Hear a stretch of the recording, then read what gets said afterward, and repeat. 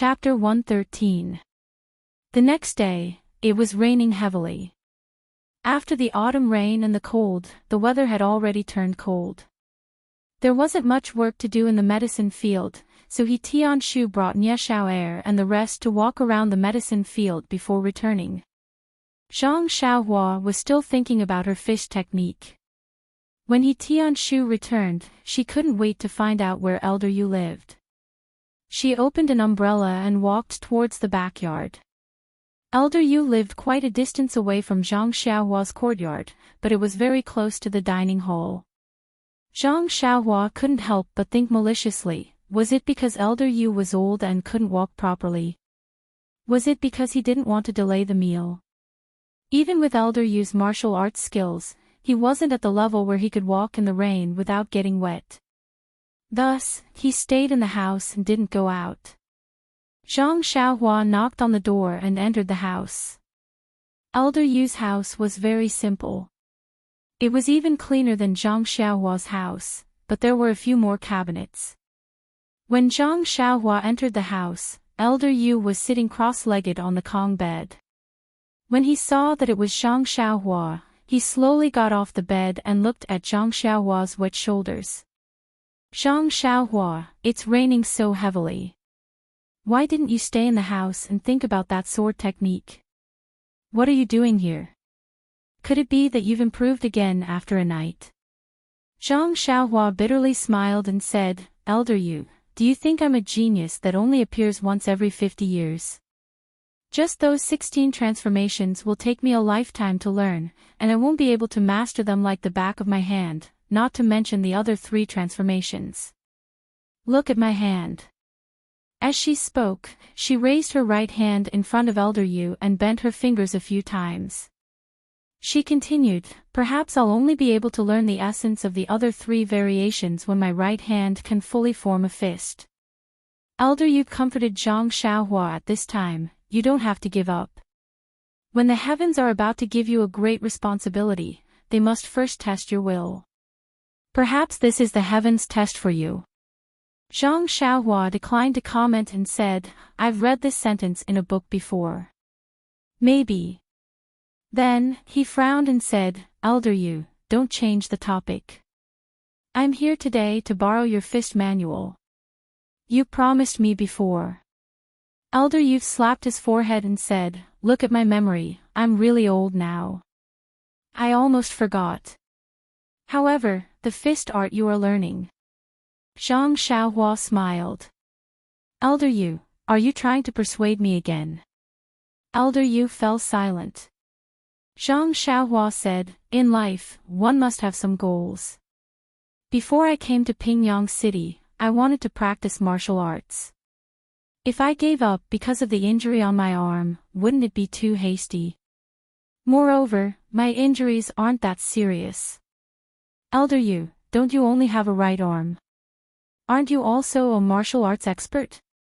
Elder Yu smiled bitterly and said, I knew you would say this to me. Actually, you only know one thing and not the other. First of all, before I was injured, my martial arts were only second-rate in Jianghu. Now that I have lost my left arm, my martial arts have been reduced to less than 60% of my peak. Moreover, I only got injured after I achieved great success in my martial arts. Although it affected my martial arts, it wasn't as serious as yours. For someone like you to have such a big problem in your palm before you started practicing martial arts, it would be difficult for you to achieve great success no matter what martial arts you practice. It's just like how a person's family has declined before he reached adulthood. If you want him to revive his family business, it will be extremely difficult. However, if he succeeds in starting his own business and his family falls, it will naturally be much easier for him to start his own business. It will even be more glorious than the former. When Zhang Xiaohua heard Elder Yu's words, her face was as gloomy as the sky outside. After a while, she said, but, I'm still unwilling to accept it. Elder Yu sighed and said, seeing how crazily you practice, I knew you wouldn't be able to let it go. That's why I taught you the sword moves. Hee hee, do as you wish. The martial arts manual is on the bookshelf over there. I haven't looked at it in a long time. Zhang Xiaohua followed his words and walked to a bookshelf. Sure enough, there were many books on the shelf. When she looked carefully, there were martial arts manuals and sword manuals. The collection was quite extensive. However, when Zhang Xiaohua flipped through the 10 or so manuals, she realized that they were all martial arts manuals that she had seen at the Lotus Flower Escort Agency before. They were also some of the more popular martial arts manuals in the martial arts world. Elder Yu also looked at Zhang Xiaohua flipping through this and that and felt that it was strange. He asked, "You can take whichever book you want to read. Remember to return it to me." Zhang Xiaohua turned around and asked, "Elder Yu, are there any other martial arts manuals?" These seem to be common martial arts manuals in the martial arts world. Elder Yu smiled and said, "Zhang Xiaohua, although these martial arts manuals are common in the martial arts world, they aren't something that just anyone can find. You can pick one and look at it first. If there's anything you don't understand, feel free to ask me. I naturally don't have any of the martial arts manuals in the sect, so you don't have to look through them. If I could teach you, I would have told you long ago." Zhang Xiaohua asked curiously, "Then can you tell me what martial arts are taught in the sect? Or martial arts manuals?" Elder Yu thought for a while, but still shook his head and said, "These things, if you're fated, you'll know sooner or later. If not, what's the use of telling you? It'll only add to your worries." Then, he pointed to the martial arts manuals and said, "Don't look down on these manuals. Although they're the most common, they're also the most practical. After so many years and so many people's tests, if you can master them, it'll be an amazing thing." Zhang Xiaohua couldn't help but blush and said, "This, Elder Yu, you know my aptitude. I always forget the moves, so there's nothing I can do about it." Elder Yu blinked and said, "Then all the more you should read through a manual properly. Only then will you be able to memorize it properly." Zhang Xiaohua said, "It's not like that, Elder Yu. Sigh, forget it, I'll just read this one."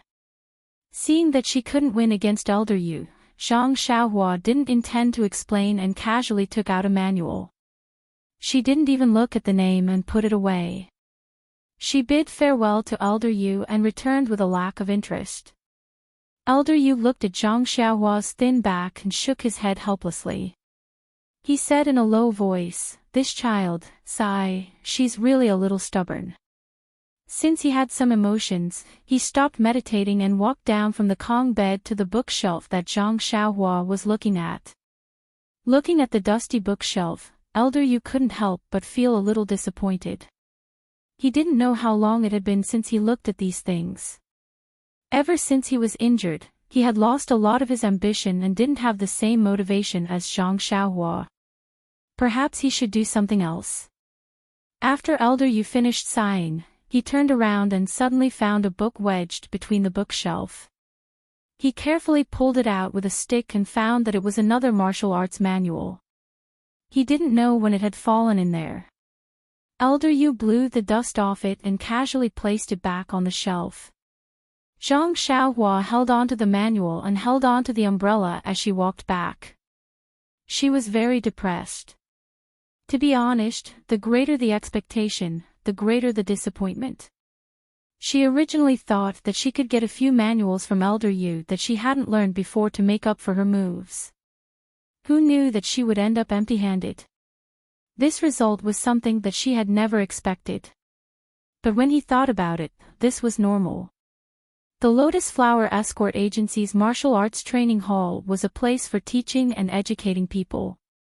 Naturally, there would be a sufficient collection of fist art manuals. Elder Yu, on the other hand, was merely interested in it. Since he could finish reading all the fist art manuals in the martial arts training hall, Elder Yu shouldn't have any new discoveries. In fact, it would be strange if Elder Yu really found a fist art manual that he hadn't seen in the escort agency. She had been too impatient before. Thinking up to this point, Zhang Xiaohua's depression lessened by half. The only thing left was where to find a manual. Did she have to go to the Misty School to find one? This was too unrealistic. Not long after, Zhang Xiaohua walked back to the small courtyard. The moment she entered the small courtyard, Zhang Xiaohua saw that the door to her room was open from afar. Zhang Xiaohua couldn't help but feel strange. Could it be that she didn't close the door when she went out? That's not right. She seemed to have closed the door before leaving. When she got closer, she heard a familiar voice coming from the room. Although she couldn't hear it clearly due to the sound of the rain, Zhang Xiaohua still quickened her footsteps and ran to the door, shouting, "Second brother, is that you?" As expected, Zhang Xiaohu's voice sounded from inside the room, "Xiaohua, you're back." When Zhang Xiaohua entered the room, she saw that other than Zhang Xiaohu, He Tianshu, and Li Jinfeng were also in the room. Zhang Xiaohu walked to the door and took the umbrella from Zhang Xiaohua's hands and helped her put it away. He was as attentive as when he was in Zhang Xiaohu's room at the escort agency. He Tianshu stood in the middle of the room. When he saw that Zhang Xiaohua had returned, he said to Zhang Xiaohu and Li Jinfeng, "Zhang Xiaohua is back, so I won't keep you company. You're welcome to come by often in the future." Zhang Xiaohu and Li Jinfeng quickly said, "Thank you, Captain He. Let's talk more in the future if there's a chance." He Tianshu nodded at Zhang Xiaohua and said, "Take good care of your brother and friends." Then, he went back to his room. Zhang Xiaohua watched as He Tianshu left. He turned around and asked excitedly, "Second brother, why did you suddenly come to my place today?" "Oh right, young Master Li, are you free too?" Li Jinfeng walked forward and said with a smile, "You little rascal, you ran quite fast. I said that I would send you back to the villa last time. When I arrived at the escort agency after you were almost recovered, you and your second brother were not there. I asked around and found out that you had returned long ago. Your second brother actually ran out too. I made a wasted trip. It's my day off today. I was bored at the academy, so I came out. I wanted to see you, but I didn't know how to find you. That's why I dragged your second brother over." Zhang Xiaohua asked again, "Second brother, when did you come back? Did it go well?" Zhang Xiaohu smiled and said, "I've been back for a few days. Didn't I tell you that it was near Pingyang City? It's not that far. This is the influence of the Misty School. We just went out to gain experience. It's not a big deal." Then, he looked at Zhang Xiaohua's right hand and said, "I've always wanted to come and see you. I don't know how your hand has recovered. There's nothing going on at the Heavy Rain Escort Agency today. We were just staying in the room when young Master Li came. We came to see you together." Zhang Xiaohua knew that her second brother and Li Jinfeng were worried about her. She stretched out her right hand and made a few forceful grabs. "Look, it's fine now. Leader, he said that as long as I practice diligently, there's still hope for me to recover." Zhang Xiaohu did not expose her and said, "That's the best. Take your time and practice more." Li Jinfeng was also very happy. He said, "That's great. I'll be able to see you practice martial arts very soon." "Oh right, I saw that there were books on your bed and table. Looks like you're also very focused on your studies. Not bad, you're actually proficient in both literature and martial arts." Zhang Xiaohua was a little embarrassed. She said, "I'm not as good as young Master Li said. I just blindly read when I have nothing to do." Then, Zhang Xiaohua talked about some of the problems she encountered when reading books with Li Jinfeng. There were many questions, but when Li Jinfeng finished answering them all, he couldn't help but have a whole new level of respect for Zhang Xiaohua. He said, "Zhang Xiaohua, you're really not bad. If you didn't look at these questions in depth, you wouldn't have such deep feelings. You're really amazing. I admire you. Hearing Li Jinfeng praise his younger brother, Zhang Xiaohu was very happy. When the two finished their discussion, he interrupted and asked, Xiaohua, are you still practicing martial arts? Zhang Xiaohua smiled bitterly and said, I'm still practicing, but I haven't made any progress. Zhang Xiaohu misunderstood. He thought that he was still practicing forgetful things and didn't know about Zhang Xiaohua's true situation. He smiled and said, it's okay. Practice slowly. One day, you'll succeed. Zhang Xiaohua said, I know, second brother. I haven't given up. I'm still working hard. Oh right, what about that internal strength cultivation method of yours? Looking at Zhang Xiaohua's expectant face, Zhang Xiaohu smiled bitterly and said, Sigh, don't be envious of me. This inner strength mantra is not that mysterious. You'll know when you start practicing it. Right now, I'm just barely able to sense qi. I've been running darts for a while now, so I haven't been practicing it myself. In my free time, I've been practicing my 6 complementary fists. However, I've listened to you and practiced the South Branch fists from time to time. After all, I've learned something from it. I've learned a lot from it. Zhang Xiaohua happily listened to his second brother's words. He was happy for his second brother's improvement. Suddenly, he seemed to have grasped something. But when he thought about it carefully, he didn't understand. Thus, he used his left hand to grab Zhang Xiaohu's arm and urgently asked, Second brother, what did you just say? Say it again. Zhang Xiaohu's mouth was crooked. He gasped in pain and said, Xiaohua, hurry and let go. Be gentle. Why did you use so much strength? Zhang Xiaohua finally realized that he had lost his composure. He quickly let go and said embarrassedly, second brother, I'm sorry. What you said just now seemed to have reminded me of something. Don't mind it. Hurry and say it again. Zhang Xiaohu was confused and said, Didn't I just say that I listened to your suggestion and practiced the Nanji Quan? It's a good idea to learn from my previous fish techniques. Zhang Xiaohua thought for a moment, then shook his head and said, That's not it. What else? Zhang Xiaohu frowned and said, Also, the internal strength cultivation method isn't as mysterious as you think. Right now, I only have a bit of qi. I didn't say anything else. Zhang Xiaohua thought for a moment again, but still shook his head. Zhang Xiaohu had no choice and said, That's all. I didn't say anything else. When I was running darts, I couldn't calm down and practice the internal strength cultivation method. I could only practice fish techniques. Other than the Liuhe Quan and the Nanji Quan, I'm not very familiar with the others. Hearing the 3 words, Liuhe Quan, Zhang Xiaohua's mind flashed. That's right. It's this Liuhe Quan. No wonder second brother said something that moved him so much. He had practiced more than 100 fish techniques, but he didn't learn this Liuhe Quan. What did it mean to turn a blind eye to something familiar?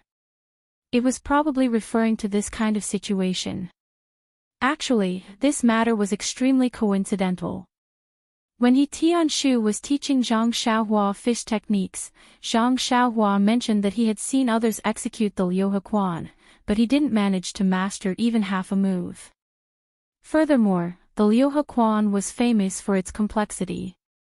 When He Tianshu saw Zhang Xiaohua's terrifying memory, he couldn't remember to teach him this fish technique no matter what. Perhaps he had chosen to forget. When Zhang Xiaohua was studying the fish technique manual at the Lotus Flower Escort Agency, it wasn't that the agency didn't have a Liuhe Quan fish technique manual. However, because Zhang Xiaohu was famous for practicing the Liuhe Quan, many people went to the library to borrow the Liuhe Quan fish technique manual to study, hoping to learn something from it. Therefore, the library's fish technique manual had long been borrowed, and Zhang Xiaohua naturally didn't see it. During the days when Zhang Xiaohu was practicing the Liuhe Quan at the agency, Zhang Xiaohua was concentrating on studying other fist technique manuals. Of course, he didn't think of learning the fist technique that his second brother was so good at. In fact, the fist technique manual that fell from the gap of the bookshelf in Elder Yu's room might have been the Liuhe Quan fist technique manual. In short, due to various coincidences, Zhang Xiaohua finally remembered that he still had a fist technique that he was most familiar with. It was also the fist technique that he had seen for the first time, the Liuhe Quan fist technique. He hadn't learned it yet. Sigh, fate makes fools of people. However, since he found another fist technique that he hadn't learned yet, Zhang Xiaohua was still half happy and half worried.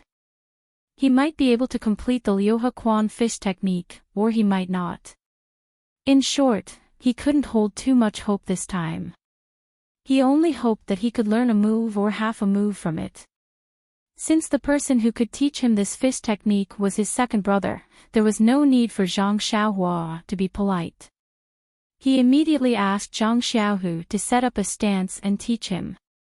Zhang Xiaohu was even more confused. They had only spoken for a short while, and this younger brother of his was already asking him to teach him the Liuhe Quan fist technique. Although he didn't mind, when he looked at Li Jinfeng standing beside him and sized up the slightly cramped room, Zhang Xiaohu was a little hesitant. Li Jinfeng seemed to have noticed Zhang Xiaohu's hesitation and hurriedly said, "Brother Zhang, you don't have to mind me. I know Xiaohua's temperament. Moreover, he is also my initiate student. I am also very happy to see his improvement." Zhang Xiaohua finally realized his rudeness and said, "My apologies, young Master Li. I will talk to you after I finish learning this fish technique."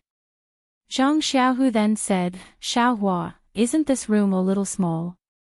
You might not be able to use it. My room at the escort agency is bigger than this, so I can use it in the room."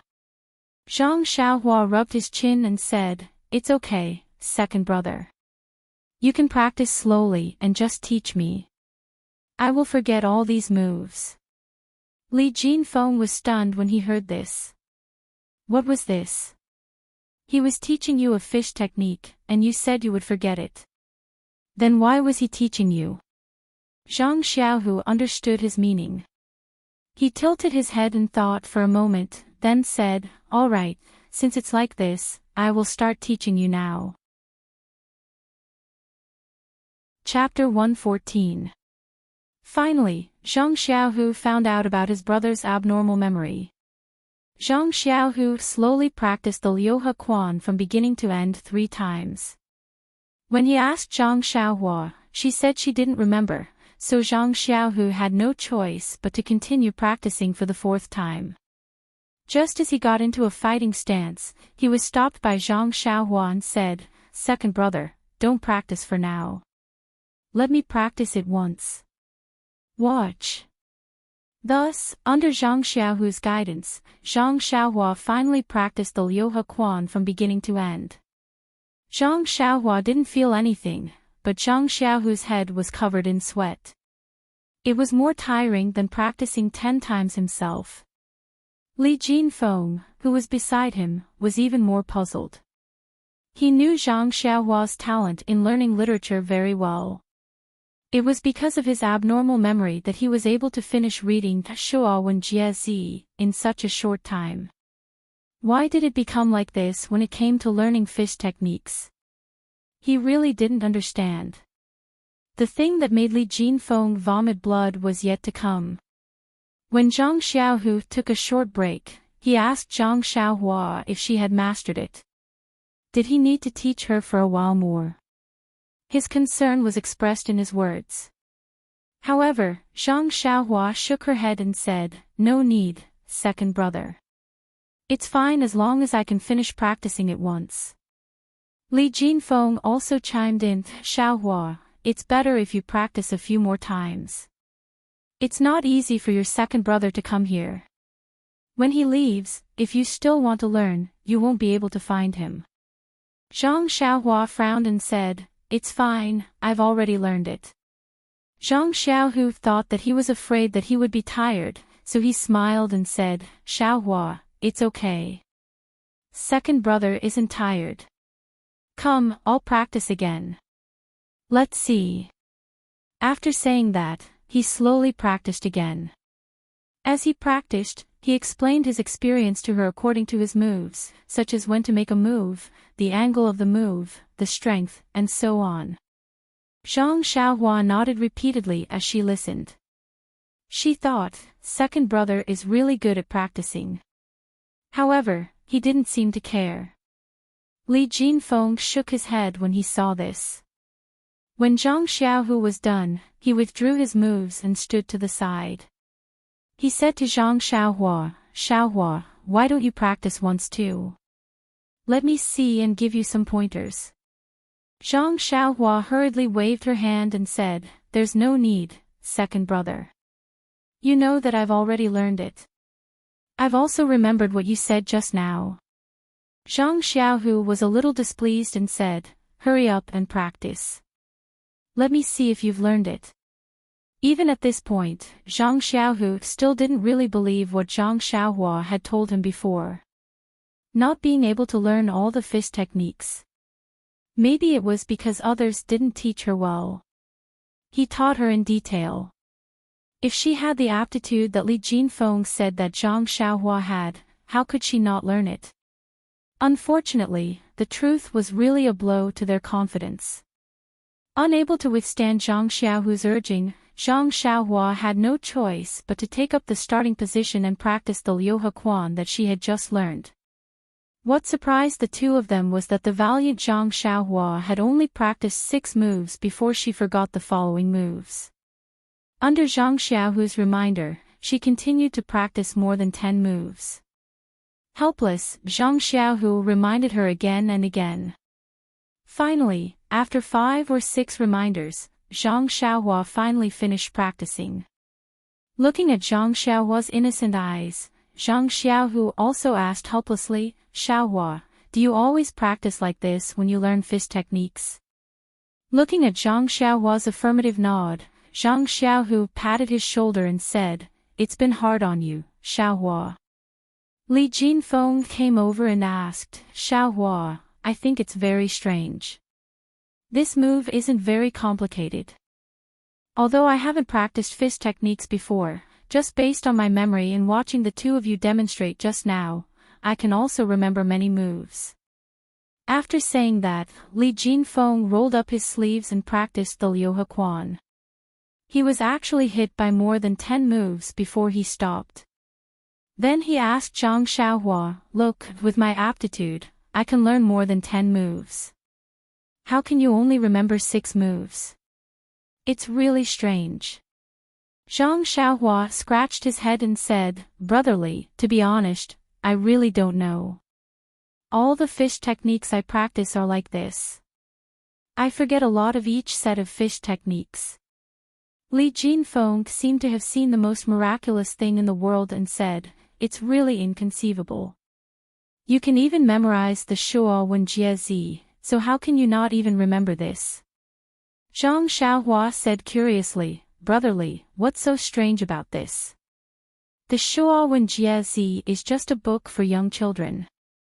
Practicing fish techniques is something that requires a lot of brain power. It can't be compared. Li Jinfeng smiled bitterly and didn't say anything. At this moment, Zhang Xiaohu said, then what about the fist technique manual from the escort agency? It's also something written in words. Can you remember it? Zhang Xiaohua said, I remember that very clearly. Zhang Xiaohu slapped his forehead and said, then it's settled. Tomorrow I'll borrow the Liuhe Quan fist technique manual from the library. Zhang Xiaohua smiled and said, there's no need, second brother. I've already practiced all the fist techniques that I memorized a few months ago. I've basically forgotten all of them. Zhang Xiaohu and Li Jinfeng both opened their mouths wide. Zhang Xiaohua said, no matter if it's a fist technique manual or someone else's, as long as I practice it, I'll forget most of it. Those that I haven't forgotten, I won't forget them. As for how much I can remember, I'll only know tomorrow morning. Faint, Li Jinfeng screamed. He looked at Zhang Xiaohua with reverence and muttered, "Could it be that this is the legendary, don't ask for a deep understanding?" After listening to Zhang Xiaohua's explanation and thinking about the situation with Zhang Xiaohua just now, Zhang Xiaohu finally believed what his younger brother said.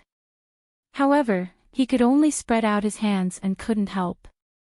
His younger brother said that everyone had their own path. Their own path was only suitable for themselves. Others couldn't help even if they wanted to. Lunch was eaten with He Tianshu and the others in the dining room. Zhang Xiaohu and Li Jinfeng were full of praise for the food at Huanxi Manor. However, during the meal, Li Jinfeng looked around, which made Zhang Xiaohua very puzzled. This scholar usually paid attention to etiquette. Why was he so careless today? However, before Zhang Xiaohua could figure it out, Li Jinfeng said it himself. On the way back to the small house, Li Jinfeng secretly pulled Zhang Xiaohua and whispered, "Xiaohua, why didn't I see Miss Jiu Tong when we were eating?" Only then did Zhang Xiaohua realize that he was not the only reason this scholar had come here. He said with a smile, "She was in the corner. Didn't you see her?" Li Jinfeng couldn't help but turn around and look at the dining room from afar. He wondered, why didn't I see her? That's strange. I looked around the dining room at that time. Then, as if he suddenly realized something, he said, "There are only 3 tables in the dining room. Where did the corner come from? There was no sign of a woman at all." "Xiaohua, you're lying to me." Zhang Xiaohua said with a smile, "It looks like Brother Li isn't muddle-headed." Big sister Chiu Tong seemed to be eating with the manor lord and the others. They weren't together at the same time, and they might not be in this dining room. I really don't know the specifics. Anyway, I've never seen Big Sister Chiu Tong when I was eating here. Seeing Li Jinfeng's disappointed look, Zhang Xiaohua said, "However, I think I met Big Sister Chiu Tong once when I was returning to the house after eating." Hearing this, Li Jinfeng's eyes immediately lit up. He really took one step at a time and kept looking back, hoping to see the figure he was looking forward to. It was a pity that he didn't see her even when he moved to the small courtyard. Sitting on the chair in the room, he really wanted Zhang Xiaohua to help him look for Chiu Tong. However, he also knew that Zhang Xiaohua was just a servant in the manor. He couldn't go wherever he wanted to go and look for Chiu Tong. Moreover, from Zhang Xiaohua's words, he hadn't seen Chiu Tong for a long time. Thus, he didn't think much of it. However, his eyes still glanced outside the room from time to time, hoping that something would happen. Unfortunately, things didn't go as he wished. The rain didn't stop for the entire afternoon. A few people passed by the door, but there was no sign of the woman. Seeing that it was getting late, Zhang Xiaohu and Li Jinfeng reluctantly prepared to leave. Zhang Xiaohu naturally couldn't bear to part with his younger brother. He held his hand and reminded him of this and that, but Li Jinfeng couldn't bear to part with Hu. The security of Huanxi Manor was very strict. When Zhang Xiaohu and Li Jinfeng came in, they had taken a waste token and were escorted in by a guard. Naturally, they had to be escorted out. When the 3 of them walked out of the small house, the rain outside was already pattering. It seemed that it was going to stop. Out of courtesy, Zhang Xiaohu and Li Jinfeng went to He Tianshu's room to say goodbye before leaving the small courtyard. Zhang Xiaohu also asked He Tianshu to take care of his younger brother in the future. He Tianshu naturally agreed and said some humble words before the 3 of them left the small courtyard. There was some distance from the small courtyard to the side door. The road was paved with bluestones, so it wasn't muddy. The 3 of them chatted as they walked. Li Jinfeng saw the fields by the side of the road and couldn't help but ask, "Xiaohua, what's planted in these fields?" "Some of them are crops. I recognize them." "What about those?" They look like grass. Are they vegetables? Zhang Xiaohua thought about it and felt that it was better not to say. She stopped him from asking and said, "Brotherly, there are rules in the matter. There are many things that can't be told to outsiders. You don't have to ask too much." However, then she changed her mind and said, "If you have any books on growing herbs, you can help me collect some. I'm still willing to read more." When Li Jinfeng heard this, the corners of his mouth curled up and he smiled. Along the way, the sky was dark and the rain was no longer dripping. The sound of frogs and insects could be heard in the gully next to them. It seemed that the rain had stopped and they came out to get some fresh air. This scene reminded the two brothers of the Guizhuang house. Zhang Xiaohu said first, "Xiaohua, you've been out for a long time. Do you miss home?" Zhang Xiaohua said sadly, "Of course, I miss it very much. But I haven't made any achievements yet. If my family knew about it, it would be a waste of effort." Zhang Xiaohu also sighed and said, "Yes, I think so too. However, we should at least let them know that we are safe. Otherwise, father and mother will be worried at home." Li Jinfeng frowned and said, "Brother Zhang, you can ask someone you know to pass a message to your family. Won't that do?" Zhang Xiaohu smiled bitterly and said, "The two of us came here alone. We don't have any relatives or friends in Pingyang City. Where would we find someone we know to pass a message to?" Li Jinfeng smiled and said, "Brother Zhang, you seem to have forgotten that I'm from Pingyang City." Zhang Xiaohu said, "I know that young Master Li is from Lu Town. But haven't you been studying in the academy all this while? I remember that young master is also alone. How would you have the time to pass a message to us?" Li Jinfeng nodded and said, "You're right. However, the academy usually has holidays during the winter and summer. Although the time is not long, it is enough for me to go home. This summer, I'm studying in the academy and also helping Zhang Xiaohua with her enlightenment. Therefore, I didn't return to Lu Town. After some time, I can help you pass a message back." Zhang Xiaohua and Zhang Xiaohu said in unison, "Really, young Master Li. Thank you so much." Li Jinfeng waved his hand and said, "You don't have to be so polite. We are all strangers in a foreign land. We should help each other.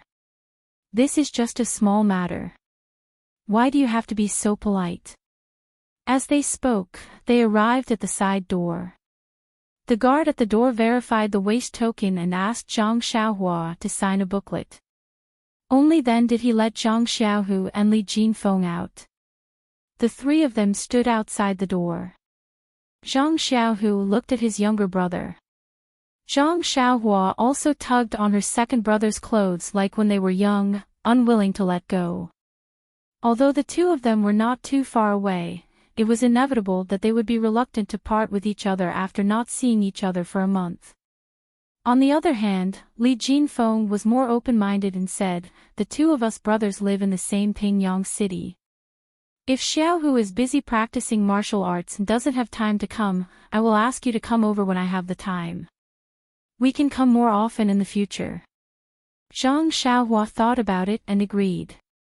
She let go of her hand and said, "Brotherly, if my second brother doesn't have time, it's good that you can come too. When I see Sister Chiu Tong one day, I will tell her that you want to see her. Is that all right?" When Li Jinfeng heard this, he smiled and said, "I like what you said. Don't blame me for coming to see you. However, you don't have to be too deliberate and say that I want to see her. Just mention it a little and that will do." Zhang Xiaohua did not understand and asked, Why is that?" Li Jinfeng said, "You don't understand. You are still a child. You will know in the future. Just do as I say." Zhang Xiaohua nodded her head in agreement. Then, Zhang Xiaohu and Li Jinfeng left Wanxi Mountain Village, looking back 3 times with every step. Zhang Xiaohua only turned and entered the village when the two of them could no longer be seen. The next morning, it was a sunny day and the sky was blue. Early in the morning, Zhang Xiaohua ran to the big tree where she often practiced martial arts. She thought about what Zhang Xiaohu had taught her yesterday. Using both her hands and feet, she slowly practiced the 6 he fists according to her memory. As Zhang Xiaohua expected, she had practiced the dozens of moves of the 6 he fists very thoroughly. There were only 7 moves left.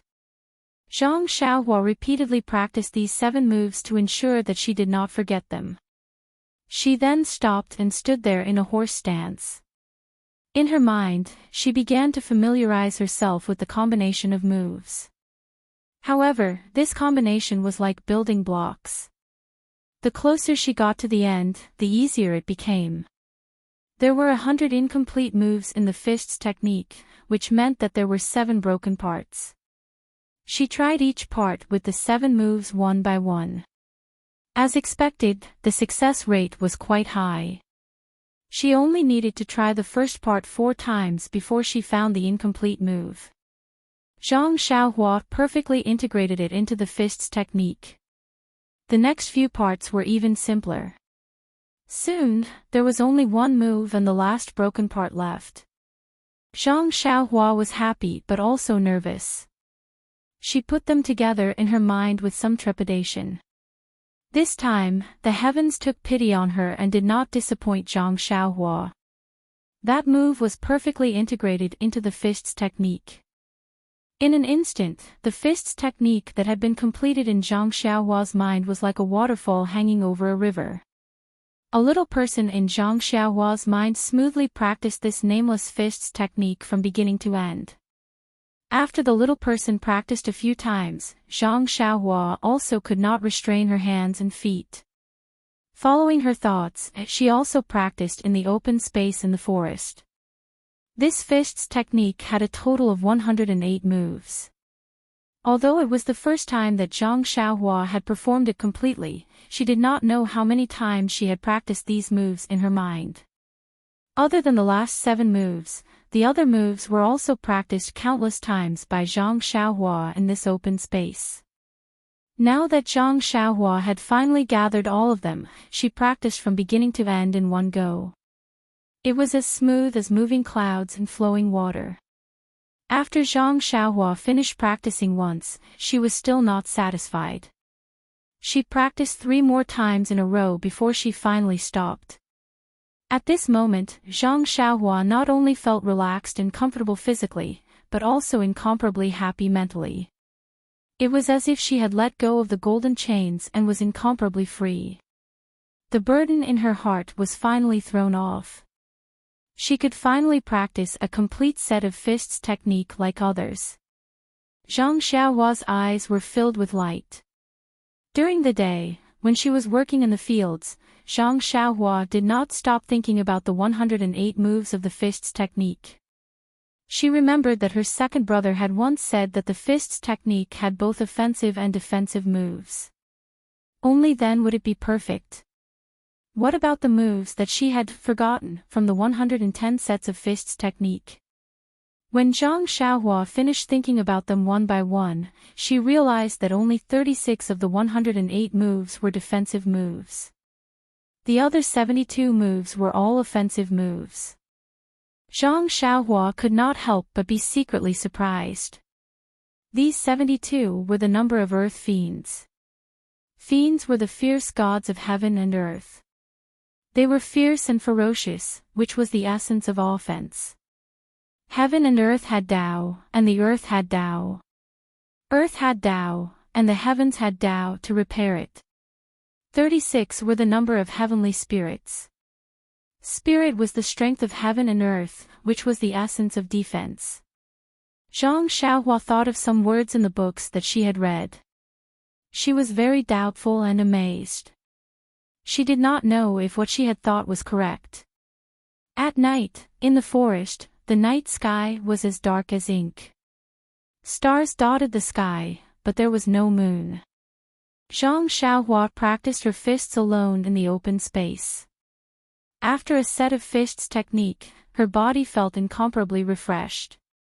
She then practiced the 16 changes of the sword technique. Only then did she sit on the ground. Yesterday's heavy rain had made the ground somewhat muddy. Today's sun did not completely dry the rainwater.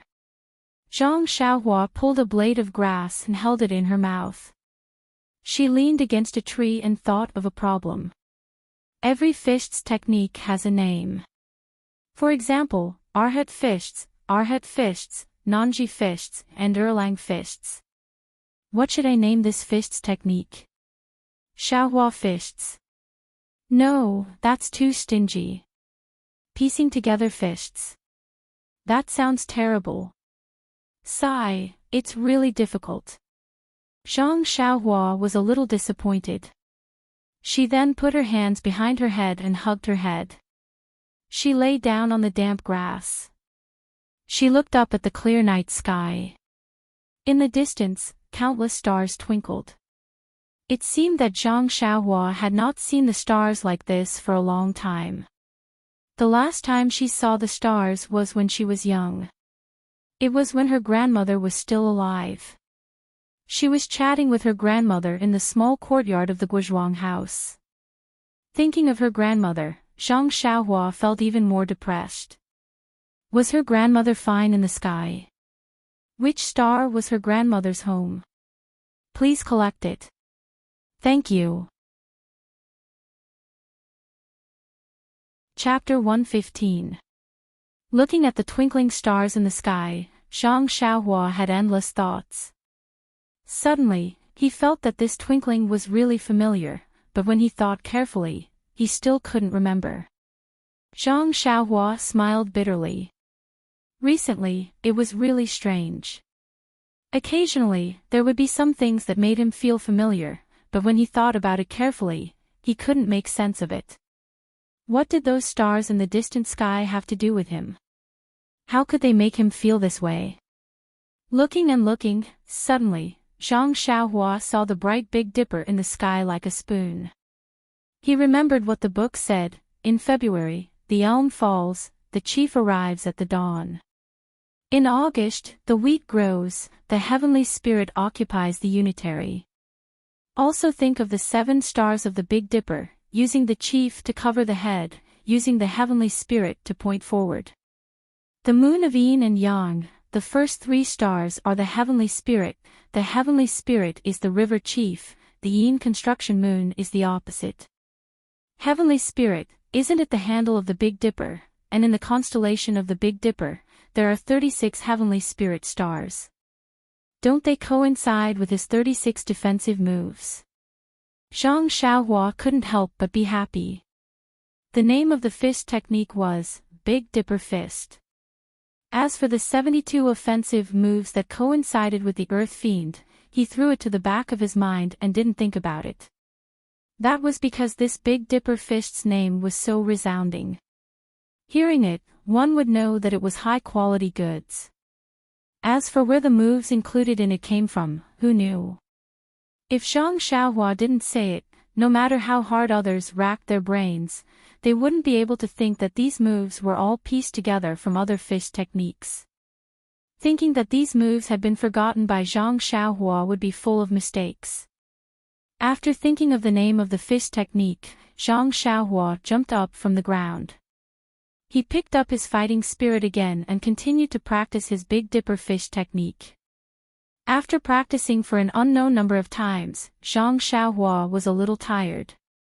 Just as she was about to practice for the last time, an unexpected situation suddenly occurred. When Zhang Xiaohua stood still with the pole and made the gesture to start the first move, he suddenly felt a very weak and slightly cold thing coming from his toes and flowing up his feet to his legs. Zhang Xiaohua was so scared that he quickly stopped. When he carefully felt it, the cold feeling immediately disappeared. Zhang Xiaohua was very strange. Was it his illusion? Thus, he changed to a dry place and started practicing again. Sure enough, as soon as he started practicing, that chilly feeling would come out, from his toes to the soles of his feet, and then flow up his legs. Zhang Xiaohua thought for a moment and withdrew his stance. This inexplicable situation made him afraid. What if his cultivation went berserk? What would he do? Alas, it was really difficult to be self-taught. Zhang Xiaohua didn't even think about it. He didn't practice the mental cultivation method of internal strength at all. How could he be possessed by the devil? Maybe it was because he heard many people talking about it that he remembered this word. But Zhang Xiaohua thought for a long time and still couldn't figure it out. This fist technique was finally completed, but he couldn't practice it. What a headache. And didn't he practice for a long time just now? Why didn't he have this problem? Why not change to swordsmanship? Thinking of swordsmanship, Zhang Xiaohua thought of the warm current from the sword in his left hand. His heart lit up. Could it be that this chilly feeling was something similar to that warm current? Thinking of this, Zhang Xiaohua understood a little. His fear gradually disappeared and he made up his mind. He wanted to see what this feeling was all about and how it could torment him. Thus, Zhang Xiaohua's expression turned cold. He got into a stance and started from the first stance. In Zhang Xiaohua's mind, the chilly feeling changed with each stance. It changed with each stance. It appeared from the toes of his left foot, went up his calf, flowed through the left half of his body, and reached his head. It happened to be the 54th stance. Then, it flowed through the right half of his body. With the last 108 stances, it disappeared into the toes of his right foot. After finishing the fish technique, Zhang Xiaohua carefully felt his body. There didn't seem to be any discomfort, as if there was no cold current passing through his body. When he thought about how the cold current flowed through his body, there didn't seem to be any special feeling. It was very smooth. It was just that when it flowed through his right hand, it was a little sluggish. Zhang Xiaohua was very puzzled. But he couldn't ask anyone else. He couldn't just go to He Tianshu and ask, "Captain He, when I practice, do my toes feel cold?" Perhaps He Tianshu would first ask Zhang Xiaohua, "Your shoes and socks don't leak air, right?" Perhaps this was internal energy. Zhang Xiaohua had a flash of thought. If it was internal energy, then that would be awesome. His fish technique could actually cultivate internal energy. And the name of the Big Dipper fish didn't seem to suit such an awesome fish technique. Then what should he change it to? Zhang Xiaohua was very conflicted. Suddenly, his eyes lit up. All right, he'll call it the Big Dipper fish. What a resounding name. He really admired his own idea. As for whether that chilly feeling was internal energy, he would wait until he saw his second brother next time to ask him in detail about how he cultivated internal energy. Zhang Xiaohua made up his mind and prepared to go back. After all, it was already late that night and he still had work to do tomorrow. However, the chilly feeling urged Zhang Xiaohua to get into a stance again. He prepared to experience it one last time. But when Zhang Xiaohua started practicing, he was stunned. That cold current actually didn't appear. When Zhang Xiaohua finished practicing the 108 moves, it still didn't appear. Zhang Xiaohua was completely dizzy. He was speechless. He took the lantern and went back. Fortunately, he didn't think of telling He Tianshu. How could he explain this feeling to him?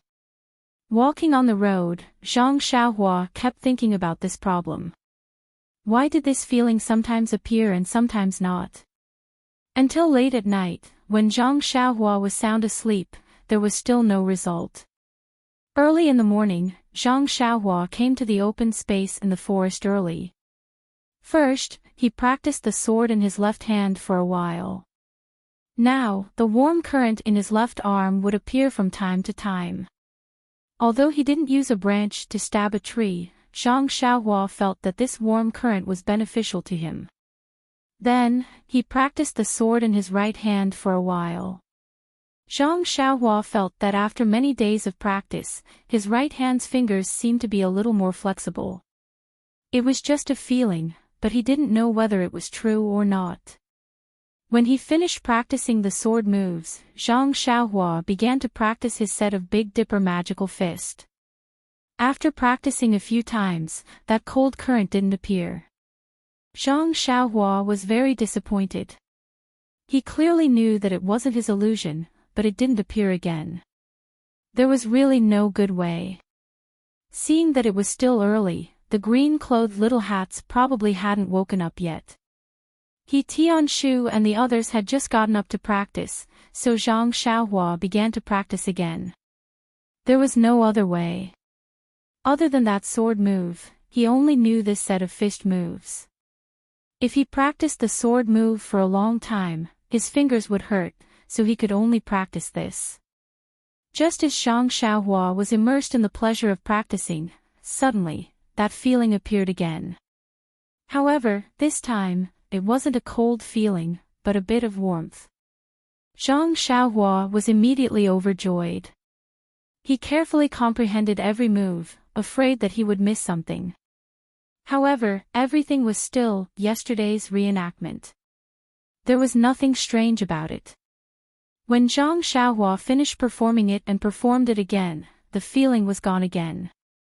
Suddenly, Zhang Xiaohua understood. Whether it was the appearance of the warm current or the cold current, it was related to the number of times he practiced. When he practiced to a certain number, that feeling would appear once. Then, he would have to count it again. When it accumulated to a certain number, it would appear again. Zhang Xiaohua thought about it carefully and understood. This morning, he had done it 10 times. It was on the 9th time that he felt the warm current. With this discovery, Zhang Xiaohua seemed to know that his set of Big Dipper magical fist was practiced 9 times each time. When the warm current flowed throughout the body, it would achieve the best effect. Zhang Xiaohua practiced every day in the morning and in the evening. The 108 moves took a lot of time. To be able to practice 9 times was already a big waste of time. No matter how hard he practiced, he couldn't practice the second 9 times. Then, practicing beyond 9 times might not be effective. Of course, these were all Zhang Xiaohua's guesses. In the next few days, Zhang Xiaohua hid in the forest to practice his Big Dipper magical fist. In order to practice better, Zhang Xiaohua would also come to the forest during his afternoon break. Moreover, after several attempts, Zhang Xiaohua found that when he practiced the Big Dipper magical fist in the morning, his toes would feel neither cold nor hot. At noon, it would feel hot, and at night, it would feel chilly. It was different 3 times a day.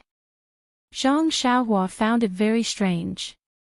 In the beginning, Zhang Xiaohua was still a little nervous. After all, it was something that fell from the sky. Who knew if it was good or bad? But after a few days of practice, his whole body didn't feel any discomfort. This meant that there was no harm. Zhang Xiaohua naturally felt relieved.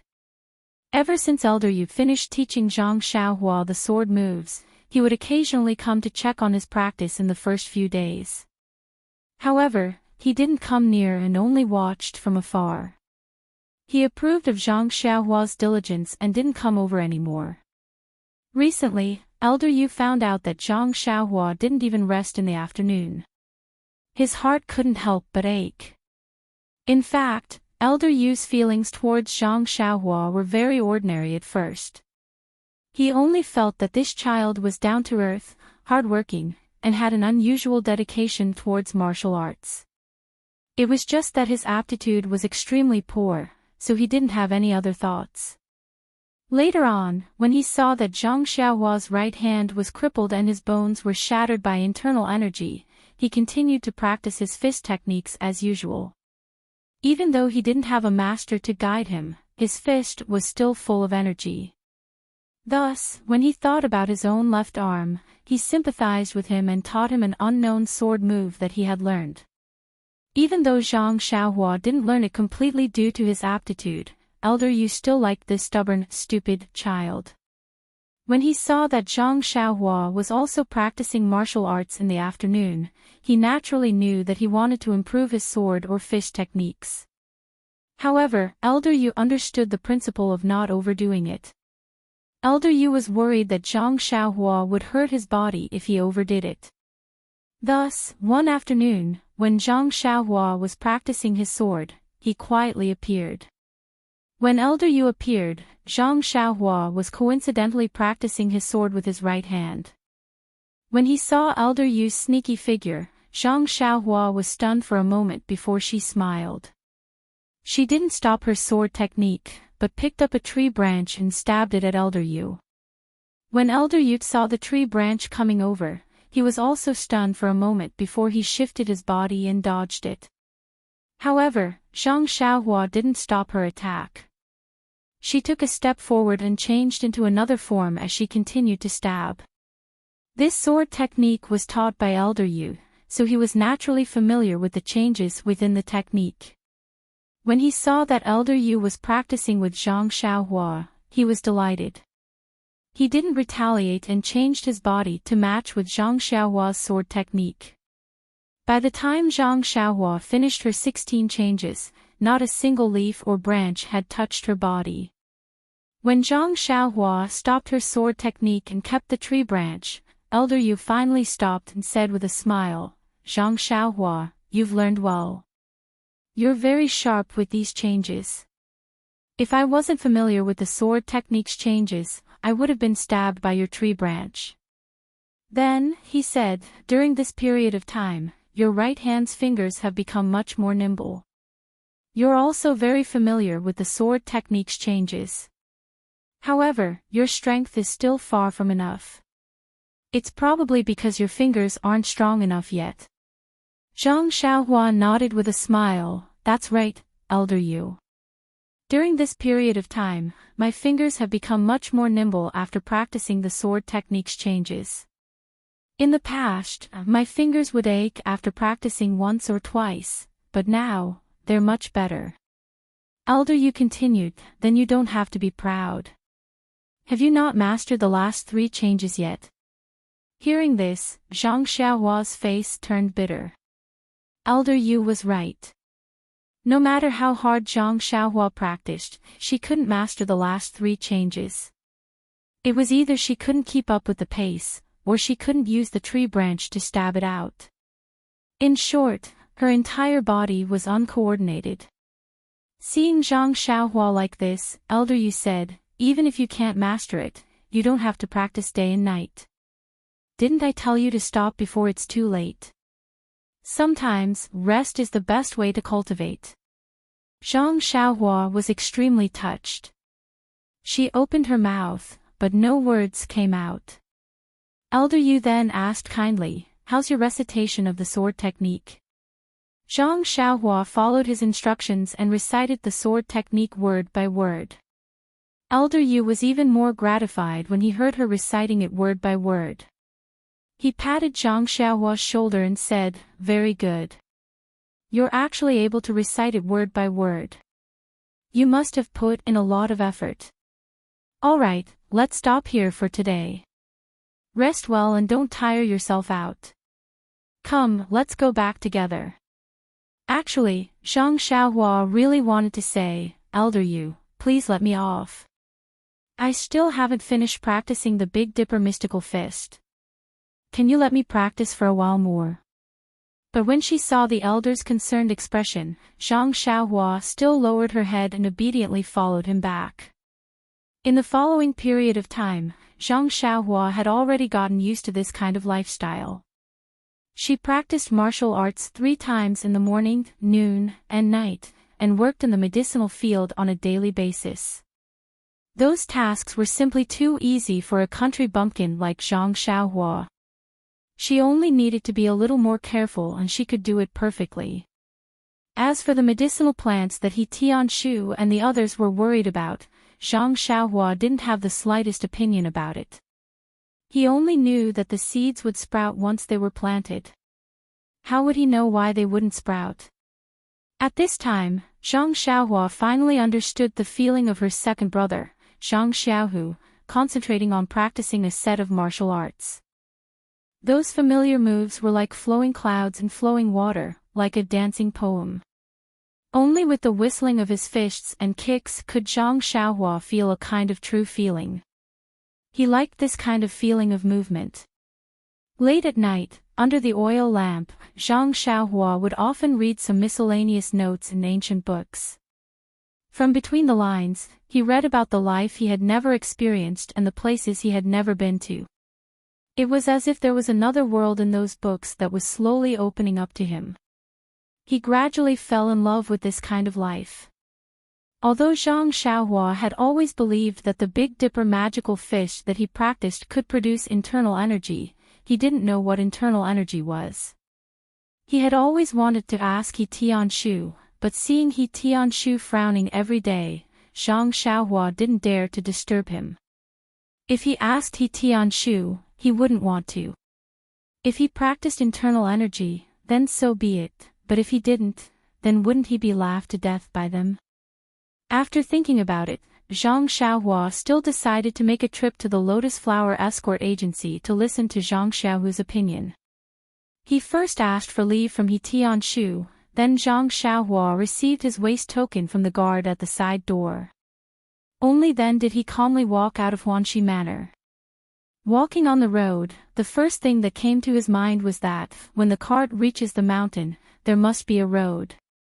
Where there is a road, there must be a swift carriage. Although Zhang Xiaohua really wanted to sit in a carriage, when he thought about the money in his arms and his parents in the countryside, he restrained his desire. In fact, with Zhang Xiaohua's current condition, even if he ran to the escort agency, it wouldn't be a problem.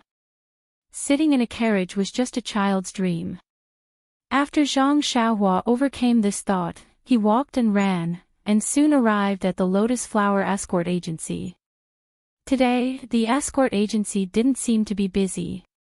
Sparrows could be seen in front of the door. The guard recognized Zhang Xiaohua. Looking at him, who looked more and more like Zhang Xiaohu, he greeted him and let him in. When Zhang Xiaohua arrived at second brother's room, he found that Zhang Xiaohu wasn't in the room.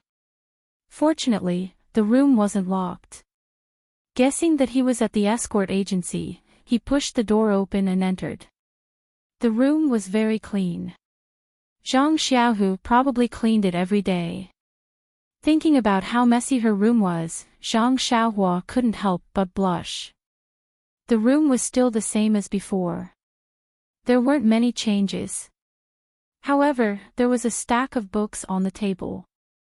Zhang Xiaohua was very puzzled.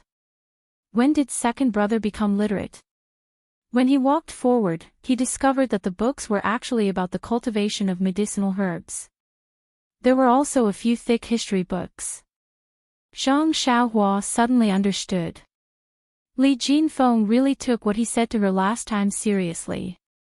He actually found some books on this topic.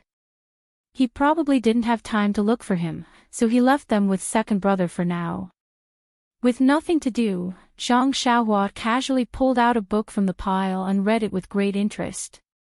There was a lot of information written in the book.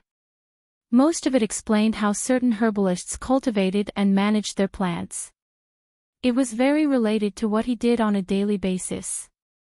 Thus, when he compared his own experience with what he did on a daily basis, Zhang Xiaohua actually found quite a few mistakes that he usually overlooked. Thus, he began to read even more seriously. Just as Zhang Xiaohua was engrossed in reading, Zhang Xiaohu pushed the door open and entered. Seeing Zhang Xiaohua in the room, he was very happy and called out, "Xiaohua, when did you get here?" Zhang Xiaohua looked at the sky and said, "I've been here for a while. You weren't in the room, so I was reading by myself." Zhang Xiaohu smiled and said, "Oh, those books were brought by young Master Li. He said that he would bring them over the next time we visit you. Since you're here this time, we'll save ourselves the trouble. You can take them with you when you leave. Please collect them. Thank you." Chapter 116. Zhang Xiaohua put down the book and roughly explained the situation to his second brother. Naturally, Zhang Xiaohu was still concerned about his right hand. Helpless, Zhang Xiaohua could only raise his right hand in front of his second brother and bend his 5 fingers a few times. Looking at his brother's somewhat thin right hand and his somewhat nimble fingers, Zhang Xiaohu felt somewhat gratified. He was also filled with hope that Zhang Xiaohua's right hand would recover to its original state. After chatting for a while, Zhang Xiaohua finally asked the main question, "Second brother, how's your internal energy practice going?" Hearing Zhang Xiaohua's question, Zhang Xiaohu's eyes couldn't hide the excitement in them as he said, "Why don't you guess?" Seeing his second brother's expression, Zhang Xiaohua naturally knew. Pleasantly surprised, he said, "Second brother, did you succeed?" Zhang Xiaohu said, "Yes, a few days after coming back from your place, I successfully found a sense of qi." Zhang Xiaohua asked, "Then, second brother, does finding a sense of qi mean that you've successfully practiced the internal energy practice method?" Zhang Xiaohu shook his head and said, "It's still early. Finding a sense of qi is only the beginning. The road ahead is still very long. Being able to find a sense of qi means that I can practice internal energy. With a direction, I can gather qi in my dantian and lay the foundation for circulating qi in my body's meridians in the future. If I can't even find a sense of qi, then there's no way for me to practice the internal energy practice method." These words made Zhang Xiaohua's head full of fog. Although he had read a lot of books during this period of time, and even read books about wuxia, he had never come into contact with anything related to internal energy practice methods. Zhang Xiaohu's professional names made him scratch his head. He could only ask, "Second brother, can you tell me what is a sense of qi, dantian, and qi gathering and circulating qi?" Seeing Zhang Xiaohua's expression, Zhang Xiaohu thought for a moment before getting up to take a look outside the door. Only after closing the door did he say to Zhang Xiaohua, "Actually, these names are very common things that anyone who wants to practice internal energy practice methods must know. It can't be considered confidential." Although the third Master Chu said that the contents of the internal energy practice method cannot be revealed, I don't think these common sense things should be covered in this scope. When Zhang Xiaohua heard this, he said, "Second brother, if you really can't tell me, then forget it. I'll go back and ask Captain." Zhang said, "If I can't tell you, then I won't tell you. Since I can tell you these things, why should I ask someone else?" Zhang Xiaohua happily jumped up and said, "I know that second brother is good to me. Then hurry up and tell me." Zhang Xiaohu organized his thoughts and tirelessly said, "When it comes to internal energy, first we have to talk about the meridians. The meridians are the channels in our body that can circulate qi. Through these channels, qi can be sent to all parts of the body. When you use qi to make moves, there is also internal energy. Do you understand?" Xiaohua. Zhang Xiaohua nodded and said, "I understand. When a normal person makes a punch, they only have their own strength. If there is qi in the meridians of the fist, then there is also internal energy. Is it like this?" Zhang Xiaohu nodded and said, "That's right. Therefore, cultivating internal energy is a process of accumulating qi. The accumulation of qi is a process from nothing. This process is called qi sensing. When there is qi sensing, then there is the first thread of qi. Usually, true qi was stored in a place called the dantian. It was right here, below the navel. When cultivating or exercising, true qi would come out of the dantian and flow along the meridians of the whole body or wherever you wanted it to go. Generally speaking, the process of circulating energy is the process of gathering qi. The more qi you use, the more internal energy you will have." Zhang Xiaohua seemed to be deep in thought as he said, "Last time, when Yu Dai used that purple sand palm, he used his inner strength. Could it be that he transferred his true qi from his dantian to his palm to produce such a large amount of power? Zhang Xiaohu nodded and said, yes, the transfer of qi is a strict process. It has to follow a fixed route and cannot be disturbed. If there is a slight disturbance, then it will deviate from the original route and run into a fork in the road. If it is light, then it will lose control of the body. If it is heavy, then it will lose its life. This is what is often called qi deviation. Actually, when we practiced before, we didn't use qi, so we wouldn't have qi deviation, hehe. Only then did Zhang Xiaohua realize that this was what qi deviation looked like. Then, Zhang Xiaohua continued to ask, then how is qi produced? Is it from the soles of the feet? Or is it produced from the fingers? Connecting it to the sudden hot and cold feeling and the way it moved in his body, Zhang Xiaohua faintly felt that it wasn't the qi that second brother was talking about. Instead, it was the warm current produced when he used the sword that was similar to qi. However, it did come from his shoulder and not from his dantian. Zhang Xiaohu thought for a bit and said, this question, I don't know if every qi cultivation method is the same. When I practice, I sit there with my 5 hearts facing the sky. My nose looks at my mouth and my mouth looks at my heart. Then I place my tongue on the top of my mouth and imagine the qi flowing from my forehead. Then I swallow it with the saliva in my mouth and guide the qi to my dantian. This process is very important. I have been doing this for a while and only recently have I truly gathered qi in my dantian. Zhang Xiaohua was stunned. This process was very different from his own. However, he still didn't give up and asked, second brother, does qi have to be stored in the dantian? Does it go in from one part of the body and out from another part of the body? Zhang Xiaohu was stunned and frowned, this, I can't say. However, I heard from the third master Chu that the dantian is the center of qi. Without the dantian, you can't practice qi cultivation. Moreover, the martial arts of the Jianghu crippled people are aimed at breaking that person's dantian. I think that without the dantian, it might not be possible. Also, qi is transported out from the dantian when you want to use it. If it goes in from one part of the body and out from another, then how do you use it? Can it be called qi? Then, he asked, Xiaohua, why do you ask so many unimaginable things? Zhang Xiaohua opened his mouth and wanted to tell the truth. However, when he thought of what second brother said about the consequences of qi deviation, he was afraid that it would affect second brother's cultivation. Moreover, he didn't know what it was and if he told him, second brother would be worried. He might as well hide it from him. It wouldn't be too late to tell him after he figured it out. After making up his mind, Zhang Xiaohua smiled and said, aren't I just curious about qi cultivation?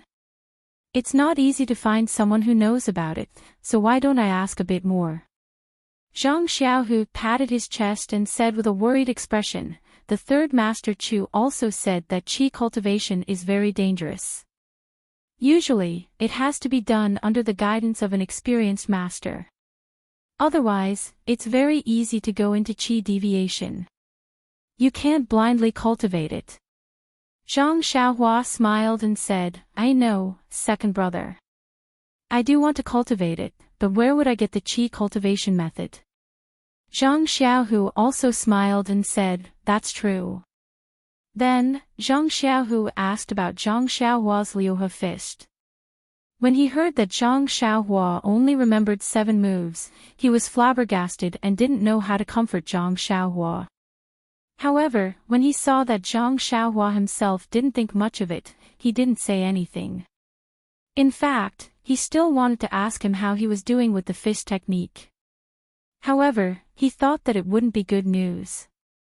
He was afraid that he would reopen the scar in his brother's heart and make him sad, so he didn't mention it again. The 2 brothers met and chatted casually.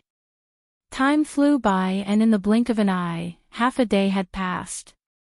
When the sky was almost dark, Zhang Xiaohua said goodbye to her second brother and returned to Huanxi Manor. When she returned to Huanxi Manor, the sky was already dark.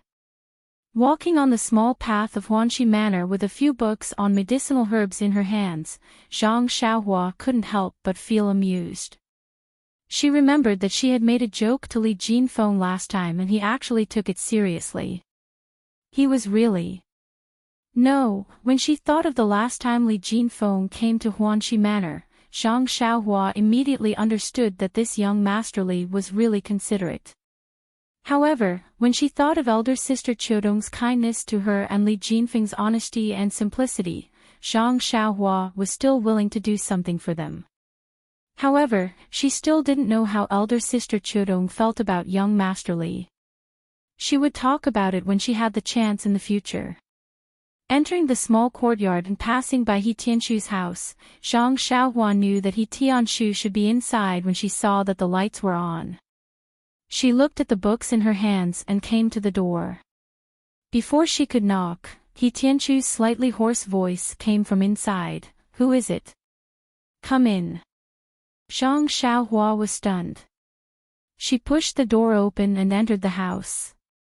She asked curiously, "Captain He, I haven't knocked yet. How did you know that someone was here?" Seeing that it was Zhang Xiaohua, He Tianshu smiled and said, "Well, you'll know when you practice inner strength. When you channel your inner strength to your ears, you'll be able to hear movements within a few feet." Zhang Xiaohua said in surprise, "Oh. It's that magical."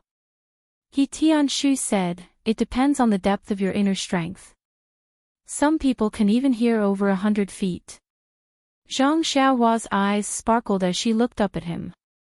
However, she immediately remembered that she seemed to be able to feel the movements of people outside sometimes. However, it seemed that it was just a feeling.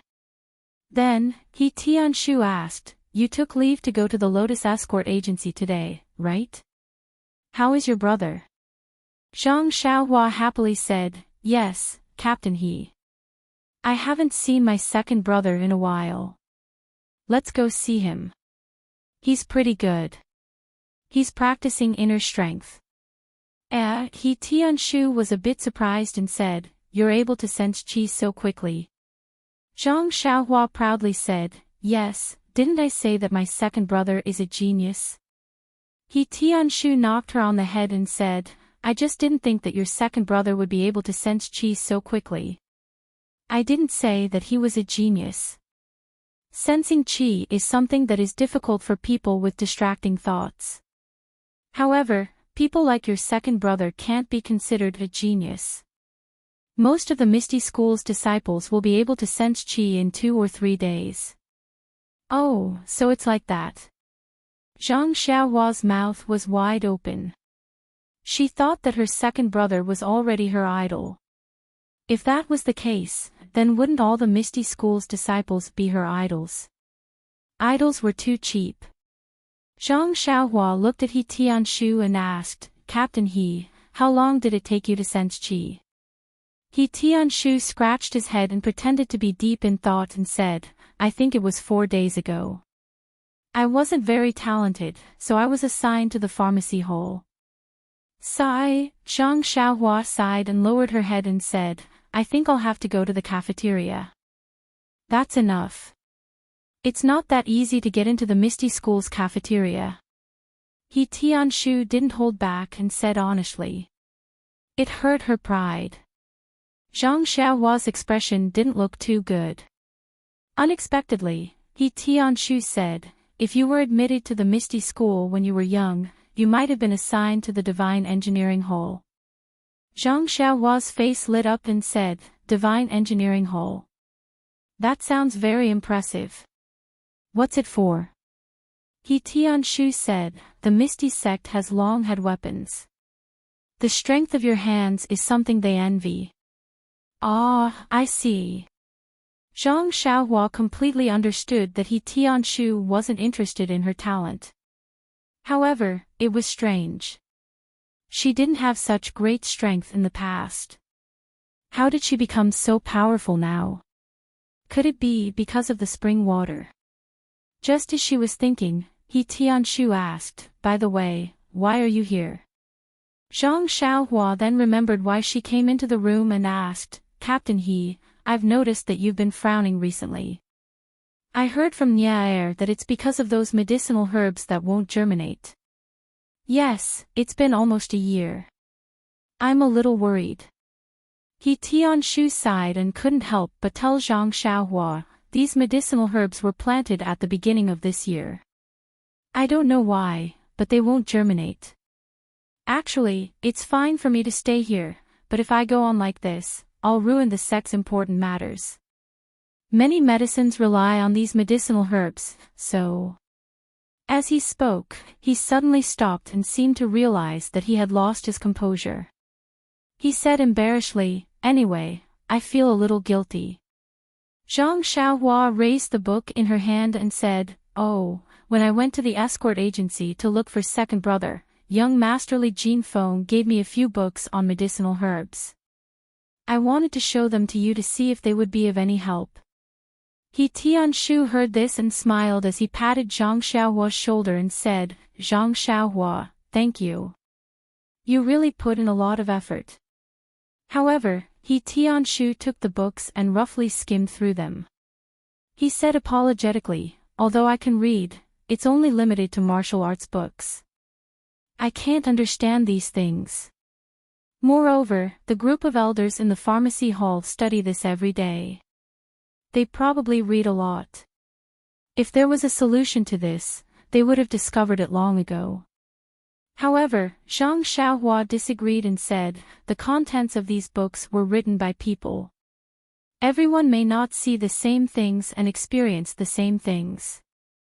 The ancient said that there are benefits to pooling the wisdom of the masses. He Tianshu was speechless. He didn't have the experience of learning the Fist of the North Star from an ordinary fist manual. Naturally, he scoffed. However, he immediately thought of something and said, how about this, Zhang Xiaohua, among us, you are the only one who has an outstanding talent in literature, meaning, your martial arts talent is a mess. This task will be handed to you. Take a look at these books first. Then, if it's not enough, I'll borrow more from the pharmacy hall for you. What do you think? Zhang Xiaohua was stunned. What was this? I was only kindly recommending an idea to you, and you're putting this task on me. Will you still let me speak in the future?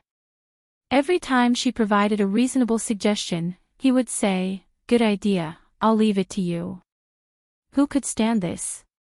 It was purely bureaucratic. However, regarding He Tianshu's orders, Zhang Xiaohua was unable to refuse. She could only nod and agree. Seeing Zhang Xiaohua's helpless expression, He Tianshu was equally helpless. Giving such a burden to a half-grown child was because he didn't want to extinguish Zhang Xiaohua's enthusiasm.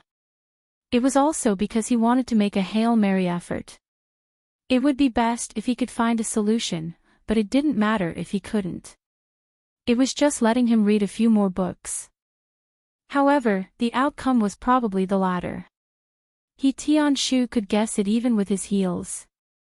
Zhang Xiaohua's head drooped. She carried a few books back to her house and lit an oil lamp. She didn't rush to open the books. Instead, she turned around and lit the lantern. She went out to the woods to practice her fist and sword techniques. Sword techniques were used to protect one's life. Naturally, the more proficient one was, the better. After many days of practice, the speed at which the warm current flowed from her shoulder to her fingertip seemed to have sped up. The speed at which she drew the sword with her left hand also seemed to have sped up. Moreover, the angle at which she drew the sword seemed to be stranger than before. Zhang Xiaohua simply couldn't figure out how she practiced the sword with her left hand. Could it be that the changes in this move would evolve as she practiced? The sword in her right hand was still the same. It didn't change along with the sword in her left hand. However, her right hand's fingers clearly felt more flexible. The injury was developing in the expected direction. What made Zhang Xiaohua most excited was the Big Dipper magical fish that she had pieced together. The 108 moves didn't have any changes like the sword in her left hand. Instead, it was the same as what she had learned before. Although it was different from what was taught or recorded in the fist manual, it had already been fixed. The feeling of flowing still appeared once after 9 consecutive practice. The only change was that in her perception, the flow seemed to have grown a little stronger. However, Zhang Xiaohua was still a little depressed. How good would it be if this flow could stay in her body? She could also use it. What was the use of it appearing and disappearing for no reason? Could it be that it was traveling in her body? She really couldn't understand. After her daily practice, Zhang Xiaohua returned to her house.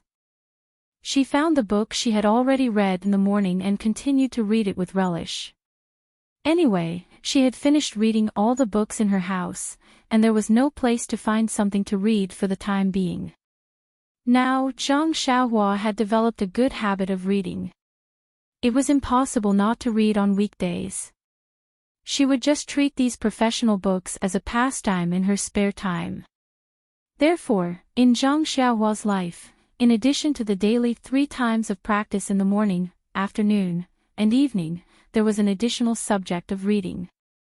Other than working in the medicinal field, Zhang Xiaohua was holding a book. Zhang Xiaohua didn't just simply read. Most of the time, she also compared the contents of the book with the combination of theory and practice. However, the medicinal field managed by He Tianshu was small after all, and there were not many varieties. Moreover, there were many medicinal herbs that were not recorded in the book. As a last resort, Zhang Xiaohua often went to Tian Zhongxi's medicinal field to look for the real thing. Tian Zhongxi didn't mind. After all, he was a manager. He never got tired of asking. He appreciated Zhang Xiaohua's learning attitude very much. However, Mo Jing and the others in green didn't think so. Perhaps they were jealous that Zhang Xiaohua had a first-class meal, or perhaps they were jealous that Zhang Xiaohua could read and write. Their sarcastic words were endless. How could Zhang Xiaohua listen to them? She just treated it as a dog barking. Just in this constant barking and the ground full of chicken feathers, the days passed day by day. Chapter 117. However, when Zhang Xiaohua finished reading those books, she discovered that these books seemed to be too basic. She had a feeling that they were not enough to quench her thirst. If she wanted to use the things she learned from these books to solve the problem of medicinal herbs not germinating, it would be wishful thinking. Helpless, Zhang Xiaohua could only throw these books on the Kong bed. When she was bored, she would flip through them again. Without new books to read, Zhang Xiaohua once again lived a monotonous life of working and cultivating. Although reading books was a good habit, Zhang Xiaohua would never buy books for the sake of reading. Books could not be read unless they were borrowed. Zhang Xiaohua felt the same way in her heart. On the other hand, He Tianshu was used to seeing Zhang Xiaohua running around with books. Not long after, he discovered Zhang Xiaohua's abnormality. He asked with interest, thinking that Zhang Xiaohua had given up on her research. However, when he heard Zhang Xiaohua's reason, he didn't believe it at first. However, when he thought about how this person in front of him used Shuo Wen Jie to enlighten her, his brows relaxed. He snapped his right hand and said, "Isn't that easy?" Then he muttered in Nie Xiaoer's ear for a moment. Nie Xiaoer listened while sizing up Zhang Xiaohua from the corner of his eyes, making Zhang Xiaohua's hair stand on end. What was he doing? After he finished muttering, Nie Xiaoer left to carry out his orders.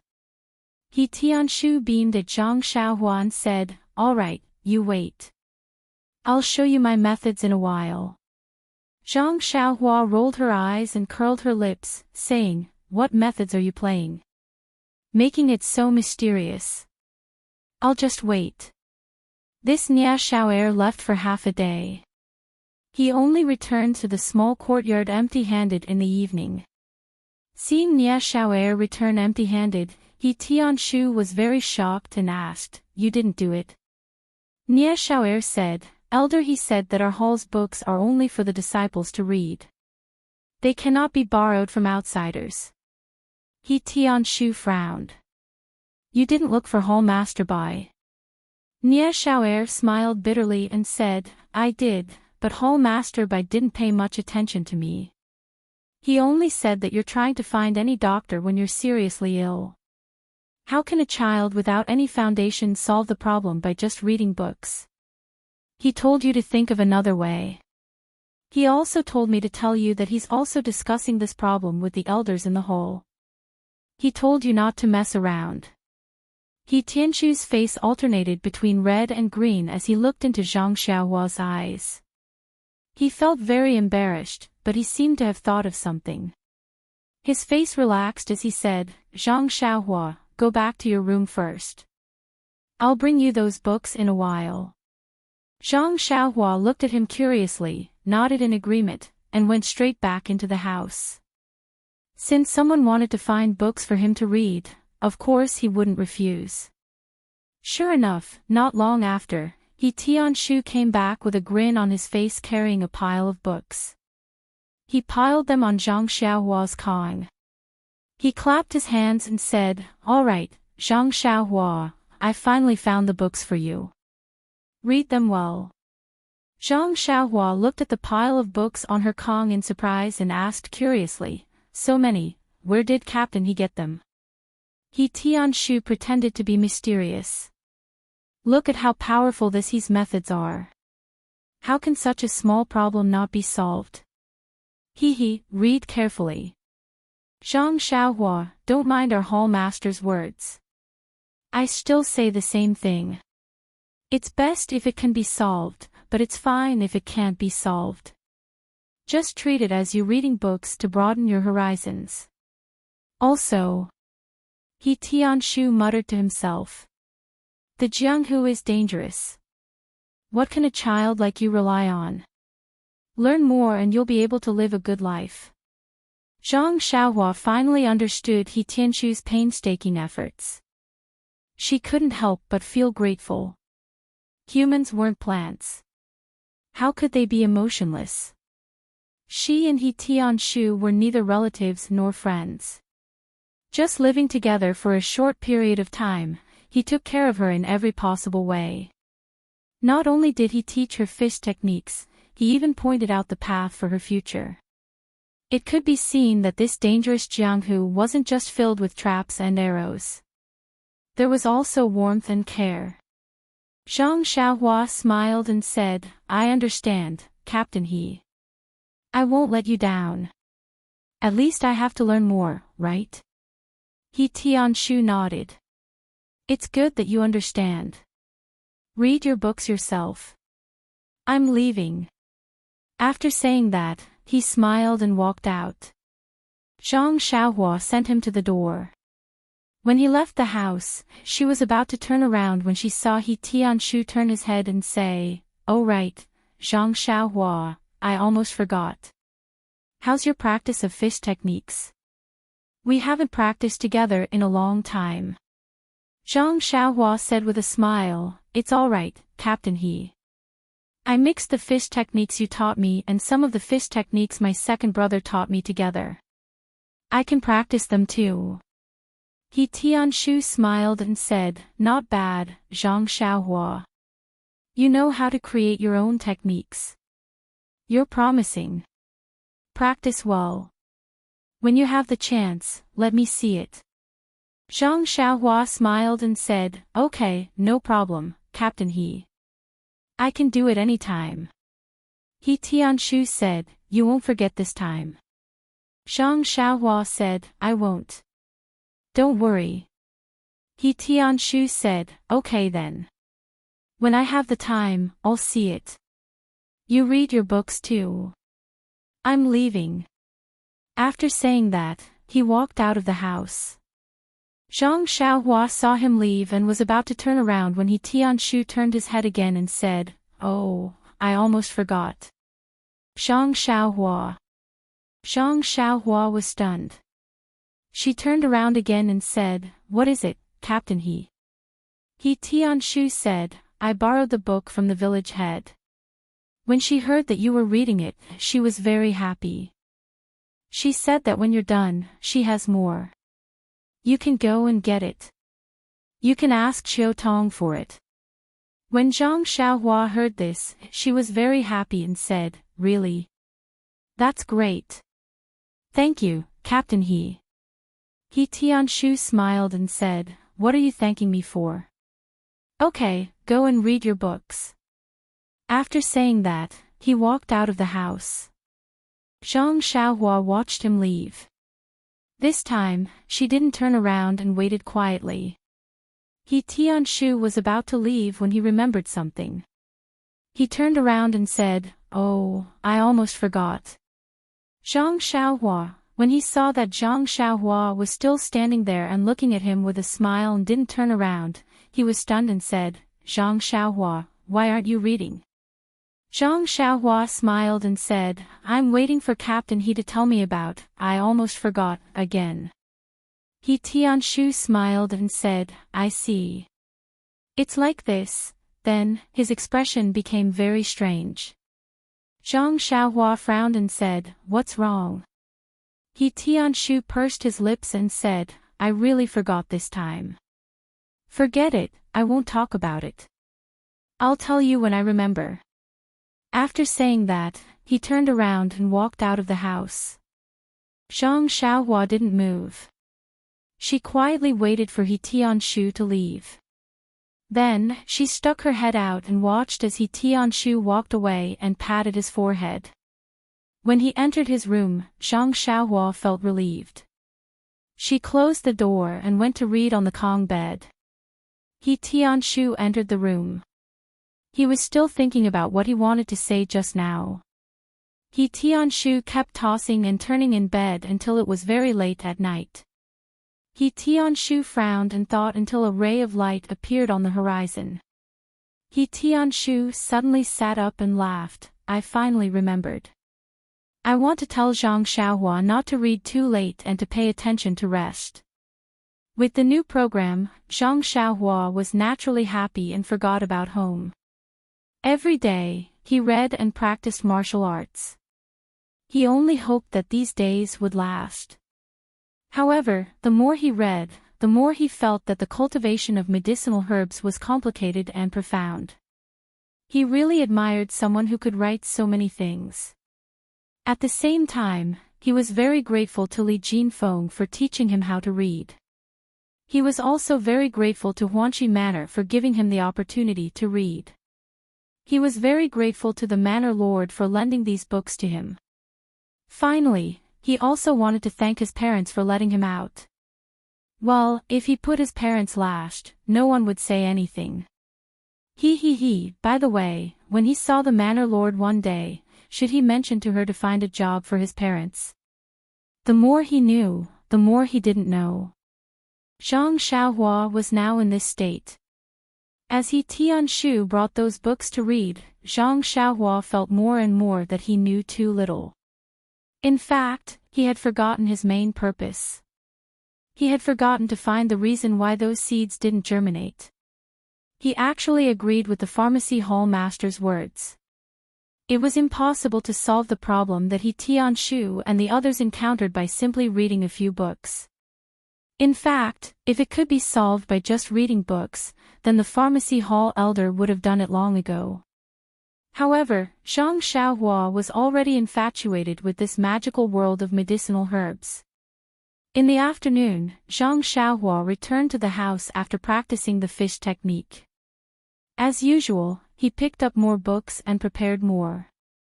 Only then did he remember that he had finished reading all the books last night. Zhang Xiaohua flipped through the books and felt very bored. Zhang Xiaohua had a bad habit of reading books. He didn't like to read a book a second time after reading it. Although Tianshu brought over a lot of books, it couldn't stop Zhang Xiaohua from reading them day and night. Suddenly, Zhang Xiaohua remembered that when Tianshu brought the books over, he said that if he finished reading all these books, he could go to the Manor Lord to borrow more. He could also find Chiu Tong. Thinking that he hadn't seen elder sister Chiu Tong for a long time, he wanted to take this opportunity to see her. After making up his mind, Zhang Xiaohua carried the books and went to look for He Tianshu. The door to He Tianshu's house was tightly shut. Zhang Xiaohua shouted outside for a long time, but no one answered. He must have gone out. This made Zhang Xiaohua worried. He had never entered the inner manor. He didn't know where elder sister Chiu Tong was, let alone the manor lord. Just as he was about to return to his house, Zhang Xiaohua remembered that he had looked for Elder Yu last time. Elder Yu definitely knew about it. He carried the books and entered through the small round door, walking towards the inner courtyard. After passing through a few courtyards, he arrived at Elder Yu's residence. Unfortunately, Elder Yu wasn't there either. Zhang Xiaohua felt discouraged. What day was it today? He didn't look at the almanac. Everything was going wrong. However, since he had already entered, he might as well continue to look around. If he saw one or two people, he could ask. He was also a member of the Misty Mountain Villa, so he wasn't afraid of being misunderstood. However, he forgot that the people in green clothes and hats and the few people from the medicine hall rarely entered the inner courtyard. That was where the girls lived. Just as Zhang Xiaohua was about to barge in, he suddenly heard someone scream, "Where did this child come from? Why are you here?" Zhang Xiaohua froze and couldn't help but stop in his tracks. Could they be talking about him?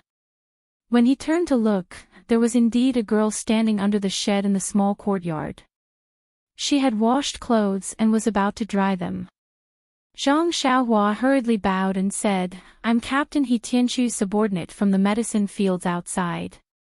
I want to come in to look for elder sister Chiu Tong." When the girl heard this, she looked puzzled. She put down the clothes and walked over.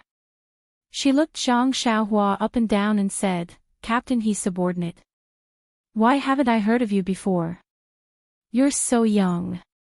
How did you come out of the medicine hall?" Zhang Xiaohua naturally knew that she had misunderstood him as someone from the Misty School. It wasn't easy for him to explain, so he said, "I just came here not long ago. I'm not from the medicine hall, so elder sister probably doesn't know me. You just have to look for elder sister Chiu Tong and you'll naturally know." The girl felt that it made sense and said, "Since you're new here, you might not know the rules of the villa.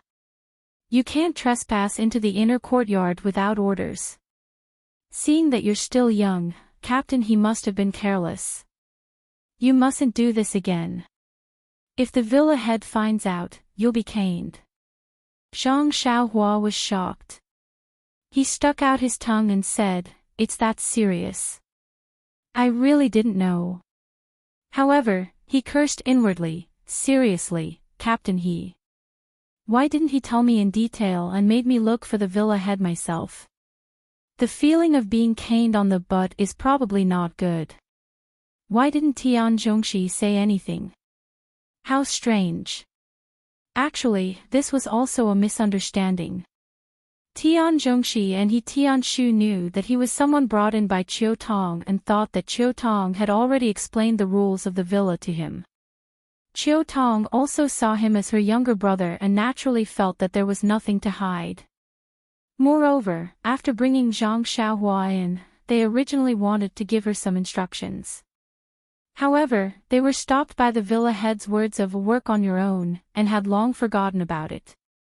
What was even more amazing was that Zhang Xiaohua had been recuperating in the escort agency for several months. In everyone's eyes, he was already an old person. In fact, he was still very fresh. However, he was indeed young and the girl didn't mind. She said, "Don't go in any further. I'll help you look for Chiu Tong."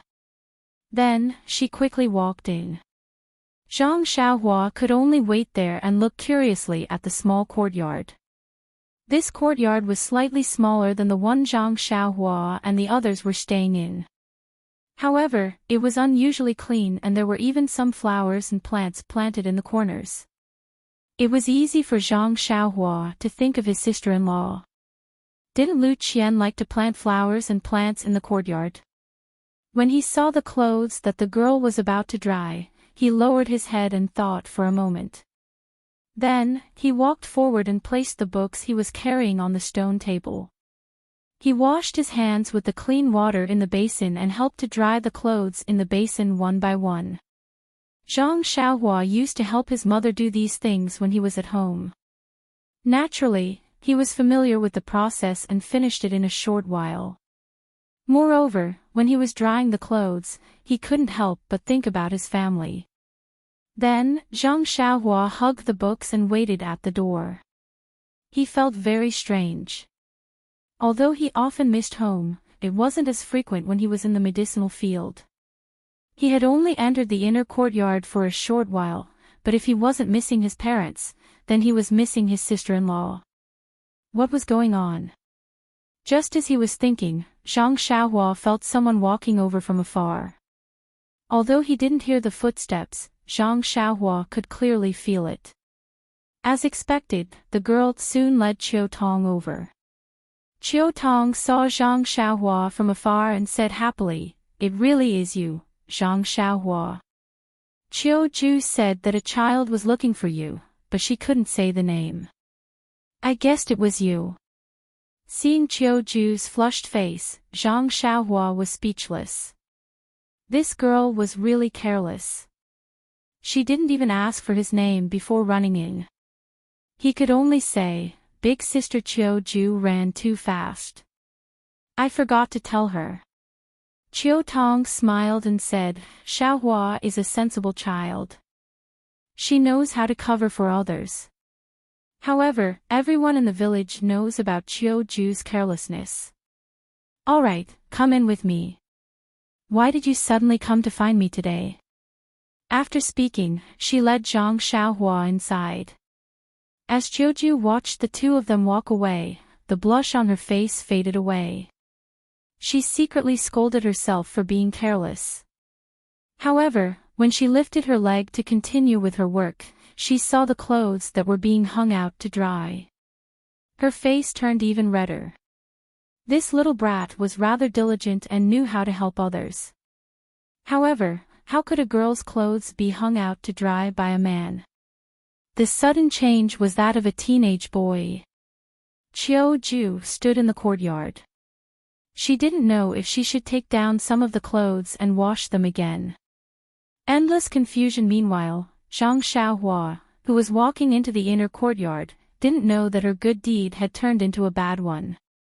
She happily told Qiu Tong the reason for her visit. When Qiu Tong heard that Zhang Xiaohua was reading a book about medicinal herbs, she was very happy.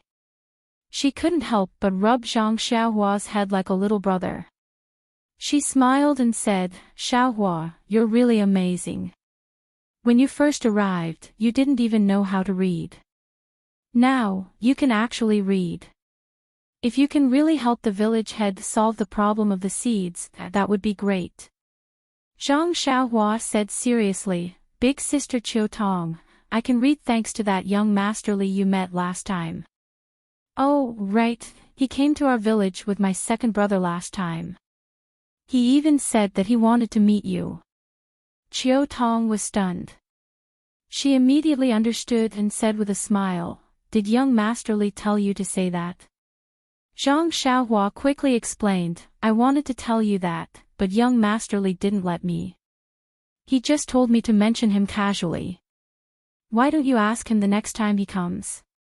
Qiu Tong smiled and said, "We'll talk about it later. Right now, it's better to help the village head solve the problem." Zhang Xiaohua quickly said, "Young masterly also gave me a few books like this at the beginning." However, seeing that Qiu Tong didn't seem to want to talk about this, she quickly added, "However, I think that just reading these books and only studying the theory isn't enough. It's best to combine it with practice. This theory comes from practice, but it's better than practice. Experts record their practice into books for us to study. After we've finished learning, we still have to return to practice. Only then can we truly test the theory and turn it into our own knowledge. This is true knowledge from practice. When Chiu Tong heard this, she couldn't help but stop and say, "Who told you this?" When Zhang Xiaohua saw that Chiu Tong had stopped, she also stopped and said, "I learned all of this from reading these books. Am I wrong?" Chiu Tong smiled and said, "You're not wrong. It seems that the village head often says these things. I thought that someone else told you. Alright, let's go." The village head and the others seem to have something to do in the hall. I'll help you find the books. Please bookmark it, thank you.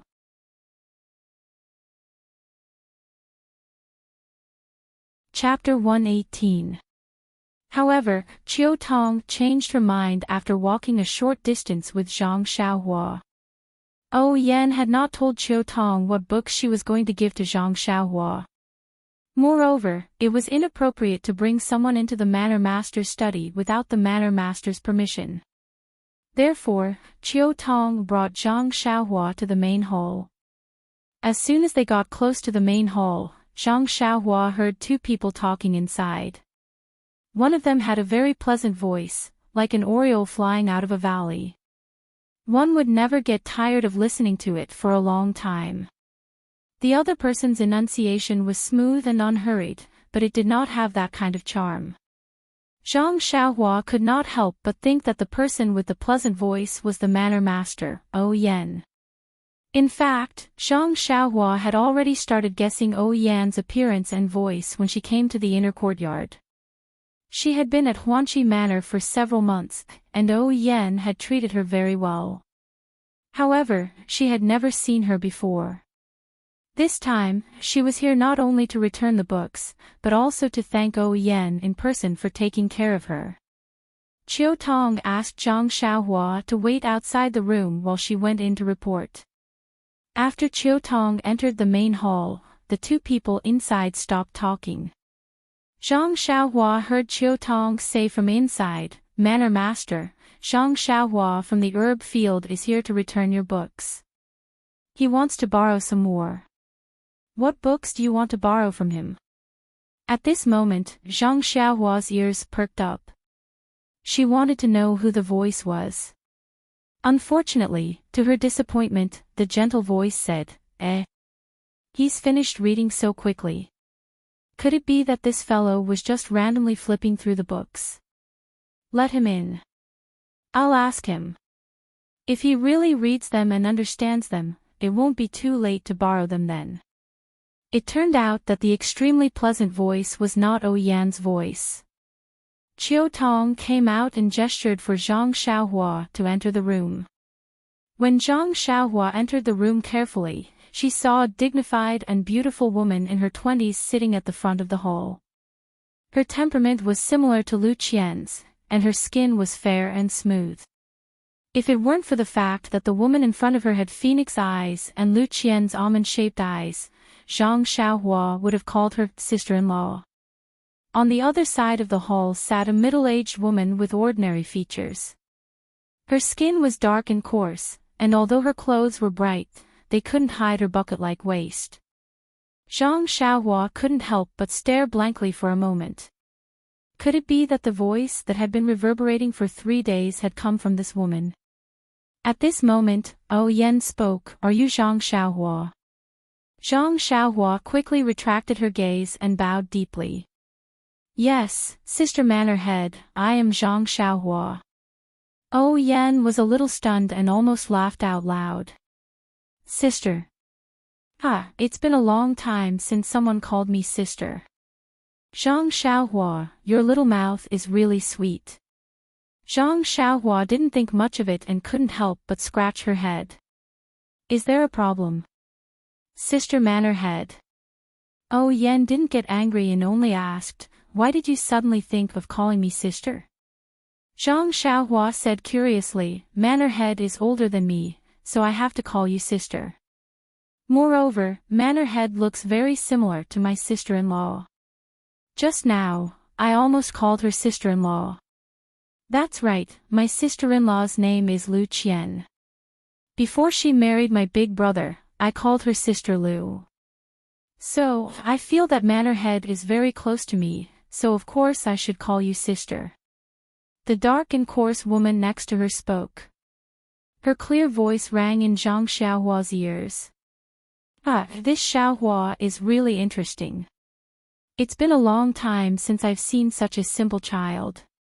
Zhang Xiaohua looked at the woman and couldn't help but say, Sister's voice is really nice. Yen smiled and said, just call her Sister Qin. If you call her Sister Qin a few more times, she'll talk to you more and let you listen more. The woman turned out to be Aunt Qin from the Misty School's Ming Chui Hall. When Zhang Xiaohua heard this, he obediently said to the woman, Hello, Sister Qin. Aunt Qin couldn't help but be stunned.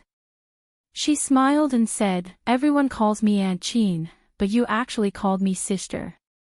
That's fine, it sounds very comfortable. If you need sister's help in the future, don't hesitate to ask. Yen smiled even more and said, Zhang Xiaohua, why aren't you thanking Sister Qin? She doesn't open her mouth easily. Zhang Xiaohua was confused. He bowed and said, Thank you, Sister Qin. Actually, he didn't think much of it in his heart. There was no such thing as a free lunch. It was his first time meeting her, so she definitely wouldn't help him just because of a title. He also didn't know what Yen meant. She was probably joking. Everyone teased and said a few more words. Only then did Yen ask Zhang Xiaohua, have you read these books? Do you understand them? Zhang Xiaohua honestly said, I've read them, Manorhead sister. This time, Yen frowned and said, Big Sister Manor Lord sounds awkward. You can call me Big Sister O or Big Sister Yen. Zhang Xiaohua thought for a moment and said, I understand, Sister O.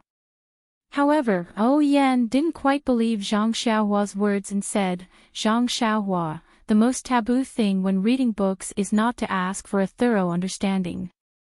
You shouldn't bite off more than you can chew. Last time, I heard from He Tianshu that you've already read a lot of books. This time, you took so many books and finished reading them so quickly. Can you remember and understand them? Zhang Xiaohua was a little anxious and said, Really, Sister O, I understand them all. But because I understood these books, I realized that there are too many things I don't understand.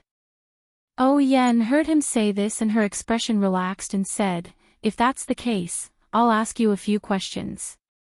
After saying this, Yen flipped through the books and picked a few questions for Zhang Xiaohua to answer. In Zhang Xiaohua's eyes, these questions weren't questions at all. They were written clearly in the books, so he answered them fluently without thinking. When Yen saw that Zhang Xiaohua answered quickly, she was very happy and picked a few questions that weren't in the books for him to answer. This time, Zhang Xiaohua thought for a moment and answered the questions that he thought were appropriate based on the knowledge he had read. Yen was even more happy when she heard this. After pointing out the inconsistencies in Zhang Xiaohua's answers, she said, Zhang Xiaohua, I didn't expect you to be so proficient in these books. Very good. Wait here, I'll bring out more books for you to read. If there's anything you don't understand, come and ask me. After saying this, she excused herself from Aunt Qin and left with Chiu Tong with a face full of smiles. Only Aunt Qin and Zhang Xiaohua were left in the main hall. When Aunt Qin saw Zhang Xiaohua standing there obediently with his head lowered, she started chatting with him and asked about Zhang Xiaohua's recent situation. Zhang Xiaohua didn't hide anything from this good-natured older sister. He told her about how he came to Pingyang City, how he came to Huanxi Mountain Villa, and how he got injured. He only left out the part about the Fist of the North Star and the sword technique. When Aunt Qin heard about Zhang Xiaohua's encounter, she couldn't help but sigh. She thought about her own childhood and couldn't help but feel closer to Zhang Xiaohua. Just as they were talking, Yen returned. Behind her, Chiao Tong actually carried a white cloth bag that looked very heavy. Zhang Xiaohua hurriedly ran over to take it. It was heavy in his hands too. He guessed that there were many books inside. Yan sat down and said, Zhang Xiaohua, these are the books I picked out according to your situation. Read them well. Just now, I heard from Chiao Tong that you actually know how to combine theory with practice. That's really not bad. You have to continue on this path. Go as far as you can. It will be beneficial for both you and the villa. Zhang Xiaohua smiled and said, Okay, Sister O. I will work hard to read and practice. I hope I can help Sister O solve the problem of the seeds. At the mention of the seeds, Yan couldn't hide the frown on her face. She said, Your hopes are good. However, if I could find the reason just by reading these books, would have found it long ago. Zhang Xiaohua was a little embarrassed. It seemed like she had made up her mind at the wrong time. She said, as the saying goes, 3 cobblers are better than zhuge liang. If we all think of a solution together, there might be hope. Yan smiled and said, What you said makes sense, but many things can't be solved with more people.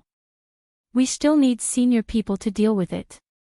Then, Yan pondered for a moment and said, Zhang Xiaohua, read these books first. After a while, I will take you to see a real expert. You can see how they treat herbs. Hearing this, Chiao Tong's expression changed. She said, Young miss, you've decided to go alone. Aunt Qin also said, Yan, you have to think carefully. The journey is long, thousands of miles. Can your body handle it? Yan smiled and said, Big Sister Qin, you don't have to worry about me. Although the journey is a little long, didn't Chiao Tong go there last time? My body isn't any weaker than Chiao Tong's. Why can't I go? Chiao Tong begged, Young miss, let me go again. You shoulder the fate of the villa. It's better for you to stay in the villa and take care of the situation. Let us do the running. Yan smiled bitterly and said, A year has passed and there is still no movement from these seeds. This is a huge problem that concerns the strength of the Misty School. That day, I made a promise in front of Big Brother. If I can't solve it, won't I become a sinner in the sect? Aunt Qin also advised, These seeds have been lost for a long time. The specific method of planting them may have been lost long ago. Although you made a promise in front of the sect leader that day, most of them have been planted. Why care about this little bit? Yan smiled bitterly and said, This little bit is the most important thing. Last time, Chiao Tong went, they closed the door and refused to see us. They must think that we don't care enough. If I don't go, won't this path be cut off? Seeing that they couldn't persuade Yan, Aunt Qin and Chiao Tong didn't say anything else. Only Zhang Xiaohua listened to the 3 of them as if she was listening to a book from heaven. She didn't know what they were talking about. It seemed that when she was injured, Chiao Tong said that she went to the south and didn't come to see her. From what she heard, she went to ask someone to solve the problem of the seeds. However, that person felt that Chiao Tong's identity wasn't right and refused to see her. Chiao Tong returned empty-handed. Now, Yan wanted to go personally. From what she heard, she wanted to bring her along. The other 2 felt that Yan's identity was noble and were afraid that something would happen, so they stopped her. Zhang Xiaohua understood. Seeing that the 3 of them weren't interested, she quickly thanked Yan for borrowing the book and was about to leave. Yan smiled and said a few more words of encouragement before letting Chiao Tong take her away. Chiao Tong wasn't in a good mood. She brought Zhang Xiaohua to Qiuju's courtyard with a dark expression and said, Zhang Xiaohua, next time if you want to find me or the manor head, don't rush in rashly. Although you're young, you still have to abide by the manor's rules. If you see Qiuju or anyone else here, let them come in to find me, alright? Zhang Xiaohua smiled and said, I know, big sister Qiu Tong. Don't be unhappy. I'm sure there'll be a solution. Qiu Tong forced a smile and said, I know. Xiaohua, you should work hard too. I hope you can help. Qiu Tong watched as Zhang Xiaohua walked away with a bag of books. Only then did she turn and walk away quickly. Zhang Xiaohua walked back with a large bag of books in her left hand. Luckily, Zhang Xiaohua had the strength of 250 kilograms in one arm. That was why she seemed so light. If it were anyone else, it would be difficult. She didn't know how Qiu Tong had carried the books from the study to the living room. When Zhang Xiaohua returned to the room, she threw the bag on the Kong bed and drank some water. When she opened it, her eyes widened involuntarily. My goodness, there really are a lot of books. There are at least a few dozen books. No wonder it's so heavy. However, Zhang Xiaohua was immediately overjoyed. With so many books, she would have something to rely on for the long night. At night, when Zhang Xiaohua finished practicing martial arts and casually opened a book, she suddenly realized that it was different from the previous books. First of all, the previous books were more basic, but these new books were obviously more profound. It was just right for Zhang Xiaohua's current level. Just a casual glance was enough to tickle Zhang Xiaohua's heart. She couldn't bear to let go of them. Secondly, the blank spaces of the previous books were as clean as before. However, these new books had more or less fine writing in the blank spaces of every page. There were only a few words in a few places, but there were many densely packed words that filled the entire page. When Zhang Xiaohua squinted her eyes to take a closer look, she realized that these words were written about the insights and experiences of reading this page. This was the first time that Zhang Xiaohua had encountered such a way of reading. Her eyes lit up and she began to read carefully. The more Zhang Xiaohua read, the more shocked she was, and the more she admired the person who wrote this. The notes in the blank spaces not only highlighted the main points of the page, but also quoted from classics, and wrote a lot of things by analogy. It was enough to show that the reader's knowledge was profound. As she read, Zhang Xiaohua suddenly thought of something. She put down the book in her hand, picked up another book from the Kong, and opened it. Sure enough, that book was also densely packed with notes. Then, Zhang Xiaohua casually picked up a few more books, and they were all the same. Zhang Xiaohua suddenly realized that such beautiful handwriting belonged to none other than the Manor Lord, Yan. Looking at such a large pile of books, Zhang Xiaohua was actually able to read them in such detail. Zhang Xiaohua felt admiration from the bottom of her heart. Also, she was filled with gratitude. This sister Manor Lord really treated her as an outsider and generously lent her the books that she usually read.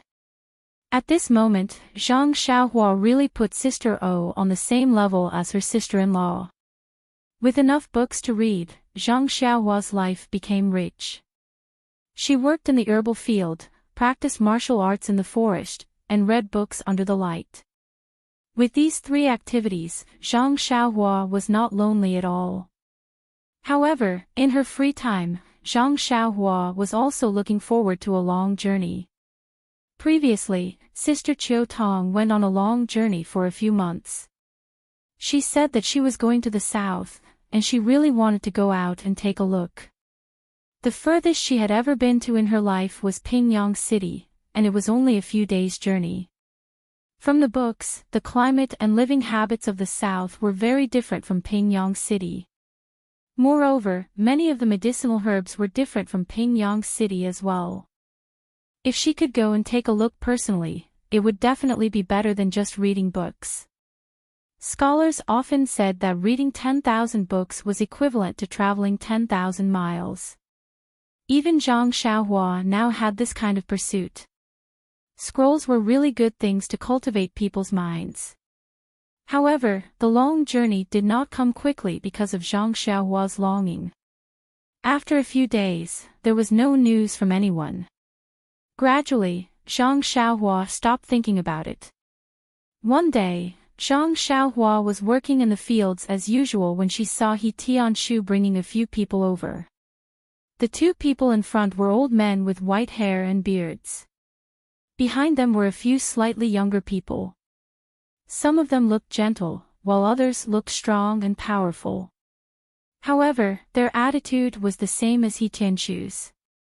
They were all very respectful to the two people. Zhang Xiaohua sighed. She had never seen team leader He like this before. These two people must be the higher-ups of the pharmacy hall. Anyway, she was not from the Misty School and did not need to be so respectful to them. Therefore, Zhang Xiaohua lowered her body and carefully moved the soil and weeded the grass. She carefully looked at each herb and observed their condition. Unfortunately, things did not go as she wished. He Tianshu saw her from afar and did not intend to let her go. He was leading the group of people over. When they got closer, He Tianshu called out, "Zhang Xiaohua, come over here for a while." Zhang Xiaohua looked up helplessly. She picked up the hoe and walked over. Seeing Zhang Xiaohua approaching, He Tianshu said to her, "Zhang Xiaohua, quickly come and greet Hall Master Bai and Elder He from the pharmacy hall." Zhang Xiaohua hurriedly bowed deeply and said, "Greetings, Hall Master Bai, Elder He." He Tianshu smiled obsequiously and said to the purple-faced old man, "Hall Master Bai, this is Zhang Xiaohua that I mentioned to you before. She is very practical and capable. She is also extremely smart and has already read many books about medicinal herbs." The two people did not return the greeting. Only Hall Master Bai waved his hand slightly. Elder He nodded in agreement and did not say anything. He Tianshu still said somewhat tactfully, "Hall Master Bai, you see, Zhang Xiaohua is very eager to learn. There are many books in our pharmacy. Do you think you can lend one or two to her to broaden her horizons? After all, she also works in the medicine field. It is always good to learn more." Before Hall Master Bai could say anything, a middle-aged man next to him spoke up, "He Tianshu, I think you have stayed in Huanxi Mountain Villa for too long and have long forgotten the rules of our Misty School. How can the books in this pharmacy be open to outsiders?" He Tianshu said with a wry smile, "I know this rule, Senior Brother Chang. But isn't this Zhang Xiaohua also a member of Huanxi Mountain Villa? She is not an outsider. Everyone, do you want to vote for the author? Please collect, thank you."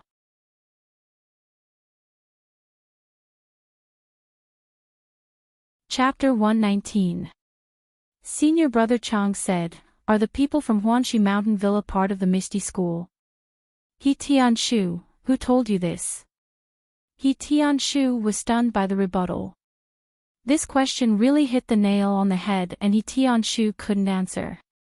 Another younger person said, "Senior Brother He, you don't need to waste your time. Our Misty School is very strict and it comes to accepting disciples. Our aptitude is the first choice. This junior brother isn't talented. Although my aptitude isn't the best among the younger generation, it's still above average. I can't be worse than you, Zhang Xiaohua. I've read the medicine books in our hall since I was young, but I couldn't find a solution from these books. Does Senior Brother He really think he can bring you a miracle?" Then, Senior Brother Chang opened his mouth again and said, "This seed didn't germinate, but we didn't put all the blame on you. At worst, you can stay in Huanxi Mountain Villa next year." After he finished speaking, he chuckled. He Tianshu's face turned purple from the two's words. Zhang Xiaohua stood beside He Tianshu and carefully tugged on his clothes. She whispered, "You don't have to help me borrow books, Captain He. The villa master has already given me some books." When Hall Master Bai heard this, his eyes flashed and then disappeared. After all, in the Misty School's medicine hall, there were many young elites who were better than Zhang Xiaohua. Any one of them was trained from a young age. When it came to theoretical knowledge, they were 100 times better than Zhang Xiaohua. Although he was a little surprised by Ouyuan's attitude towards Zhang Xiaohua, he didn't care too much. Hall Master Bai waved his hand and said, "Don't quarrel. He Tianchu's intentions are good, but he's too anxious for success. We still have to abide by the sect's rules. It's better not to lend these books. Let's go, let's take a look at those medicine fields." After he finished speaking, he walked towards the seemingly barren medicinal field at the side. Elder He followed closely behind, as if he couldn't hear their quarrel at all. Senior apprentice brother Chang and the other junior apprentice brother glanced at He Tianshu proudly and followed him. They didn't even bother to look at Zhang Xiaohua. He Tianshu patted Zhang Xiaohua apologetically and followed closely behind. Zhang Xiaohua didn't care too much. He had seen this kind of look many times and had long been used to it.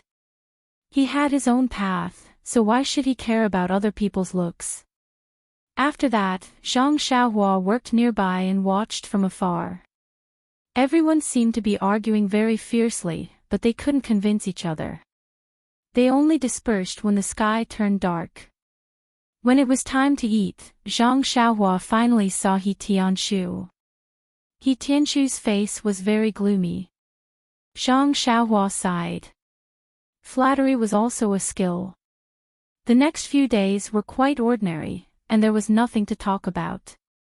That night, Zhang Xiaohua was reading his book as usual. He Tianshu walked in with a tired face and said, "Zhang Xiaohua, hurry and pack your things. You're going out with me tomorrow." Zhang Xiaohua wasn't surprised and said, "Okay, Captain He. Why are you in such a hurry? Why didn't you tell me during the day?" He Tianshu smiled bitterly and said, "I also just got the news. How could I tell you earlier?" After he finished speaking, he turned and prepared to leave. However, he suddenly stopped in his tracks and looked back in surprise. "Why didn't you ask where we were going? You seemed to know beforehand that we were going out." Zhang Xiaohua smiled and said, "I already gave a heads up when I went to borrow books from the village head. I thought we would leave early, but it dragged on for so long that I thought we weren't going." He Tianshu smiled and said, "I see. However, as you said, it won't be easy to go out this time. I heard that our boss didn't agree, but he couldn't win against the village head. After a few arguments, he finally let us go." Zhang Xiaohua frowned and said, "Boss? Who?" He Tianshu said, "It's the leader of our Misty School. He's our village head's biological brother." Zhang Xiaohua suddenly understood. No wonder Huanxi Manor was so close to the Misty School. It should be the case since they were related by blood. Seeing Zhang Xiaohua's expression, He Tianshu said, "There have always been a lot of bloodshed in the pugilistic world." The leader of the Misty School felt sorry for his sister and didn't want her to go far away. Originally, he sent Hall Master Bai from our pharmacy to go, but unfortunately, Hall Master Bai had some grudges with the person the village head was visiting. So, it wasn't only our hall master, but also the people from the pharmacy hall. Since the medicinal herbs were planted in Huanxi Manor, the village head felt that he didn't fulfill his duty and insisted on going. "Also, I want to tell you something." As he spoke, He Tianshu's expression became mysterious. Zhang Xiaohua was stunned and said, "It's not a secret, is it?" "Captain He, if it is, then don't tell me. I'm worried about my life."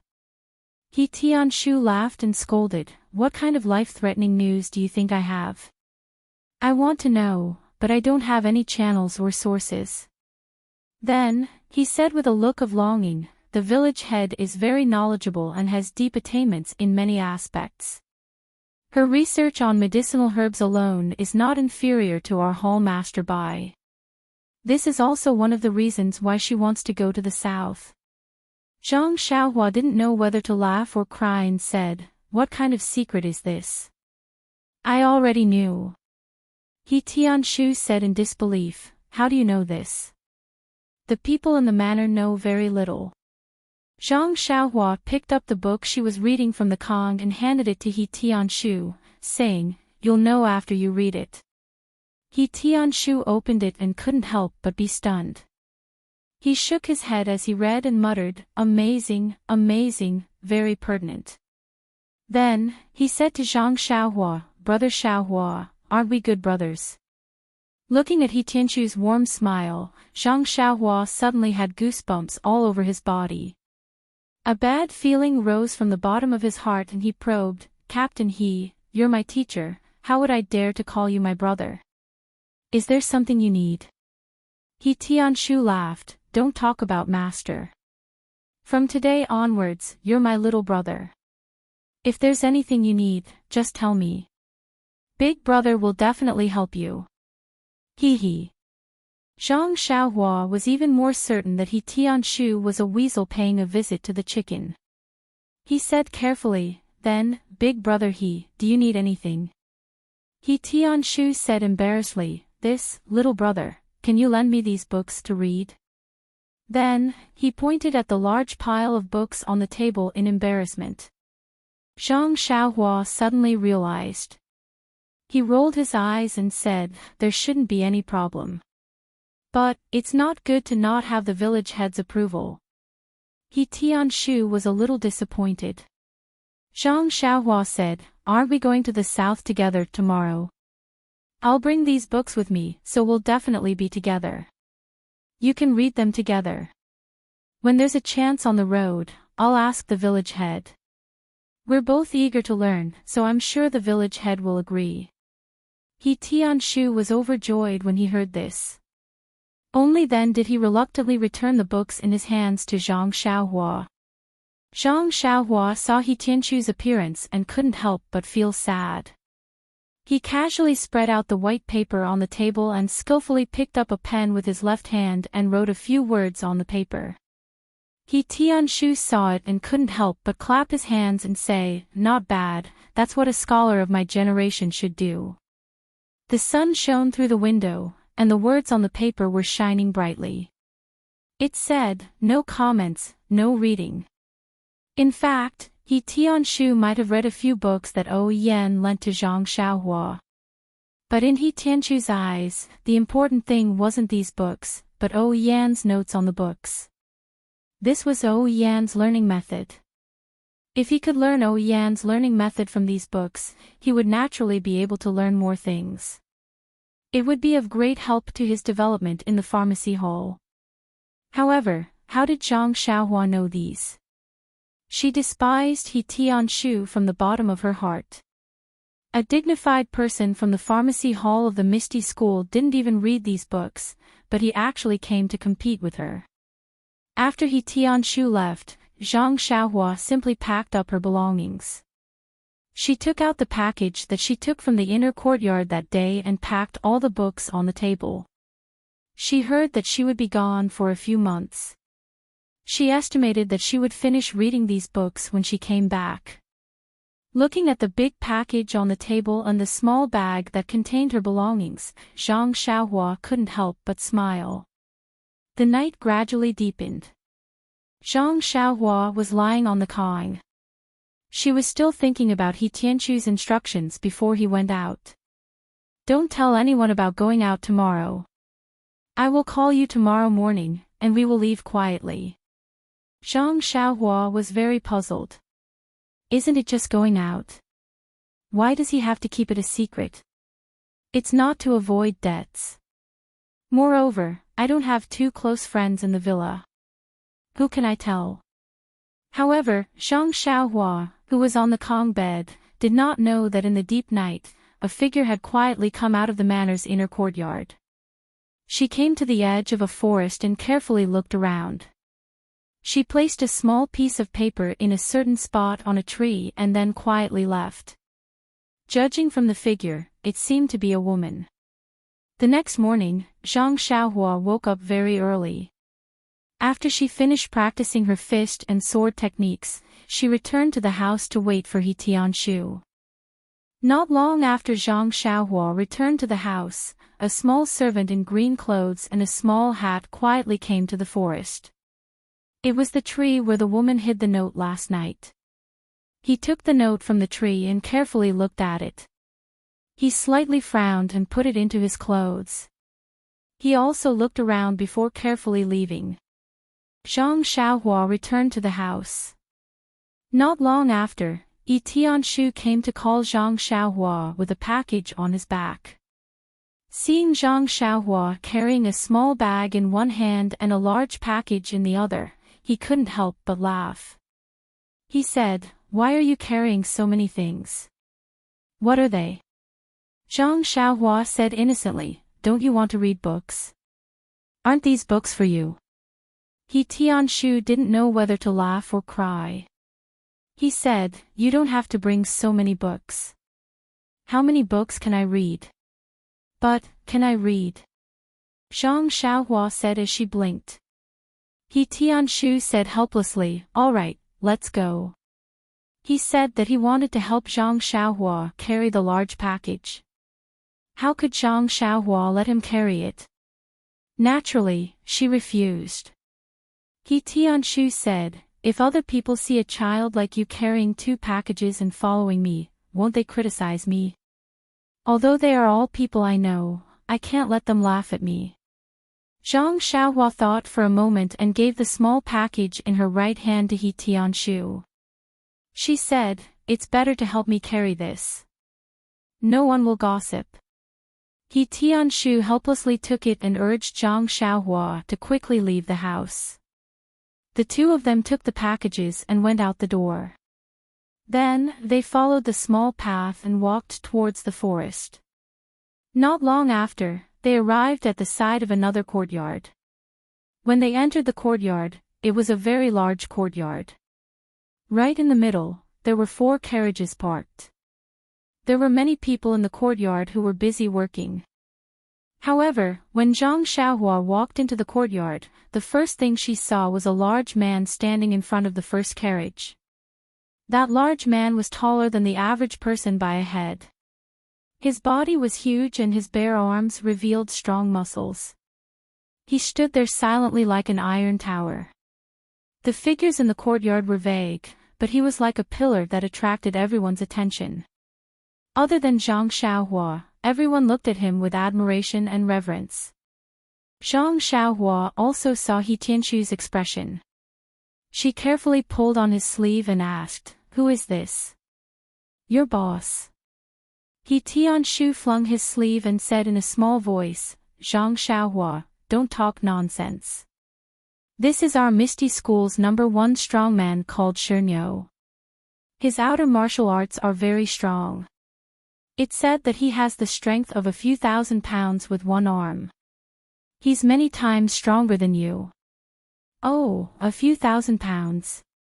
Zhang Xiaohua's eyes lit up. Although she wanted to approach him, she saw that the people around the carriages were far away from him. He Tianshu also didn't go over to greet him, so she didn't dare to approach him. At this time, Chiao Tong came out with some things. When she saw the big package in Zhang Xiaohua's hand, she couldn't help but feel angry and amused. She complained, "Xiaohua, you're not going to travel. Why are you carrying such a big package?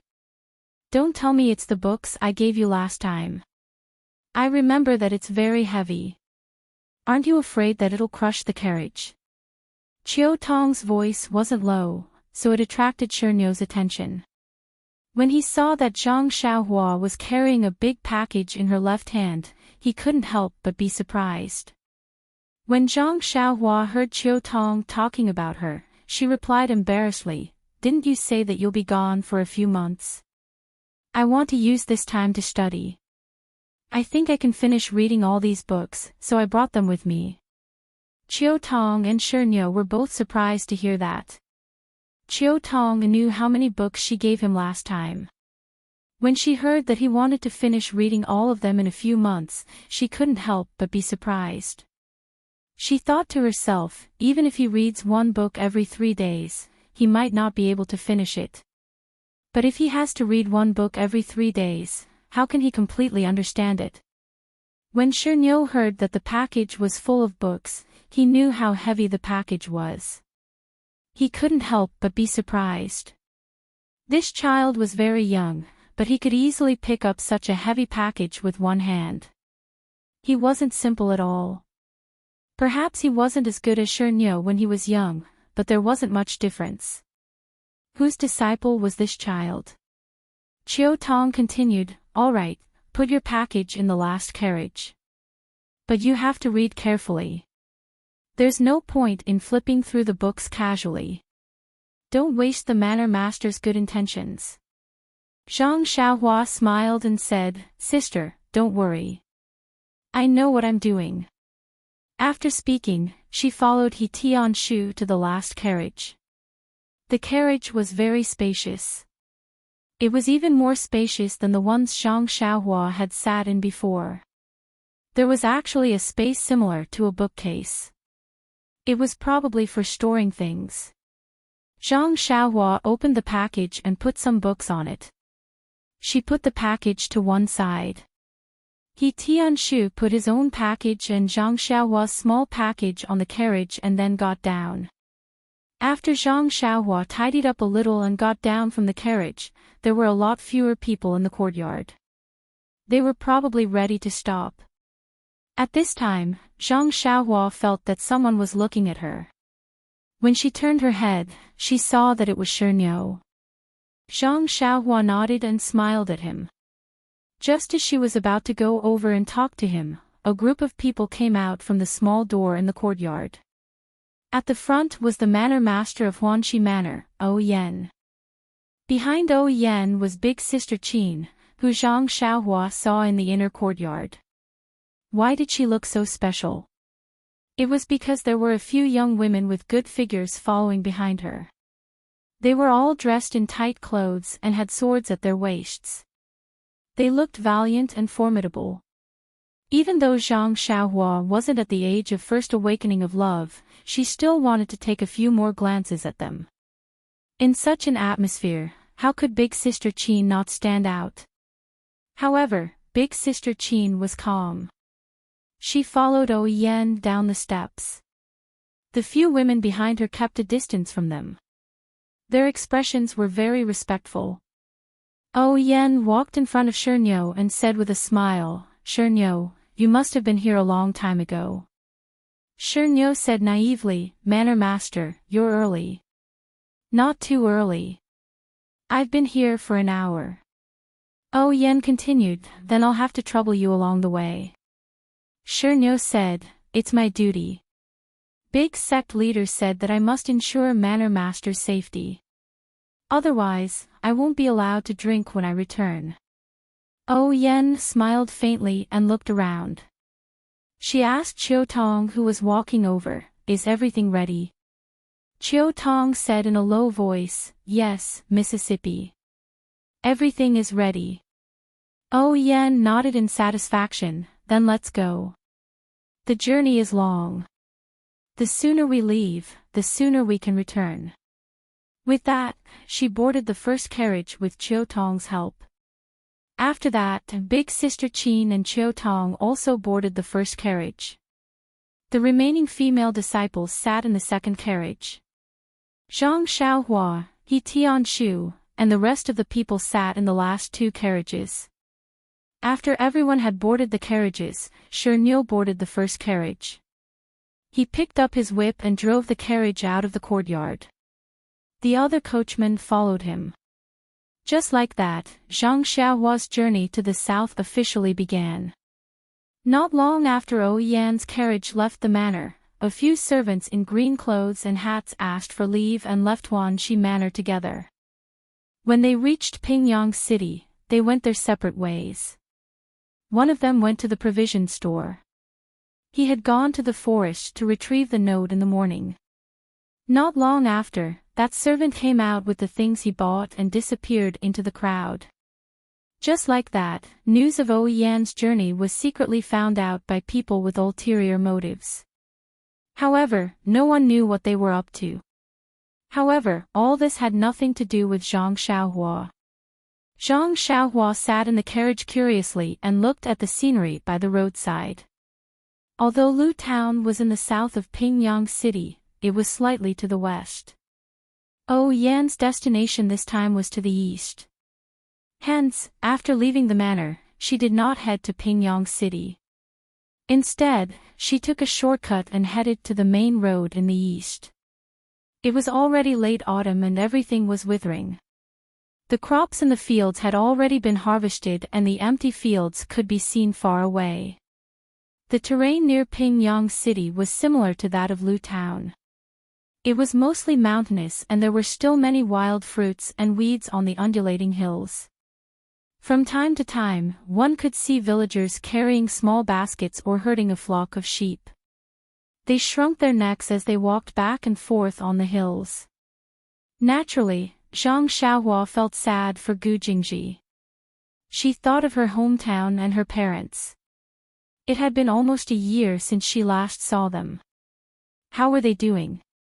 No book reviews, no reading. Ha! Everyone, please do a survey on the author and vote. Please vote.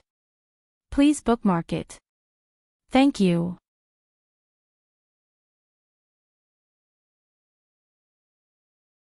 Chapter 120. Shernyo steered the carriage steadily through a short path and soon entered the main road. At this time, there were not many people and carriages on the road. Shernyo drove the carriage even faster. The 3 carriages behind were also chasing after them. However, the driver's skills were quickly shown and the 3 carriages were left far behind. Shernyo did not seem to know and continued to ride at full speed. He was enjoying this long-awaited feeling. Fortunately, the attentive Chiao Tong noticed and stopped him. Shernyo said embarrassedly, "I haven't driven in a long time. It was an accident. I will drive slower next time." Shernyo slowed down and the carriages behind finally caught up. Elder sister Qin frowned and said, "Shernyo, it's right to drive faster. However, you must ensure the safety of the village head. If you do this, won't there be no one to protect the village head?" Shernyo did not like to hear this and said, "If we meet an enemy, how can we rely on the people behind us? Won't we still have to rely on our strength?" Elder sister Qin smiled and said, "I know it's hard to talk to people like you. In this martial world, not only is there strength, there is also intelligence. You have to know that it's easy to dodge a spear in the open but hard to defend against a stab in the dark. It's better to be careful." Shernyo was also somewhat fearful and respectful of elder sister Qin. He did not say anything else but carefully controlled the speed of the carriage so that the carriages behind did not have to spend much effort to catch up. After traveling for a while, they were already far away from Pingyang City. There were fewer people on the road and more carriages. There were also many fields by the roadside and from time to time, villages appeared in their vision. The sun was high up in the sky, shining down on the earth. It was a good day with clear skies.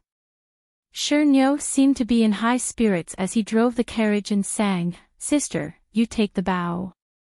I will walk on the shore." Shernyo's voice was as loud as his body and everyone in the 4 carriages could hear him. They could not help but look at him in a different light. They did not expect such a boorish man to be so gentle. A few of the female disciples also showed gentleness in their eyes. However, it was not long before Shernyo's tale was revealed. Shernyo only knew this one song. Along the way, from morning to night, he only sang a few lines. Sigh, even the most delicious food could not withstand eating it every day, let alone a few simple songs. At night, when it was time to find lodging, except for the stone cow, everyone had the thought of foaming at the mouth. For a long journey, the most important thing was to arrange food and lodging. Fortunately, Chiao Tong had taken this route some time ago. Before they left the manor, everyone had already discussed the route, resting, eating, and lodging. They just had to follow the plan. That night, they stayed in an inn in a small town. Although it was an inn, it was much better than the carriage house Zhang Xiaohua used to stay in. Huanxi Villa's people had booked the only small courtyard of the inn, which made the chubby boss of the inn smile so much that his eyes narrowed into slits. He was busy in front and behind of people, for fear that he would offend the rare distinguished guests. Unfortunately, when the people from the villa entered the small courtyard, 2 disciples guarded the courtyard door, preventing others from entering or leaving. Even the boss of the inn was stopped outside the door. Everyone's food was bought from the town, which made the boss, who was guarding the door, feel a bit of heartache. This was not a small amount of income. However, when he thought about it, the money they gave to stay in the inn was far beyond his expectations. He quickly dismissed the idea of complaining. Although it was already late, the people in the manor were truly capable. Not long after, they brought back a lot of things from town. The chef who followed them started the fire, and not long after, they made 2 or 3 tables of food. Zhang Xiaohua was not a manservant of the manor, but he could not eat with Ou Yan and the others in the main hall like He Tianshu. He could only eat a simple meal with everyone in the small room. After eating, lanterns were lit all over the small courtyard. This courtyard was not small and there were many rooms. Zhang Xiaohua could actually stay in one room with He Tianshu. When Zhang Xiaohua was about to read by the light, He Tianshu called out to her and said, "Zhang Xiaohua, do you want to go out with me?" Zhang Xiaohua was stunned and said, "It's already so late. Why don't you go to bed early? Why go out?" He Tianshu smiled and said, "Of course there is a reason. Do you want to go?" Zhang Xiaohua frowned and suddenly thought of Ma Jing. Could it be that Captain He also had such a hobby? Zhang Xiaohua advised, "Captain He, you've been walking for a whole day. Aren't you tired? It's better to rest early. Also, I heard that those places are not clean. It's better not to go there." He Tianshu was stunned and immediately laughed. He knocked Zhang Xiaohua's head and said, "You little child, you know quite a lot. It's said that scholars are more scheming." Sure enough, the Zhang Xiaohua before learning to read didn't know these things. Zhang Xiaohua covered her head and said with grievance, "So what if I know? It's better than you going there." He Tianshu smiled and said, "What are you thinking? I think it's still early. You should know the principle that fists don't leave your hands and music doesn't leave your mouth. Can you practice your fists today? We can go out and relax." Zhang Xiaohua finally understood He Tianshu's meaning. She was even more embarrassed and said, "It's better not to go. What time is it? I still want to go to bed early." He Tianshu said, "Zhang Xiaohua, you don't know the best time to practice. It's best to practice martial arts during the 8 hours of the meridian period. The meridian period is the time when yin and yang alternate. It's the most suitable time to practice internal energy. Although you don't know how to practice internal energy, it's still very beneficial for you to practice fist techniques. Forget it, are you going or not?" Zhang Xiaohua hesitated and said, "Captain He, I sleep early. I don't think I've made it past the meridian period." "Alright, since I don't have time to practice at noon and at night, I'll go with you." Thus, He Tianshu brought Zhang Xiaohua out. There were a few disciples standing guard outside the small courtyard. He Tianshu told them and then left the small courtyard. Just as they left the small courtyard, they bumped into the chubby inn owner. Seeing someone come out of the small courtyard, the chubby owner greeted them with a smile. When he heard that He Tianshu wanted to find a place with a forest, he was stunned. After thinking for a long time, he pointed out the location and even wanted a waiter to lead them there. He Tianshu naturally didn't want others to follow them.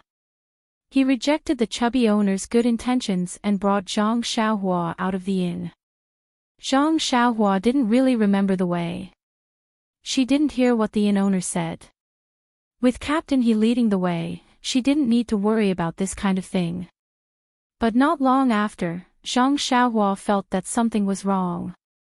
In front of her, He Tianshu would hesitate every time he walked to a street. Zhang Xiaohua suspected that He Tianshu was lost. Sure enough, after walking a few streets, He Tianshu stopped and turned around to ask Zhang Xiaohua, "Are we going the right way?" Zhang Xiaohua rolled her eyes and said, "You're the one leading the way. How would I know if it's right or not? Moreover, I'm born with a poor sense of direction. I can't remember from the medicine field to the entrance of the villa, let alone this unfamiliar place." He Tianshu smiled bitterly and said, "I see. We have to find someone to ask for directions." But it was late at night and there were few people on the road. No one knew where He Tianshu went. It was dark, so where could they find someone to ask? He Tianshu looked around and pointed to a small lantern in front of them and said, "Let's go. We'll take a look there and find someone to ask. If it doesn't work, then we'll go back to the inn." Zhang Xiaohua naturally didn't have any objections and followed He Tianshu to the lantern. When they walked to the light, they found that it was actually a small weapon store. It was so late yet it wasn't closed. He Tianshu also felt strange. He Tianshu walked into the store. Although it wasn't completely dark inside, there was only one oil lamp. He couldn't see clearly, but as soon as he walked into the store, he could smell the smell of alcohol. When he looked again, he saw a person dressed as a blacksmith sleeping soundly on the table. The two suddenly realized that it wasn't that the owner was diligent, but that he went to bed too early and forgot to close the door. There were a lot of swords and knives in the store. They must have been made by this blacksmith. He Tianshu didn't rush to wake up the owner. He picked up a steel knife and looked at it with interest. In fact, there was nothing strange about it. It was like a scholar who would go to a bookstore on the street to take a look. But whether they would buy books or not, it was inevitable that they would find a few books to flip through. It was the same for people who practiced martial arts. When they entered a weapon store, they couldn't not take a few weapons to appreciate. This wasn't pretending to be cultured. It must be the same for people who were gay. However, when he looked at the steel knife in his hand, He Tianshu's casual expression changed a lot. He didn't expect that the small store he casually walked into would have such good quality weapons. Immediately, He Tianshu began to choose seriously. He wanted to look carefully to see if there was anything better. Zhang Xiaohua was not interested in these. However, the street was very deserted. The store was better. There were snoring sounds and people's shadows. He also walked around casually. He Tianshu was a swordsman. Of course, he chose a steel sword. He picked from one end of the shelf to the other end, but he didn't find anything better. When it came to the quality of the sword, there was nothing to say. It was very good. However, compared to the sword He Tianshu used, it was still a little worse. It was difficult for him to have the idea of paying for it. When he reached the end, he saw a dagger-like object at the bottom of the shelf. It was so dark that he couldn't see it clearly, so he bent down and picked it up. The dagger was cold to the touch and was quite heavy. When He Tianshu held it in front of his eyes, he saw that it wasn't an ordinary dagger. Instead of saying that it was a dagger, it was better to say that it was a small sword. Ordinary daggers had a wooden handle and a sharp blade in front, but this dagger looked the same as a sword. The hilt and the blade were one piece. They were both made of a kind of metal. However, the ratio of the blade and the hilt was not coordinated. The hilt was smaller than a common sword, but the blade was much smaller than a common sword. He Tianshu carefully touched the blade with his hand. It seemed that there was no edge. He couldn't help but frown. What is this? A child's toy? He raised his head and was about to wake the shopkeeper up when he saw Zhang Xiaohua walking around in boredom. Zhang Xiaohua turned around and looked at the sword hilt in his hand, which was one size smaller. He called out, "Zhang Xiaohua, come over here. I have something good for you." Zhang Xiaohua responded and came over. She looked at the thing that He Tianshu handed over and asked curiously, "Captain He, what is this? It looks like a toy sword. But it's much bigger than the one I played with when I was young." He Tianshu smiled and said, "It's probably something that the blacksmith made for fun. Take a look. If you like it, I'll buy it for you to play with." Zhang Xiaohua didn't take it and said, "I'm not a child. If you want to buy it, buy me a real sword." He Tianshu said, "You didn't learn any sword skills. Why buy a sword? Moreover..." He suddenly stopped.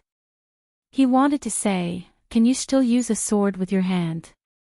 But when he thought that this would hurt Zhang Xiaohua's heart, he quickly shut his mouth. Zhang Xiaohua didn't understand and asked, "Moreover, what's wrong?" He Tianshu quickly covered it up and said, "Moreover, I don't know how expensive this sword is. I'll think about it."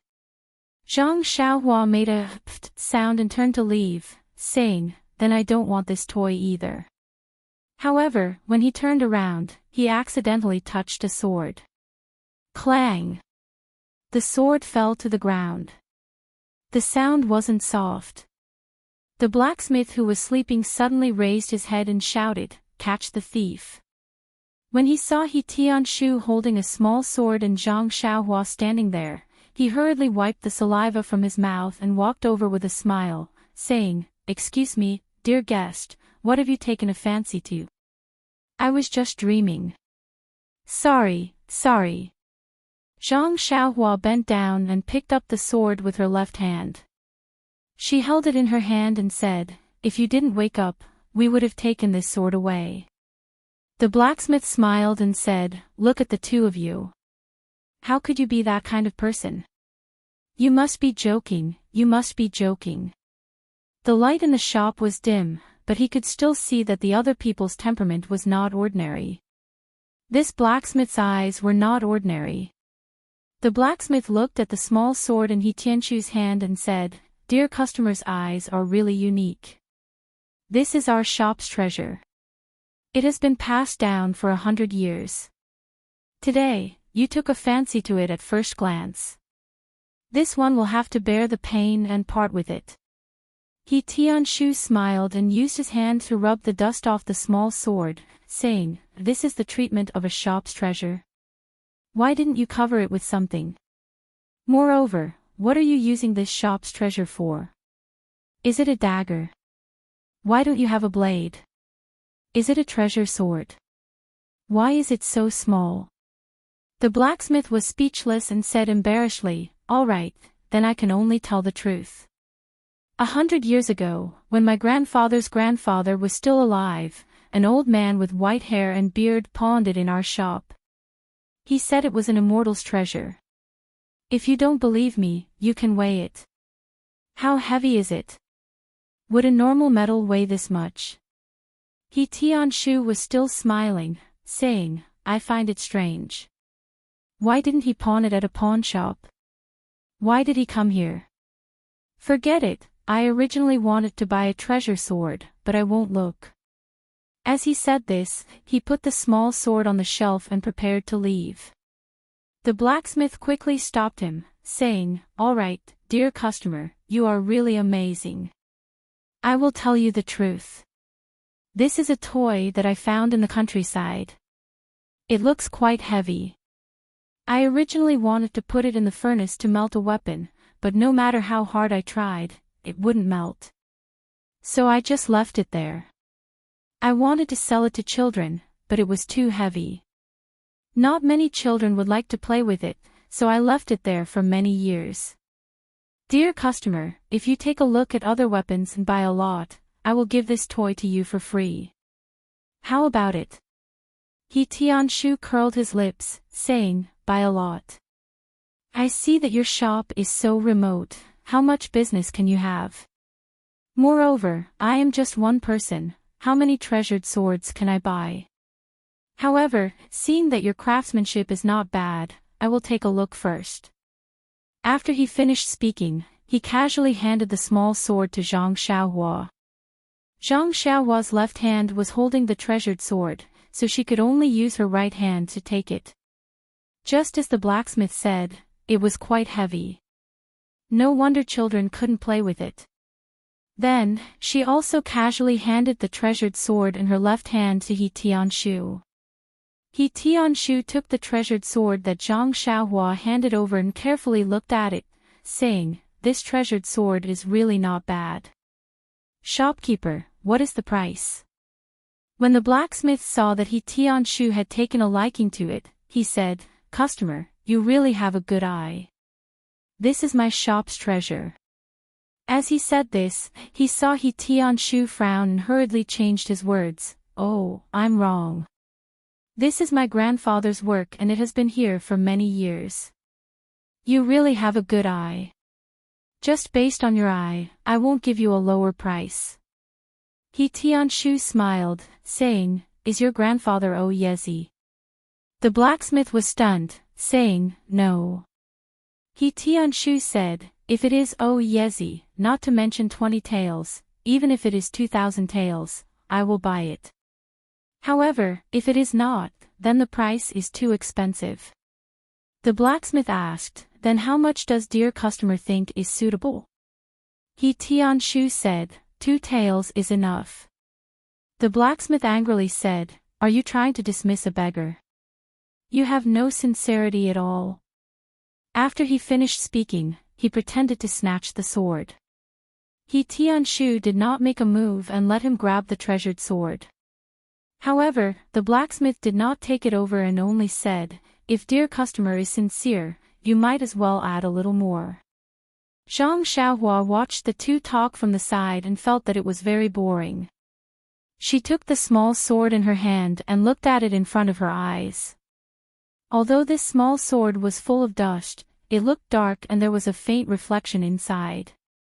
Zhang Xiaohua felt that it was very strange and used her left hand to brush off the dust on the small sword.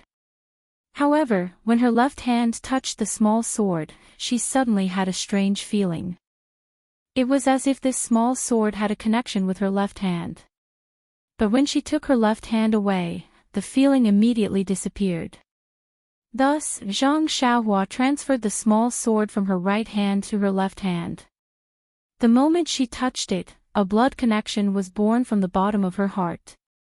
It was as if this small sword was her left hand, or it could be said that a small sword grew out of her left hand. It was very strange. When Zhang Xiaohua used her right hand to brush off the dust on the sword and looked carefully, she did not find anything. It was just that the dark metal did not reflect any light. Occasionally, she could see a trace of light from the small sword's body. She did not know if it was because she saw it under the light. However, no matter what this small sword was, whether it was a toy or a dagger, Zhang Xiaohua decided that she must have it. At this time, the blacksmith and He Tianshu's confrontation had basically ended. He Tianshu said, "How about this, let's not talk anymore. Let's each take a step back. 7 taels of silver."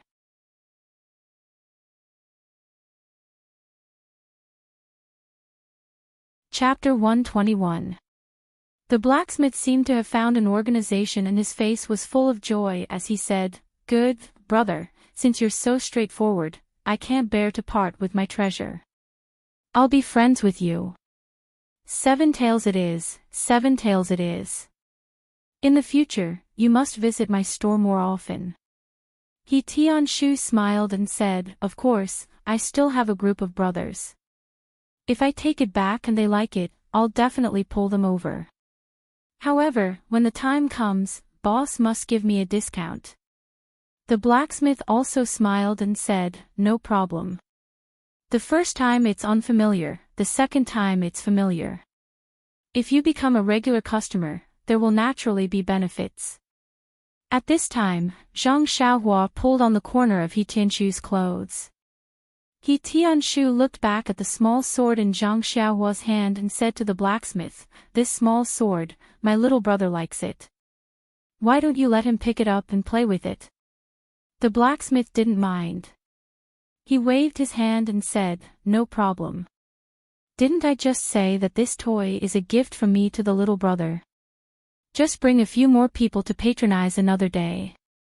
Everyone was happy. He Tianshu paid the money and asked for the way back to the inn.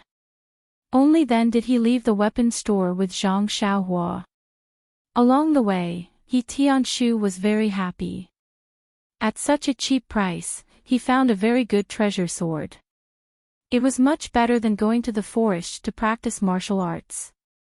It seemed that in the future, it would be better to come out more often. Zhang Xiaohua was also very happy.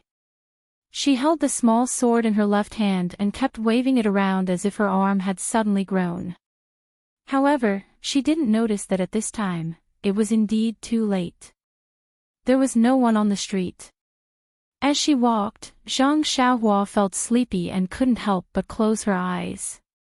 She softly laid on the ground and tightly held the small sword in her hand. He Tianshu was even more amused. Along the way, he lovingly looked at his treasure sword. After walking for a while, he found that Zhang Xiaohua's footsteps were gone. When he looked back, he couldn't find her figure. He Tianshu couldn't help but feel anxious. Cold sweat broke out on his forehead. Where did this expert come from? He didn't even notice it. Could it be one of the top experts in Jianghu? When He Tianshu arrived with his sword in hand, he saw Zhang Xiaohua lying motionless on the ground from afar. He became even more nervous and cautious. Seeing that there was no movement in the surroundings, he took a few steps forward and felt a little bitter. This child was fine just a moment ago, but in the blink of an eye, he had fallen into such a state. How was he going to explain this to his brother? When he arrived in front of him, he carefully examined him, but did not find any injuries on his body. He could not help but think, could this be the legendary acupoint strike? Did someone hit his Achilles heel? In the midst of his nervousness, a very familiar sound suddenly came from Zhang Xiaohua's nose. He Tianshu didn't know whether to laugh or cry. He had been worried for half a day in vain. It turned out that this fellow had fallen asleep. But when He Tianshu went forward and kicked Zhang Xiaohua a few times, He Tianshu was worried. He couldn't even kick him awake. Could it be that he had to carry him back? The next morning, the sun rose from the horizon. As usual, Zhang Xiaohua opened her eyes and blankly looked at the unfamiliar surroundings. Only then did she remember that she was not in the familiar little house. Then she realized that her left hand was still firmly holding onto something. When she picked it up, it turned out to be a toy sword. Only then did she remember the situation last night, but she didn't know how she came back. How strange. Looking at He Tianshu, who was still sleeping on the Kong bed, Zhang Xiaohua quietly got off the bed, still holding the little sword in her hand. When she walked out of the house, the sky was already bright. But it was still early, so no one had gotten up. Only two misty school disciples were standing in a hidden corner, loyally guarding their duty. When they saw Zhang Xiaohua leave the house, they ignored her and continued to vigilantly observe their surroundings. Zhang Xiaohua walked to the middle of the yard and carefully looked at the little sword in her hand. Last night, the lights in the shop were dim, so she didn't get a good look. Now that she looked at it, she realized that it was originally just a toy. The sword was not long, about 4 to 5 inches long and 2 fingers wide. The hilt was also very small, just right for Zhang Xiaohua's small hand to hold. The whole body of the little sword was black, as if it was made of a kind of metal. It was cold to the touch and didn't warm up because of holding it for a long time. The dark body of the sword couldn't be seen, but Zhang Xiaohua clearly felt that there seemed to be blood in the sword. The blade of the sword wasn't opened, so it felt blunt to the touch. If it wasn't for the fact that it was very heavy, Zhang Xiaohua would really think that it was a toy for children. Zhang Xiaohua's left hand was very strong, so the weight of the little sword was negligible. He casually held the little sword and waved it left and right. He felt very comfortable and happy in his heart. He couldn't help but think that if he used this little sword as a treasure sword to practice swordsmanship, wouldn't it be better than holding a tree branch every day? Thinking of sword moves, Zhang Xiaohua's hand couldn't help but feel a little itchy. He practiced swordsmanship yesterday morning and didn't practice it in the afternoon and at night. Now that he got a toy as strong as a tree branch, of course, he wanted to show off his skills. In fact, the yard was quite spacious. It was okay to practice boxing and swordsmanship, but how could Zhang Xiaohua let others see his boxing skills behind closed doors? Therefore, he still left the small yard. The inn was located at the end of a street, next to a small river and a small bridge. Zhang Xiaohua walked to the river and looked along the river. Just behind the inn was a pond. Opposite the pond was just like Zhang Xiaohua's home in the Guizhuang house. There was a small bamboo forest. Zhang Xiaohua's eyes lit up and he walked towards the bamboo forest. Sure enough, as Zhang Xiaohua thought, there was an empty space in the bamboo forest. Moreover, there was no one here. Zhang Xiaohua got into a fighting stance and practiced the Big Dipper magical fist 9 times. He let the thicker and thicker flow throughout his body before he stopped. Following that, Zhang Xiaohua carefully looked around to make sure there was no one around. Only then did he use the small sword and perform the 16 sword moves. He didn't know if it was because he changed the tree branch or because he was in a good mood, but these few sword moves were very smooth. The nameless warm flow happily flowed from his shoulder to Zhang Xiaohua's left hand. In the past, the warm flow would disappear when it reached his left hand, but it didn't disappear now. All of it flowed into the small sword in Zhang Xiaohua's hand. That small sword, under Zhang Xiaohua's brandishing, actually gradually emitted a black light, but it was very thin and not noticeable. At the end of Zhang Xiaohua's practice, the sword moves were very exciting. Just like that night at the mountain villa, he changed the moves and stabbed towards the bamboo that was as thick as a small bowl in front of him. In fact, Zhang Xiaohua thought that he could use the tree branch to pierce a small hole in the big tree. Although the bamboo was hollow, its surface was much harder than the big tree. Even if he changed the tree branch, with the small sword stick-like tip, he would only be able to pierce a small hole in the bamboo. However, the result was greatly out of Zhang Xiaohua's expectations. When the blunt tip of the sword pierced the hard bamboo, the bamboo's outer shell was like paper. The small sword pierced through the bamboo without any hindrance and came out from the other side. Zhang Xiaohua was shocked. He quickly withdrew the small sword and looked at the bamboo in disbelief. However, the hole in the bamboo was still there, so he couldn't doubt it. Thus, he went up again and carefully touched the bamboo until he confirmed that there was nothing wrong with the bamboo and that it was very hard. Only then did he look at his left hand and the small sword in it. Since when did he become so powerful? Elder Yu used a long sword to pierce through a big tree was very powerful, but he could actually use this stick-like small sword to pierce through the hard bamboo. Although it was not as good as Elder Yu's, it was far, far better than others. Zhang Xiaohua didn't dare to think about this. After all, he had never seen others practice the sword and didn't know the power of other swords. At least, he knew that he had far exceeded his expectations. At this time, there was already a commotion by the bamboo forest. Zhang Xiaohua quickly came out of the bamboo forest.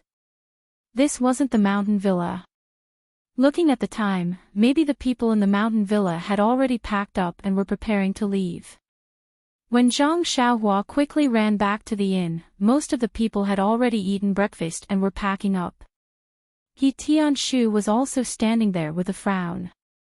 When he saw Zhang Xiaohua come in, his frown loosened and he asked with some anger, Zhang Xiaohua, where did you run off to so early in the morning? Why did you let everyone wait for you? Zhang Xiaohua quickly apologized and said, Captain He, didn't you say yesterday that you can't leave your mouth and your fists?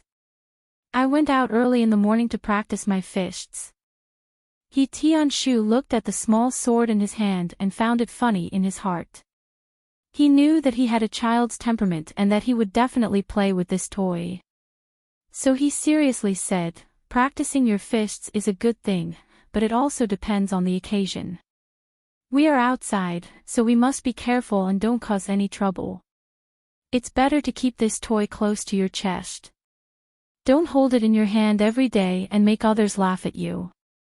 Alright, let's go eat. The village head has already finished eating and is preparing to leave. Zhang Xiaohua put the small sword into his chest and hurriedly ate his breakfast. He simply packed up his things and boarded the carriage.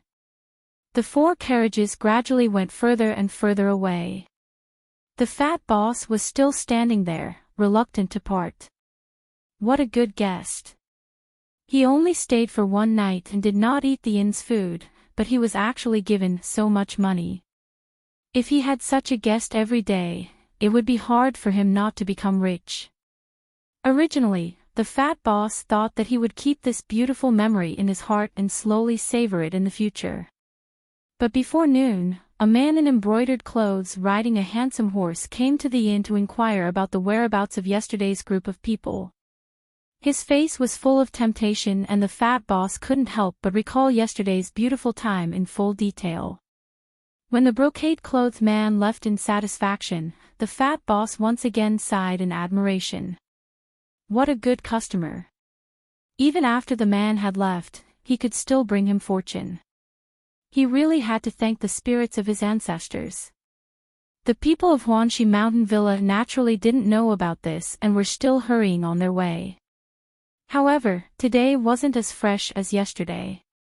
Even Zhang Xiaohua, who didn't go out much, didn't really enjoy the scenery outside.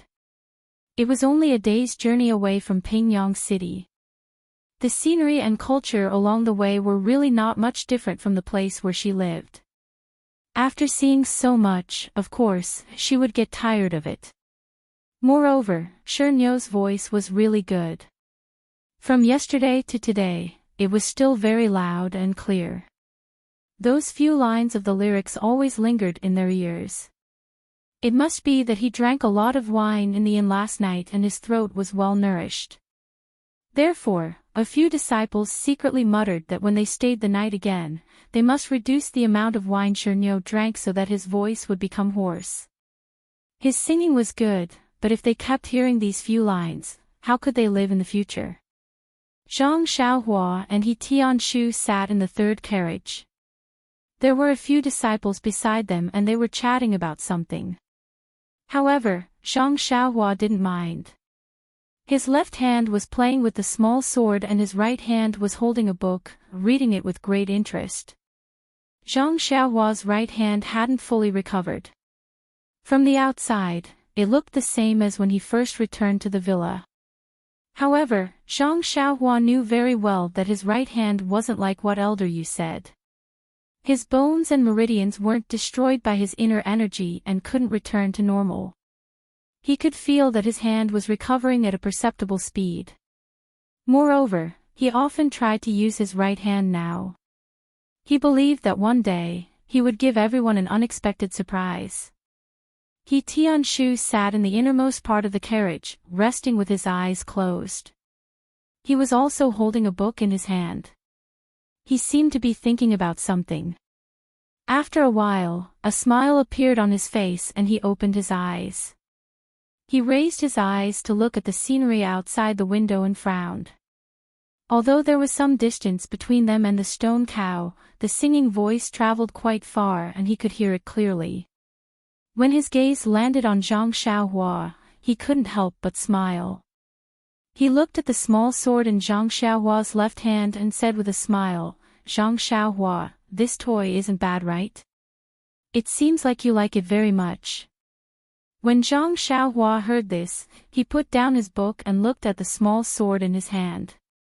He said sincerely, "Yes, Captain He. I really like this small sword. Thank you for giving it to me." He Tianshu waved his hand and said, "Actually, I didn't spend a single silver. It's just a gift. I don't need it so naturally, I'm giving it to you to play with. Luckily, this toy doesn't have a blade, so I'm not afraid of hurting you." Zhang Xiaohua said, "Didn't you still buy a treasured sword? I see that you already have one in your hand. Why do you still want to buy another one?" He Tianshu smiled and said, "My original sword isn't some famous weapon. It's just a low-value and consumable item. I have to change it every once in a while. I saw that the steel sword in the shop is pretty good. It's worth at least 15 taels of silver in Pingyang City. I bought it for 7 taels of silver. Of course, it's worth it. Moreover, the owner of the shop even gave me a buy one get one free. Although it's a toy, it still makes me very happy. So you don't have to specially thank me." What he didn't know was that in the small town far away, the blacksmith arrogantly came to the pork shop. He generously threw a few silver taels to the butcher and called out, "Lao Lu, I'll return you the money from a few days ago. Also, give me some offal. Hurry up, I still have to go to the wine shop to buy some wine." The butcher said in surprise, "Old Tai, why are you so generous today? Did you open a shop?" The blacksmith said proudly, "Yesterday, a big head came out of nowhere and actually bought a steel sword for 7 taels of silver. Don't you think I'm lucky?" The butcher smacked his tongue and said, "What a spendthrift. Usually, no one would buy your steel sword for 2 or 3 taels of silver. You actually managed to get such a good price." As he said that, he didn't delay and quickly prepared food for the blacksmith. Then, the blacksmith seemed to have thought of something and said, "Oh right, the toy that your mistress picked up on the mountain 2 years ago. Yesterday, I gave it to that person. I told you that if you could sell it, I would give you money. However, I gave you a buy one get one free deal. Let's just take it as 5 copper coins." The butcher said unhappily, "That customer must have bought your steel sword at such a high price because you gave it to him. How can he just give me 5 copper coins to dismiss me?" The blacksmith angrily said, "The toy that your mistress picked up was left in my shop for 3 years and no one paid attention to it. If you don't want these 5 copper coins, I will chase after that customer and get it back." The butcher smiled apologetically and said, "Then 5 copper coins is too little. No matter what, you have to add a little more." The blacksmith laughed and scolded, "I knew that you had such thoughts. I'll give you 15 copper coins. It can be considered as not letting your mistress down." After saying that, he took out a handful of copper coins from his bosom and placed them on the meat table. The butcher used lightning speed to put away the copper coins and said with a smile, "Since it was all picked up, this money is also free. When your mistress picks up something again, she will let you sell it." The blacksmith repeatedly waved his hand and said, "Don't, let's go to a pawn shop. That toy has been in my shop for 3 years. I don't want to get involved in this kind of business. Hurry up and get me into the water. I still have wine to sell. Today's weather is good. It's a good day to get drunk." The blacksmith took the meat and hurriedly left. The butcher also carried on with his business. As for Zhang Xiaohua, she did not know that the small sword that she loved so much was only worth 15 copper coins. Zhang Xiaohua was still very grateful to He Tianshu and said, "Captain He, I won't say any more words of thanks. If there is anything in the future, just let me know." He Tianshu smiled and raised the book in his hand and slightly waved it. Zhang Xiaohua understood and also laughed and did not say anything more. After a while, He Tianshu said, "Zhang Xiaohua, why did you sleep on the street last night?" Zhang Xiaohua said in surprise, "Really? Captain He, I have always wanted to ask you. When I woke up in the morning, I only remembered what happened in the weapon shop. I don't know anything after that. So it was me who slept on the street. He Tianshu smiled and said, "That's right. You were walking behind me and I suddenly lost sight of you. I was scared. When I turned around to look, I found you lying on the ground and actually sleeping." "You don't know." Zhang Xiaohua said embarrassedly, "I really don't know. Captain He, my brother said that when I sleep, you can't wake me up. He didn't say that I would suddenly fall asleep. Also, I have never gone out so late." He Tianshu frowned and said, "This is a problem. I don't know if you fall asleep at midnight every day. Otherwise, it will be troublesome." Zhang Xiaohua asked curiously, "How troublesome?" He Tianshu explained, "Midnight is the time when yin and yang are alternating. Many inner strength cultivation methods require you to cultivate at midnight. If you are like this, how can you cultivate these inner strength cultivation methods?" Zhang Xiaohua said somewhat anxiously, Then what do I do?" He Tianshu smiled and said, "There is no need to be so anxious. There are many inner strength cultivation methods that do not require you to cultivate at that time. We'll talk about it again when you find the opportunity to cultivate your inner force." Zhang Xiaohua thought about it and did not ask any more.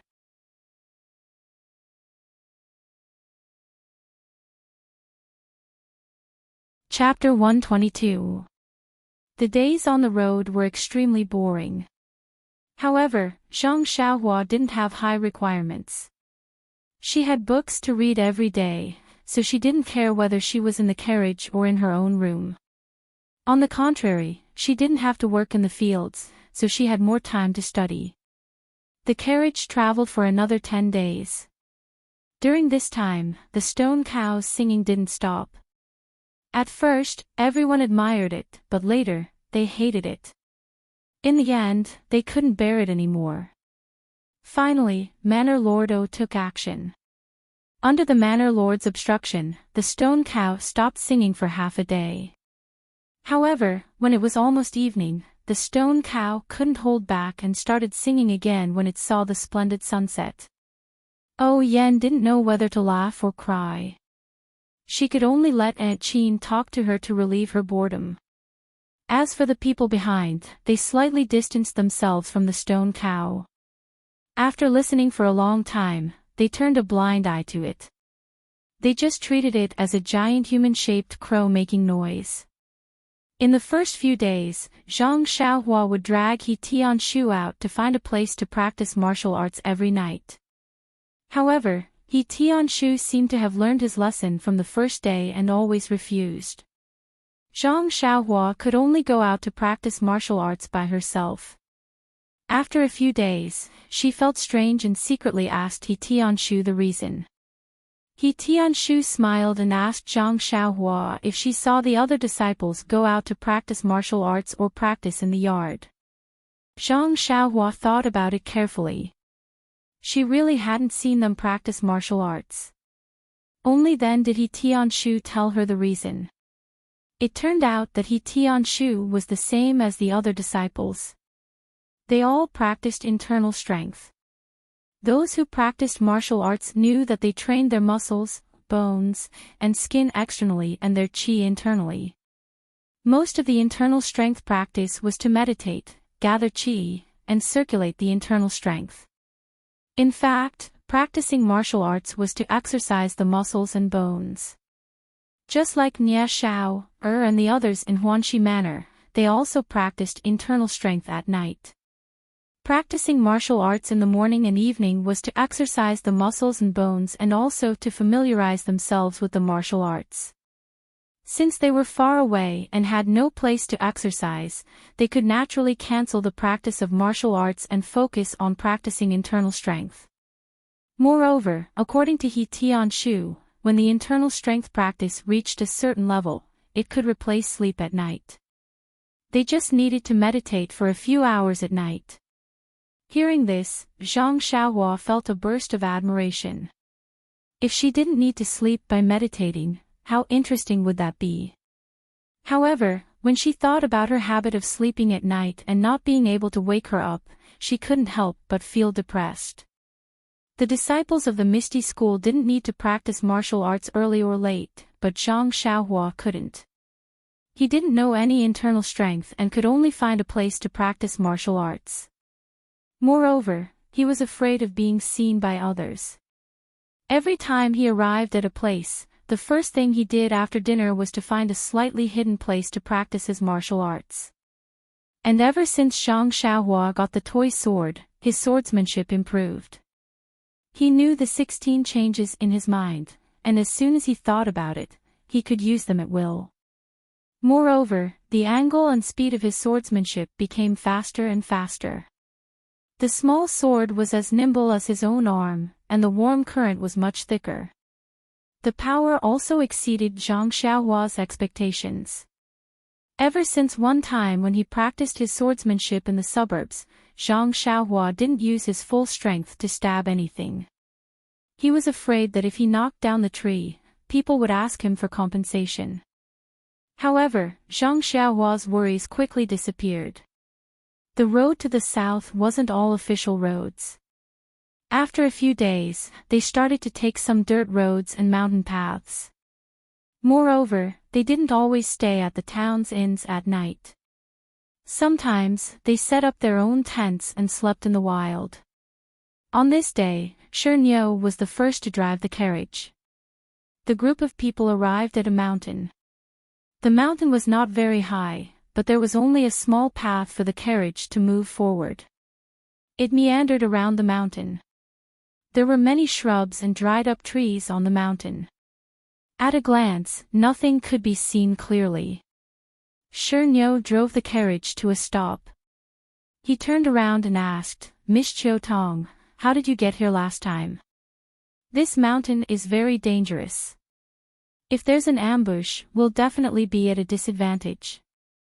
Chiotong looked at the mountain and frowned. "Last time, we passed through the mountain. There wasn't any danger. It seems that there's a path from the foot of the mountain. However, it's a long detour. I asked the guide before, and he said that it would take an extra day. Last time, I was in a hurry, so I didn't take the detour." Aunt Chin thought for a moment, then said, "This time, the village lord is in the carriage. It's better not to take any risks. Look at the mountain. If there's a big rock falling down, no matter how high your martial arts are, it's useless. It's better to take a detour." Oh Yen didn't quite agree. She felt that it wasn't worth it to take a detour for safety. However, Aunt Chin said, "It's only an extra day's journey. It's not a matter of days to reach Rejuvenation Valley. Also, your seed won't germinate in winter. Why should we take a risk for an insignificant day?" Everyone in the carriage agreed.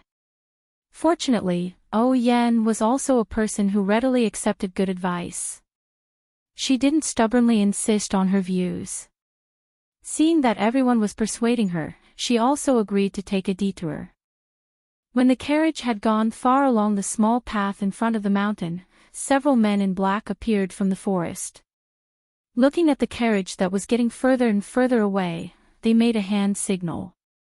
Then, they all used their qinggong and leaped up the mountain. The people in the carriage didn't know that they had avoided a disaster because of their caution.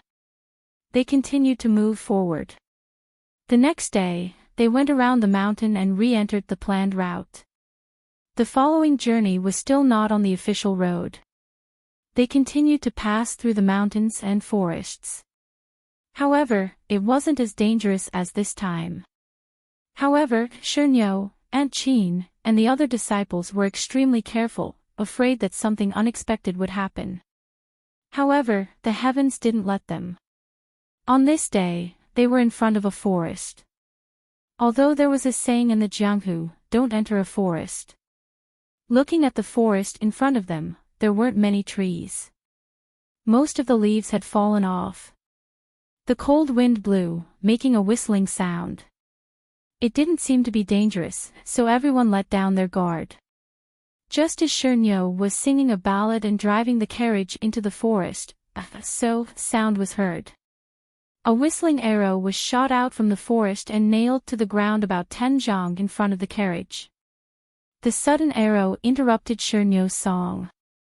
He immediately sucked in a breath of cold air. With its "yu" sound, he forcefully pulled on the horse's reins and stopped the carriage.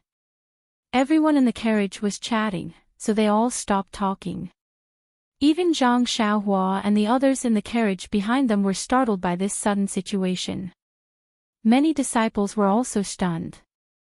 They immediately took out their weapons and jumped out of the carriage, preparing to fight. Just as everyone was feeling nervous, a man came out of the forest on a horse. He was tall and was dressed very simply. He held a spear in his hand. The horse he sat on was not very handsome. It was only moving forward slowly with a dee-da-dee-dee sound. When he got closer, everyone could see clearly that the man had a square face. His face was thin, but his eyes were very lively. His eyes were staring at the 4 carriages that were spinning around. When he reached the whistling arrow, he stopped and held the spear with both hands. Everyone was shocked and thought, could it be that this person came to challenge us alone? They couldn't help but tighten their grip on their weapons. However, after a while, they still didn't see that person urging his horse. Just as they were puzzled, they heard that person shout. His voice was even louder than Shernyo's. He shouted, "This mountain was opened by me. These trees were planted by me. If you want to pass by, you have to pay the toll." His voice was extremely loud and clear. It was so loud that some birds in the forest flew away. However, the people in the carriages looked at this person and laughed in their hearts. It was as if they were watching a joke. They didn't answer. When that person saw that the other party didn't respond to his shout, and that the driver of the carriage didn't have any expression on his face, he coldly stared at him. He couldn't help but become angry. "What are you looking at? Were you the one who sang just now? What kind of nonsense are you spouting? You are dirtying my ears for no reason at all. Hurry up and hand over the money, and I'll let you pass. Otherwise..." At this point, the spear in his hand swayed in the air threateningly. The stone ox wanted to see what kind of skills this robber had, but when he heard him say that his singing was bad, it was simply exposing his reverse scale. The stone ox was furious. He jumped down from the carriage and walked toward the robber with his bare hands. The robber saw the coachman jump down from the carriage and walk toward him. He was stunned. When the stone ox got closer, he raised his spear and pulled the reins of his horse. Everyone in Huanxi Manor thought that he was going to drive his horse forward and stab Shernyo with his spear. Although everyone knew that Shernyo's external martial arts were at the peak of perfection, they were still worried for him when he faced a spear with his bare hands. However, that person pulled the reins. He didn't rush forward. Instead, he turned his horse and drove it back. Not only Shernyo, but the crowd was also in an uproar. What was he doing? While everyone was in a daze, that person returned to the forest and disappeared in a flash. Stone Ox frowned. Just as he was about to turn around, he heard the sound of a gong in the forest. 4 large horses rushed out from the forest. Behind the horses were a dozen or so men wielding weapons. They followed the horses as they galloped out. The people on the horses stopped in front of the stone cow. There were 4 people in a row. Other than the weak-looking scholar at the side, the other 3 were burly men. They were dressed in martial attire, and each of them held a sword in their hands. They stood on the horses and did not speak. The scholar urged his horse forward and said, "Where did you come from? You actually have guts. You can still keep calm in front of Nyo. You must also be a martial artist." Shernyo frowned and said, "Why do you care where I come from? If you know what's good for you, quickly get out of the way and let us pass. Otherwise, don't blame us for being impolite." The scholar hadn't laughed yet. The group of strong men who surrounded them first roared with laughter. It seemed that they had never seen such an arrogant robber. The scholar said again, "This brother, I see that you are tall and have an imposing appearance. You must be a martial artist and have some unique skills. But, didn't you see the opponents in front of you? These are the 3 leaders of our families, and there are more than 10 brothers. Even if you have strong martial arts skills and a body made of steel, how many nails can you twist? Why don't you leave the gold and silver early? Everyone will have a face and it will be easier to meet in the future." Shernyo laughed out loud and said, "Your grandpa sure has always been the one to rob other people's masters. It's not other people's turn to be noisy in front of me. If you provoke me, I will directly break into your nest and take your gold and silver." At this time, the man on the horse frowned and said, "Military advisor, why are you being long-winded with him? We will swarm him. Why are we afraid of his martial arts? Let's rob the carriage first. If there is money, we will rob. If there is a woman, we will rob. Isn't it fun?"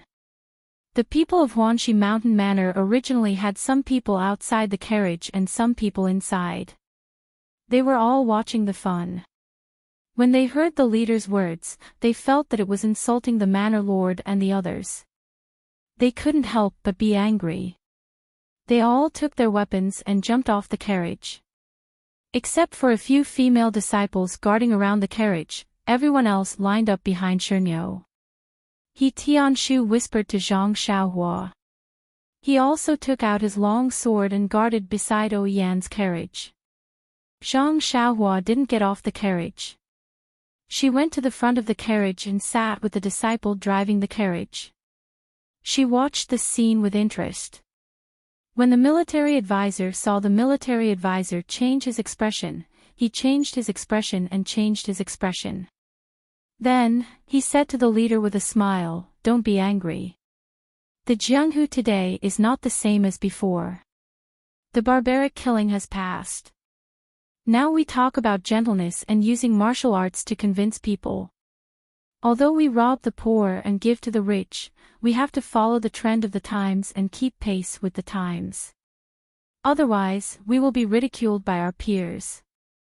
As the ancient people said, it is better to lose 10 taels of silver than to lose an inch of face.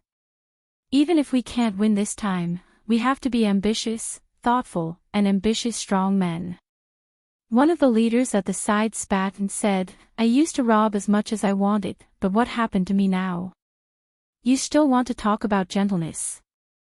Do you want to see others talk to you? You all have weapons. Why don't you do it?" The leader said, "Second brother, don't be impatient. Now we talk about group and scale. If we don't have a reputation, who will come to join us? If we don't do it ourselves, won't we be swallowed by others in the end?" I think what the military advisor said is reasonable. If we can't convince people with martial arts, it's not too late for us to do it. Either way, we will use weapons. It's a different soup but not the same medicine. The strong men's words were not hidden from the people of Huanxi Mountain Villa. Everyone was stunned and didn't know what to do. Were they robbers or preachers? At this time, the military advisor urged the horse forward and shouted to the stone ox, "Brother, as you can see, we are not unscrupulous people, but we have to do the duty of enforcing justice on behalf of heaven. We have to do this.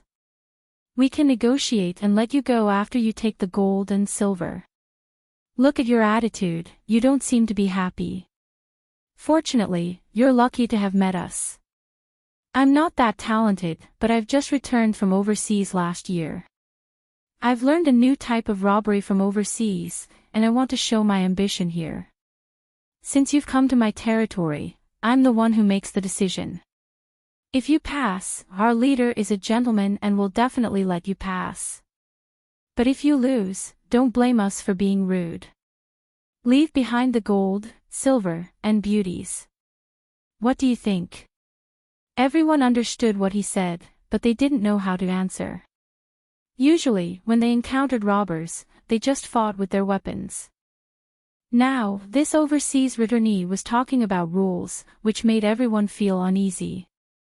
At this time, Yen, who didn't show up in the carriage, stretched out her hand and waved to a female disciple outside the carriage. The disciple looked over and after Yen said a few words, the female disciple walked to the stone ox and whispered in his ear. The stone ox frowned and said to the group of experts, "Fine, my master said to let you come. We'll take you all. Let's see if you're sent out by the government or if you're smuggled out." The military advisor was overjoyed and said, "That's good.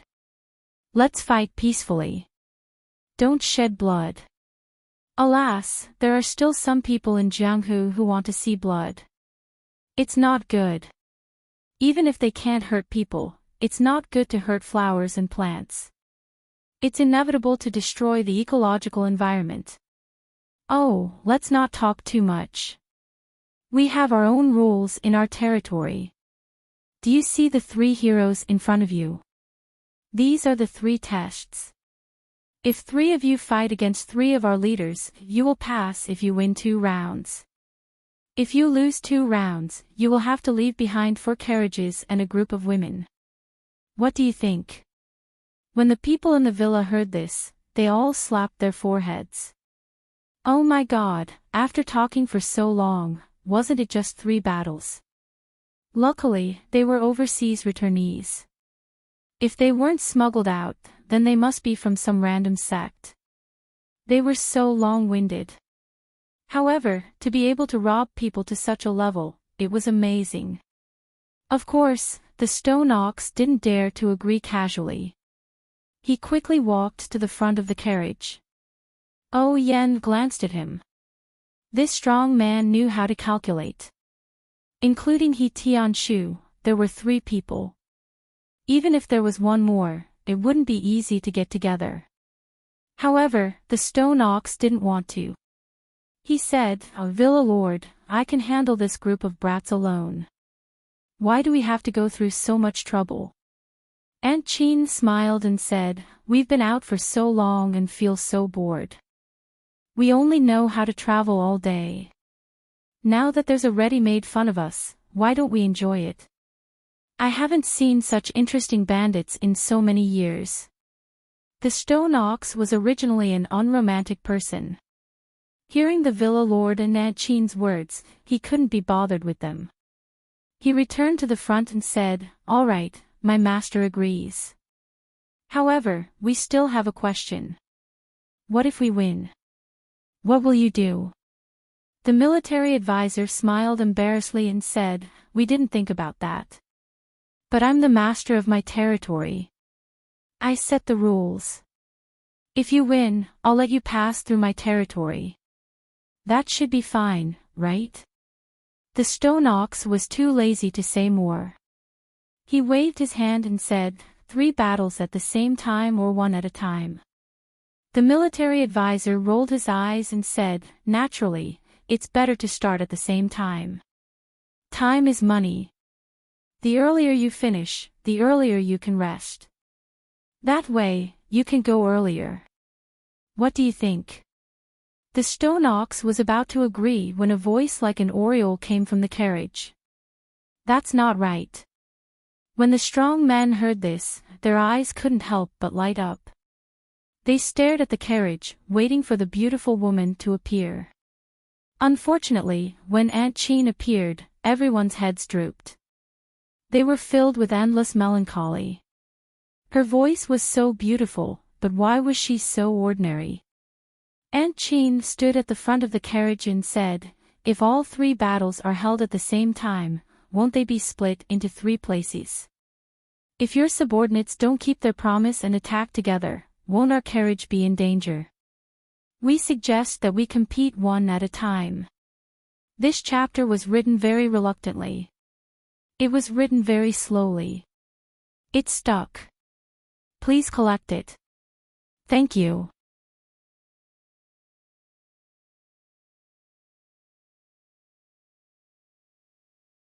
Chapter 123. The strategist didn't seem embarrassed at having his scheme exposed. He only shook his head and said, "Sigh, you really can't talk to a summer bug. Time is so precious and you guys are wasting it. You even look down on our character. You're looking down on the new generation of mountain kings. Forget it, since you came from afar to deliver supplies, we'll just put up with it. We'll listen to you this time." Afterwards, Zhou Ma came to the head commander's side and whispered in his ear for a while. The head commander nodded. Only then did the military advisor speak again. "Since it's decided, who will you send for the first round? Is it this big guy?" The stone ox glared angrily and raised its head to walk forward. However, it was stopped by Aunt Chin. The stone ox walked back to the carriage in confusion. Oh Yen said, "Stone ox, don't be angry. We're just having fun. Is there anyone among the mountain bandits who can beat you and Aunt Chin? However, I'm afraid they'll use tricks. It's better to let He Tianshu go first." The stone ox was startled. He Tianshu. Can he do it? Aunt Chin smiled. Although He Tianshu isn't a high-ranking disciple, he's still a team leader. He's much stronger than the other disciples. He's just right to go. There aren't many in this wilderness who can beat him. Even if he loses, we don't have to worry. Don't we still have you? Let's see if these 3 people are your match. The stone ox didn't have many ideas in this regard. You guys are the ones making the decisions. If you say it's okay, then it's okay. Afterwards, Aunt Chin called He Tianshu to the front of the carriage and also gave him some instructions. He Tianshu was somewhat prepared to let himself go. Among all the people in the manor, he was now ranked 3rd. His little vanity was temporarily satisfied. When He Tianshu came to the front of the formation, he said to the strategist on the horse, "My surname is He. I'm here to ask for advice. Who will dismount?" The strategist looked He Tianshu up and down and smiled. This person in front of us has an imposing appearance. He must be an expert. We'll treat him seriously. Please wait a moment. Then, he cupped his hands to the person beside him and said, "Second leader, please show them your strength." The second leader didn't say anything. He took out his sword and got off the horse. He walked in front of He Tianshu and took up a stance, "Please." He Tianshu saw that they were ready to fight and didn't hold back. He formed a sword sign and thrust it into the opponent's stance. Thus, the 2 of them exchanged moves. Although He Tianshu was very cautious when he attacked, he was actually somewhat contemptuous in his heart. As a disciple of the ethereal sect, he had always been a proud person. Although he was not a core disciple of the sect, he had always been very confident and did not think that this robber would be a match for him. However, after a few moves, he discovered that the man was not as weak as he had imagined. The man's attack and defense were good, and he was able to fight with ease. He Tianshu could not help but immediately restrain his thoughts and treat the man seriously. His sword moves were shwa shwa, one move after another, and he attacked the second head non-stop. When the second head saw the changes in He Tianshu's moves, he also revealed a smile at the corner of his mouth. He actually used offense as defense, and He Tianshu did not have the slightest advantage. The people of Huanxi Manor were in the same mood as He Tianshu at first. But when they saw that He Tianshu didn't gain the upper hand, they were shocked. When they carefully looked at the man's sword skills, they were even more surprised. Oh Yen frowned and said to Aunt Chin, "Aunt Chin, when did such an expert appear in the wilderness? Could it be that in a few days, the martial arts in Jianghu have improved so much? Our Misty School's disciples can't even take down a robber. Did the sun rise from the west?" Aunt Chin was also confused and said, "Manor Lord is wise. It's really like this. Looking at the situation, this man isn't any weaker than He Tianshu. How can someone with such skills become a bandit?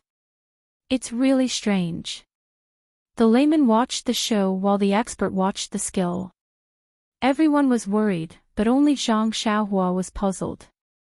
Why? Ever since He Tianshu started fighting with the man, Zhang Xiaohua couldn't stop muttering in her heart, "What's this captain he doing? Why is he playing with him? Didn't he use the third variation of the sword move that Elder Yu taught him? Didn't he just stab him from the side? There's also this move.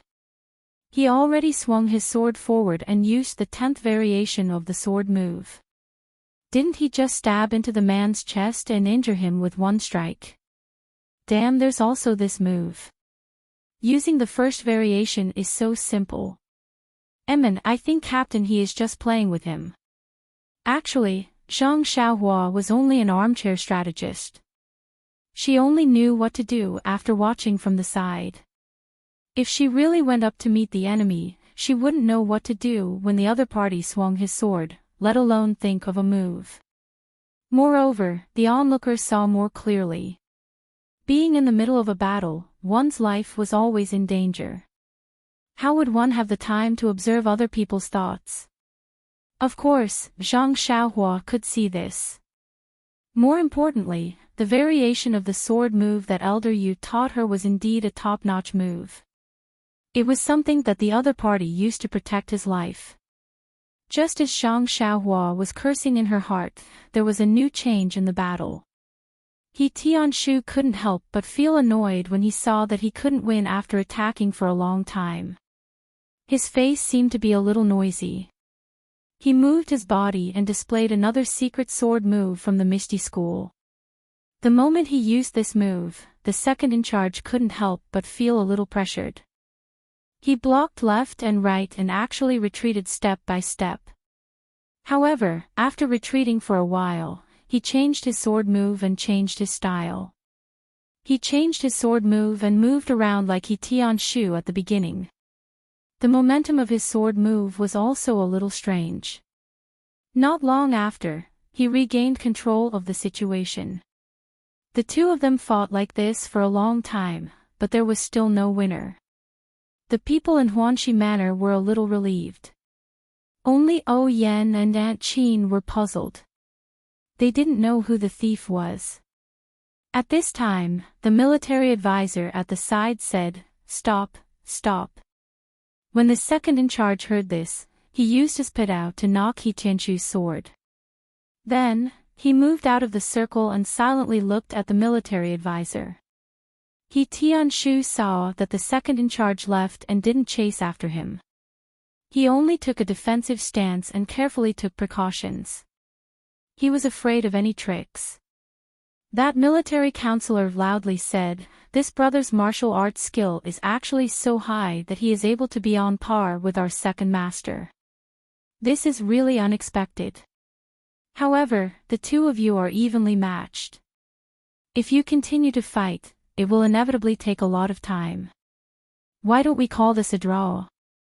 He Tianshu didn't understand and turned to look at Aunt Qin. Aunt Qin was at the side and naturally saw it clearly. That person was indeed not inferior to He Tianshu. Suggesting a draw was beneficial to her. Thus, she also said loudly, "All right, the military advisor is a straightforward person. Then it's settled. After a short rest, we will prepare for the second round." He Tianshu put away his sword and walked back to the carriage. The second in charge also got on his horse and returned to their side. Aunt Qin waited for He Tianshu to come closer and quietly asked, "Captain He, what do you think of the opponent's skills?" He Tianshu blushed slightly and said, "This person is very strong. After fighting with me for so long, he still looked like he wanted to continue. Perhaps he still has some tricks up his sleeve. Where did this expert come from? It's really hard to understand. Hall Master Qin, this one has let everyone down and didn't win this round. I am ashamed." Aunt Qin smiled and said, "Captain He, you don't need to mind. This is just a pastime. It's good that you came back without any mishap. There is always a mountain higher than the one before. There will always be experts in Jianghu. Captain He, you don't need to belittle yourself. After a while, the military advisor shouted again, on the other side, have you finished your discussion? How about we start the second round now? Aunt Chin looked at the stone ox and said, are you going up or should I? Before the stone ox could reply, Oh Yen said from the side, Stone ox, you go up. Aunt Chin doesn't like to gamble in front of others. If you win, we will have victory in our hands. At worst, it will be a draw. We will give up on the third round and see what these experts plan to do. The stone ox nodded and steadily walked forward. The military advisor looked at the stone ox and smiled quietly. He said to the first in charge, it's up to you now. Let them see your heroic fighting style. The first in charge chuckled and also dismounted from his horse. He held his sword and walked towards the stone ox. When he got close, although the first in charge wasn't short, he was still half a head shorter than the stone ox. He slightly raised his head and looked at the stone ox's silent eyes. He smiled and said, This brother, what is your name? Can you let me know? The stone ox shook his head and didn't say anything. The first in charge didn't force him and said, Then, this brother, please make your move. You don't need a weapon. When the stone ox heard this, he still shook his head and said, My fist is a weapon. You just have to be careful. The first in charge narrowed his eyes and said, If that's the case, then I won't be polite. When he finished speaking, he held his sword and chopped down. The stone ox saw the ferocious power of the sword and wasn't afraid. He slightly tilted his body and dodged the blade. He punched the back of the sword. How could the first in charge let him have his way? He twisted his wrist and changed his stance. The blade sliced towards the stone ox's wrist. Although the stone ox was careless, it didn't mean he was stupid. Although his mighty King Kong hand wasn't afraid of weapons, who knew if his opponent's sword was a rare divine weapon? If he was injured because of carelessness, then he wouldn't be able to live up to his decades of experience. The stone ox quickly changed his stance and dodged the blade. He sent a palm towards the first in charge's chest. The first in charge couldn't dodge in time. He clenched his left hand and punched towards the stone ox's palm. Thus, after a few rounds, the two people's fists and palms collided. It was a simple collision of fists and palms, but the result was out of everyone's expectations. The first in charge's fist hit the stone ox's palm. Just like Zhang Xiaohua on Yudai that day, the stone ox flew out diagonally. When his body was in the air, he spat out a mouthful of blood. The first in charge didn't faint on the spot like Zhang Xiaohua. Instead, he quickly walked to his horse, picked up the stirrups and got on the horse. He waved his hand at the military counselor. The military counselor shouted, Retreat. Then, the second in charge and the third in charge who didn't make a move, as well as the rest of the people, scattered and ran towards the woods. They were as fast as the ebbing tide and disappeared in the blink of an eye. The people of the Huanxi mountain villa looked at each other in dismay, not knowing what to do. They all looked at the open space in front of them. A moment ago, there were many ferocious experts who wanted to rob them and even proposed 3 rounds of competition. Now, there was not a single person. It was as if nothing had happened at all. After a while, everyone cheered in unison as if they had really gone through a life and death duel. The stone ox wasn't too proud. He raised his palm and looked it up and down. Then, he turned around and walked back. There was no expression on his face, as if he didn't care about his victory. When the stone ox returned to the carriage, Aunt Chin asked with concern, Stone ox, that person didn't use any tricks, right? The stone ox shook his head and said, No. But looking at this person's bladesmanship, it doesn't seem simple. Why is his internal energy so weak? Although my mighty King Kong palm is powerful and can injure muscles and break bones, if he has profound internal energy, he should be able to resist it. Looking at his appearance, he didn't learn any profound internal energy cultivation method. It should be an extremely common cultivation method in Jianghu. Aunt Chi nodded and said, I reckon that this first master's martial arts are about the same as the second master's. That second master was able to fight evenly with Yi Tianshu, but compared to you, he's definitely much weaker. It's possible that he was sent flying with a palm strike. However, I still feel that this group of bandits is very strange. They set up a best out of 3 match, but ended up with a weak finish. It's rather strange. Chiu Tong said in a low voice, maybe they saw Brother Shi's martial arts and knew that they were no match for him. That's why they ran away in fear. Who knows? Oh Yen smiled and said, it's probably like what Chiu Tong said. You guys have been in Jianghu for a long time and are used to thinking on a deeper level. Many things, perhaps from a simple point of view, this is a group of bandits who thought themselves clever. They first used the empty fort strategy to scare us. Then, a group of people came out to see our reaction. If we retreated, they would probably swarm us. But when they saw that we were prepared to fight back, they set up a trick and challenged us. When they saw our strength, they immediately ran away like a stray dog. When everyone heard this, they understood and agreed in unison. Although Aunt Chin still had some doubts, the crisis had passed. There was no point in saying more, so she closed her mouth. Although the strong people had retreated, they still had to pass through the forest. In order to prevent an ambush in the forest, He Tianshu and a few disciples used their lightness skills to explore the forest. Although the forest wasn't big, it wasn't small either. After the time it took to drink a cup of tea, they returned safely. The forest was empty, without a trace of a person. Thus, everyone packed up again. The group of disciples got off the carriage and walked on foot with weapons in hand. But when the carriage slowly passed through the forest, they didn't see any ambush. Only then did they believe that the group of bandits had really run away. Then, everyone got on the carriage and sped away. In a valley not far from the forest, the group of bandits got off their horses and sat cross-legged on the grass. The military advisor smiled and said to the big boss, Old Zhao, how's my acting as a military advisor? Old Zhao smiled and said, very good. You're worthy of being called a genius. This skill is something that we can't learn. Unlike Old Hong, who has the face of a dead man and doesn't dare to say anything for fear of giving the game away. The third boss said unhappily, I'm not here to act. I'm fine with fighting and killing, but it's hard for me to get into character as a bandit.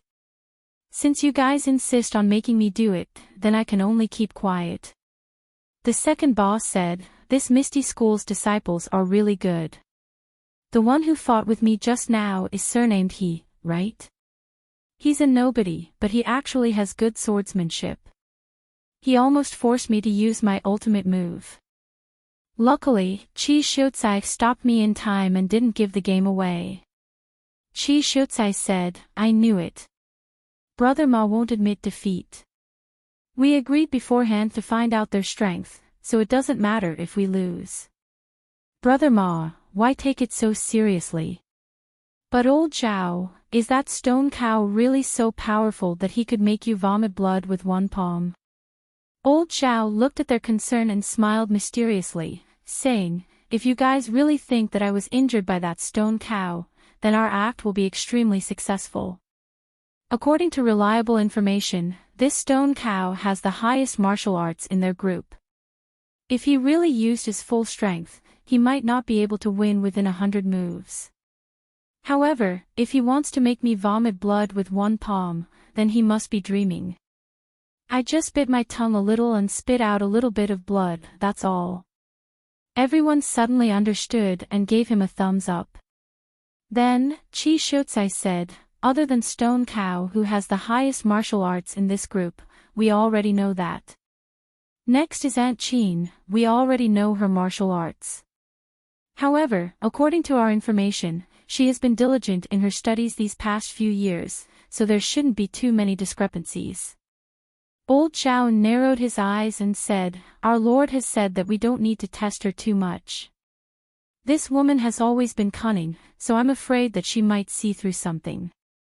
Her martial arts have improved, but it's still not as good as Stone Cow's. Don't worry.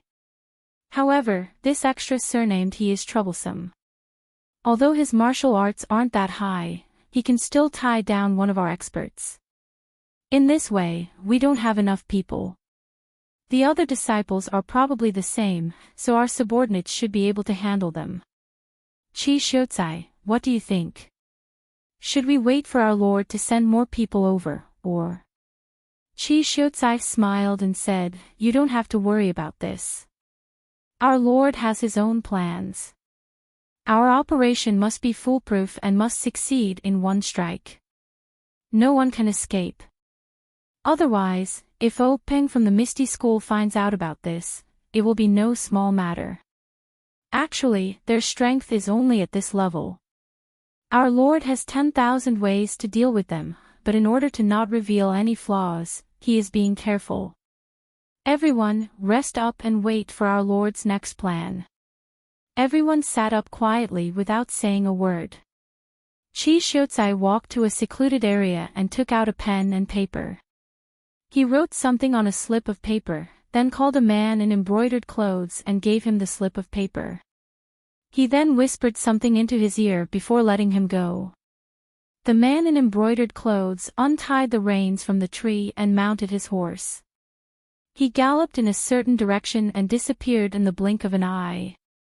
It was obvious that the horse he rode was very handsome. Please add it to your collection, thank you. You're tuning into the LoveLore Library YouTube channel. We're so grateful for your support, and don't forget to subscribe to join us on this incredible journey through captivating stories. Your generosity through donations truly makes a world of difference, as it's the primary source of revenue that allows me to expand and enhance this channel for you. Thank you from the bottom of my heart for being a part of this adventure.